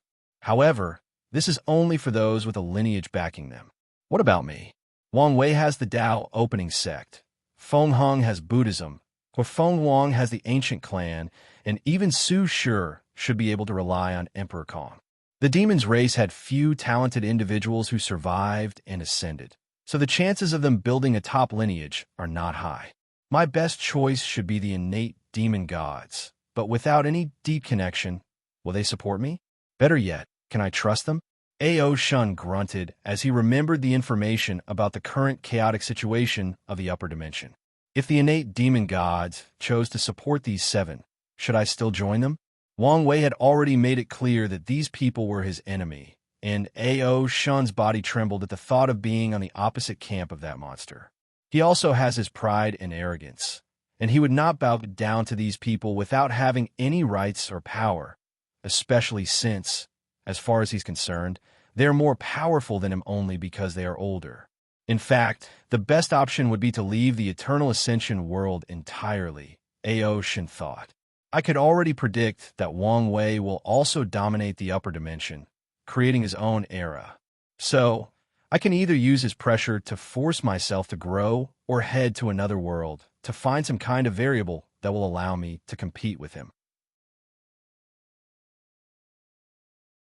Aoshin sighed. Forget about leaving for now and focus on the current situation. I need more information about the upper dimension situation. Although Wang Wei did not hide basic information, he also did not share more detailed news. Aoshin decided to ask him and even offer to pay. A worldwide announcement? He checked the dream world and saw Wang Wei's bold words written above the dream world sky. I was wondering why he never called for another Dao discussion. Is this what he's been planning? Aoshin was slightly excited since he was embarrassed the last time they had a discussion, and this one should be an opportunity to redeem himself. Not to mention the benefit to his future cultivation. I have enough merit, luck, and world source for my cultivation to reach 45% as swiftly as possible. But with the boost from that banquet, I could probably reach 50% with the merit at hand.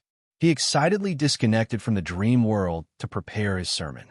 He could guess the Tao rhymes that would condense in such an event, which should form a field that benefits someone based on how deep and ingenious their sermons are. With the Supreme Emperor warning, people will do their best to prepare not only for the benefit but also for their pride. As Aoshin was about to finish his tea and start the preparation, he sensed something and frowned. "Why are you here?" Hua Feng Huang's projection materialized in his cultivation cave. "I came to run an idea by you." "Oh." Aoshin sipped his tea. "I'm listening, but I want to offer you tea since I don't want to." Hua Feng Huang ignored the second part of that statement. "Is it possible to convince him to ascend before us?" "Ascend before us?" Aoshin repeated before understanding dawned on him. "You're worried about your secret vault? It's unsettling knowing he will easily know where I put it." "I understand how you feel," Aoshin said, "but it's pointless. Just accept this fact and move on. You're not even giving my idea a second thought." "The crux of the issue is we are already behind," Aoshin replied. "The upper dimension is in turmoil, so the best move for us is to increase our strength now as much as possible before ascending. However, the higher our cultivation, the harder it is to re-establish our foundation." But he doesn't have this problem. He could probably cultivate until the next realm without any problem. Aoshin suddenly paused, realizing he might have stumbled into the truth. He glanced at Hua Feng Huang, and she had the same realization. "So, that was his plan all along," Hua Feng Huang muttered. His expansion and need for power was not simply for gathering resources or spreading his legend and history to make it harder to erase him. He was also preparing for the war upstairs. Her original plan was to gather all the other true Eternals and ask them to pool their merit together and pay Wang Wei to ascend before them. Now, she only has a few choices if she wishes to wait until he ascends to make her secret vault. Firstly, she only needs to wait and waste all this time. Secondly, she can cultivate while waiting for him to leave, which would greatly endanger her Tao Foundation reestablishment. Finally, she can achieve reestablishment while in the lower dimension, bearing all the risks that come with it. Aoshin sighed before waving his hand to dismiss the tea sets and replace them with a gourd of alcohol. He opened the top, releasing a blood smell that was quite alluring. As the demon blood brewed, wine coursed through his blood and veins. He felt full of life. Whenever we think we've figured him out, he reveals that he's more complex, just a profound abyss with no end. While we can barely think 5 steps ahead, he's thinking dozens, if not hundreds of steps. It's truly horrible to be born in the same era as that man. Is this a sign that you're giving up? Hell no, Aoshin denied. Didn't the sages say that trying to conquer an impossible mountain was a worthy pursuit as long as you don't give up? Plus, I haven't fully admitted that he was an insurmountable obstacle yet. It's good that you still have some spirit. She nodded since she also agreed with that sentiment. We're young to do after ascending. Why are you asking? He asked warily. You can come to our ancient clan if you have nowhere to go. You're after my bloodline. Of course, Huafeng Wang nodded. As long as you agree to start a family with a human, you can keep your name and will have a high status. No way. Why don't you just think about it? Do you have the status to make such a promise? Do you think an eternal emperor of my caliber won't have a high status? Ao Shun was rendered speechless since she made such a logical argument. Whatever. Go away, he said in annoyance before continuing to drink. He knew he would never mate with humans. Although he technically no longer hated them, he was not fond of them either. As such, his partner, if he ever chooses a mate, will never be a human. You should think about it, Huafeng Wang said before dissipating. Now, she had to plan whether to use Plan B, which involved leaving her vault to Sacred Beast 1 to hide after Wang Wei left. Then, the power shell leave will wipe Beast 1's memory of this information.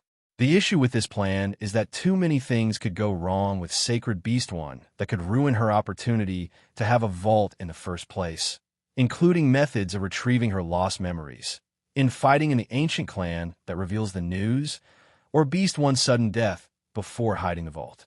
Huafeng Wang did not know what to do, and this decision kept her at night, even making her slightly paranoid. If you find any errors, ads pop up, ads redirect, broken links, non-standard content, etc., please let us know, report, so we can fix it as soon as possible.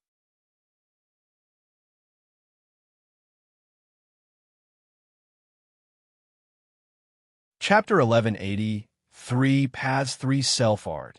Wang Wei returned to his deep state of cultivation to heal himself and create his new technique. As for Ao Shun and Huafeng Wang's talk, he did not know or care. However, even if he did, he would not agree with their proposition since he plans to learn the locations of these people's vaults. His relationship with these people is currently positive, but whether this will stay the same is unknown. Knowing their secret vault and having an easier way to kill them if needed is an excellent strategic move. The information alone might prevent these people from becoming his enemy. Over 200 million years passed in his retreat, while 10,000 years passed outside, and Wang Wei finally opened his eyes and exhaled. His handsome face and luscious hair were back to normal, his perfect aura returning to its peak. It feels good to be healthy, Wang Wei muttered as he clenched his fists to feel his power and youthful vigor. Plus, it was a shame for such a handsome face to be ruined. I can feel heaven and earth was about to cry because of that. Wang Wei smirked to himself, thinking it was another shame that no one was here to experience his comedic chops. He shook his head to focus on what's important. Let's test it out, he muttered. First, Buddhism. The 108 Buddhist self materialized before him, all sitting cross-legged on the void with monk cassocks, their palms closed like a prayer and their bodies releasing golden lights. Although their heads were now shaved, they still looked extremely handsome. Next is Taoism. A phantom of Wang Wei wearing black and white Taoist robes with yin-yang and taiji symbols materialized, followed by a dozen more. These were the 72 Taoist self. Lastly, it's the devil. The last summon was the 36 devil self, and they were the odd-looking ones in the group as they were not uniform. Some devils had red eyes and hair. Others had purple hairs. Some had horns and fangs, and some had animal parts. Generally, they looked heterogeneous. Now that it was completed, let's test out its full power, Wang Wei muttered as he closed his eyes to understand his fate Grandao source. After an unknown amount of time, he sighed deeply. The cultivation speed is about 250 future Buddhist self. I guess it's still better than only 108. He looked at this new technique called 3 Paths, 3 Self-Art, and was reluctantly satisfied. The idea was brilliant, and he felt it should have been more powerful. The Buddha self did not change much, except for a small optimization due to his new power and understanding of cultivation. The Taoist self was inspired by quantum computers. Classical computers work on a binary system of 0 and 1 called bits. Meanwhile, quantum computers use a qubit system, which can represent 0, 1, or both simultaneously through a property called superposition.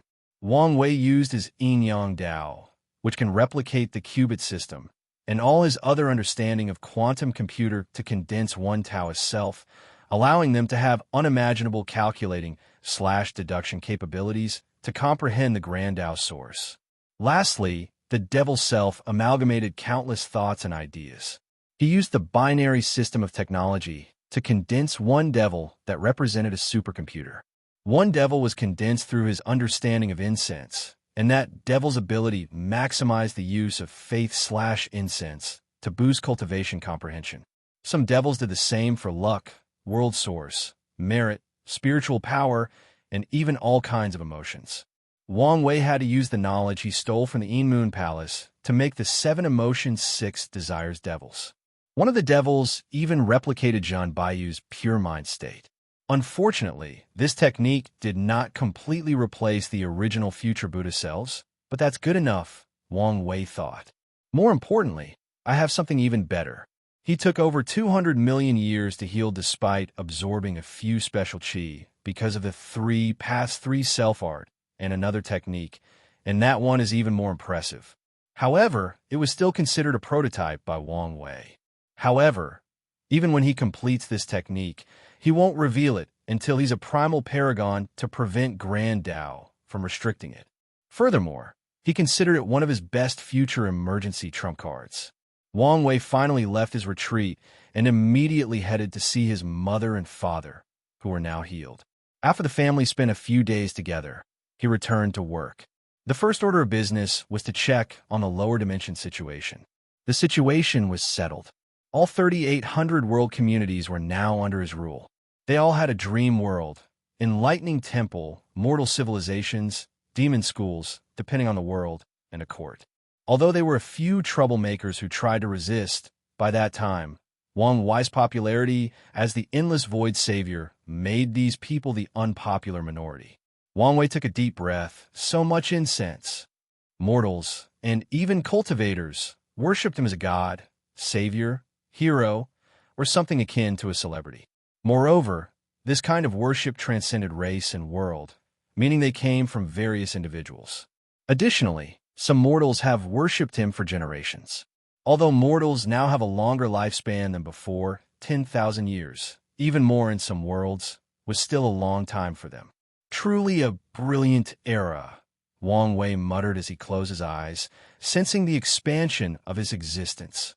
He would love to see the face of the sucker who could push him to the stage of trying to erase his existence. His next destination was a meeting with the internal and foreign affairs managers to understand in detail the changes that had occurred since his absence. After dealing with those boring politics and paperwork, he visited Su Shi for a small chat before checking on Dong Lifen. "How have you been? I feel like we haven't had a good chat in a while," Wang Wei said as he invited her to tea and a meal in the court's garden. "You've been busy, and I understand that," Dong Lifen replied, accepting the tea he served. "I think you've settled pretty well, right?" "Indeed, Dong Lifen. Initially, I was a little nervous despite everyone being kind and generous. However, I think I've been completely incorporated into the sect system."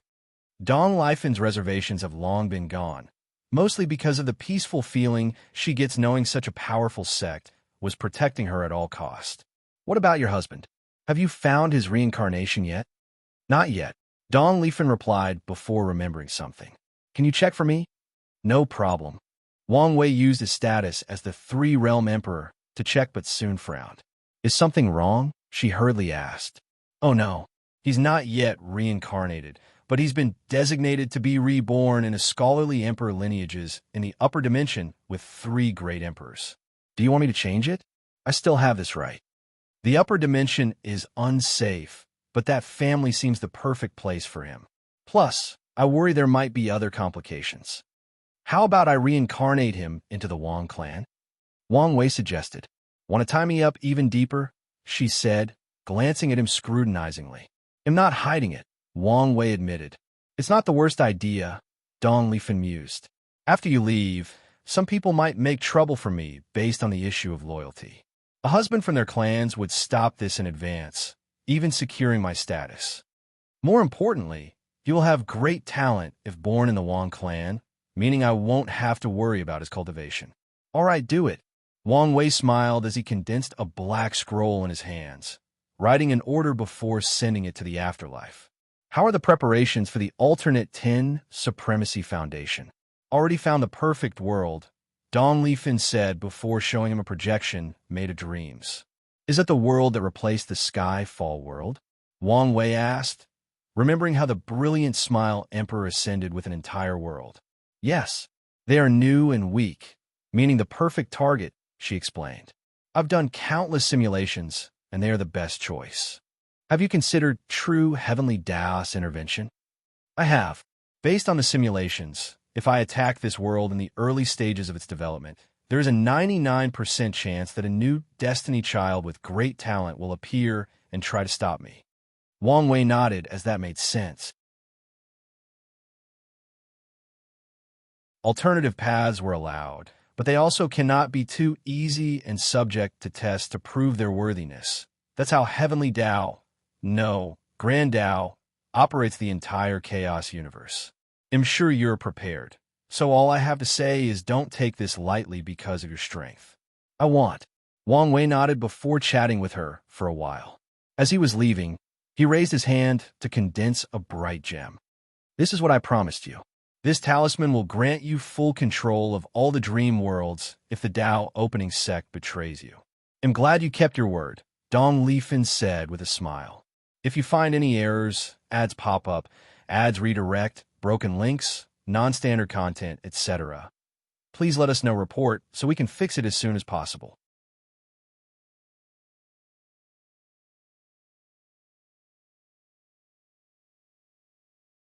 Chapter 1181 Ripe, Wang Wei's next destination was the Guardian World to meet Yin Liling. He found her in a dimension of her creation with a transparent cauldron as large as a mountain. Wang Wei looked at the cauldron with praise. She had succeeded in finding a way to refine the Empyrean bodies into pills. Yin Liling took inspiration from the Danyuan Emperor and Hong Miling by linking all the world communities and borrowing their powers to condense a cauldron. In other words, she used the lower dimension as her cauldron.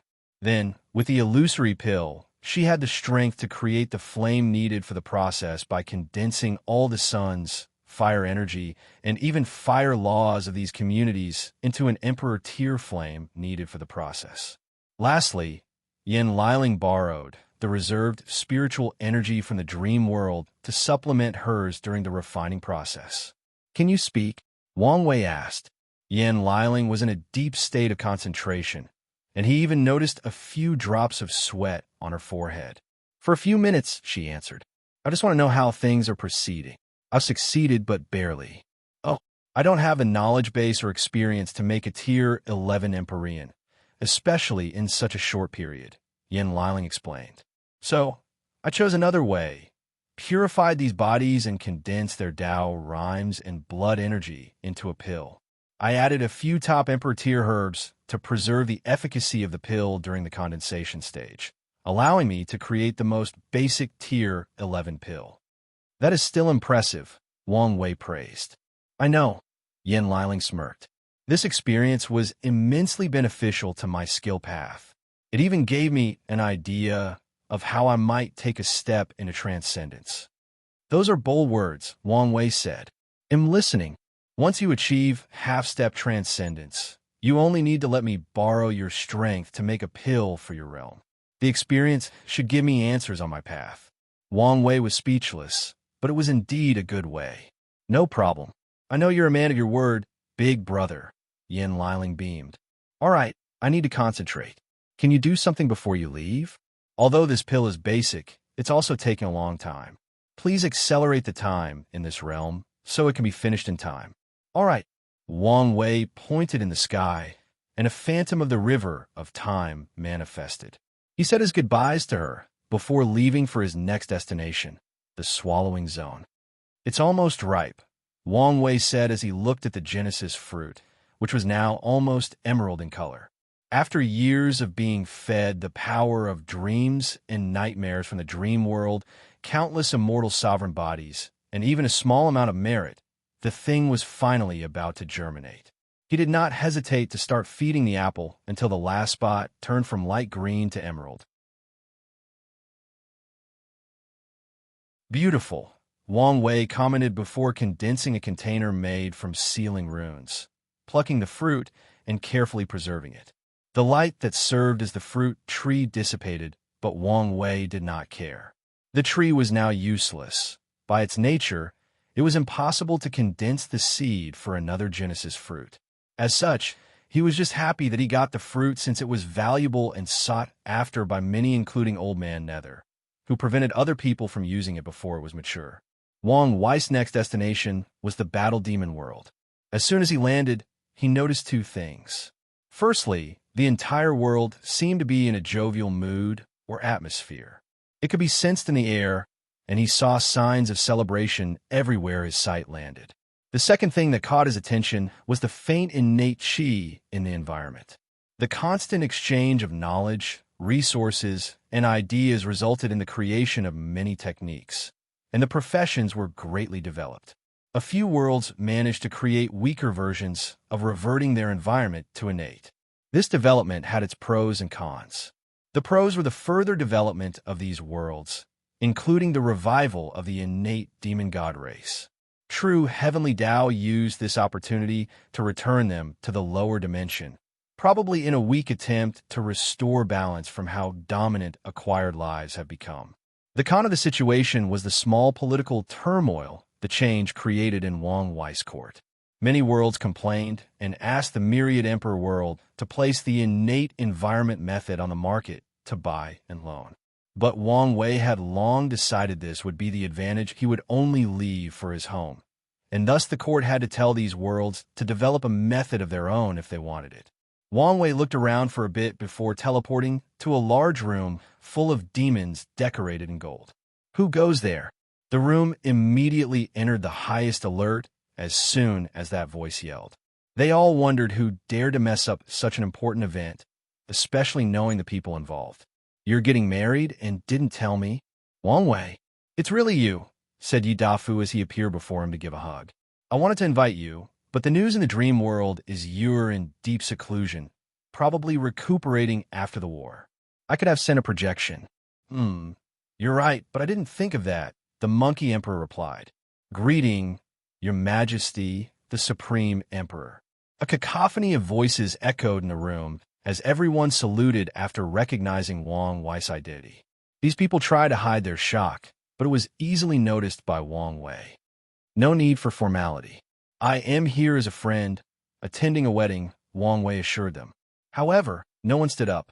This legendary man was standing before them, and none of these people dared to show any signs of disrespect, even if he asked them to. You heard him.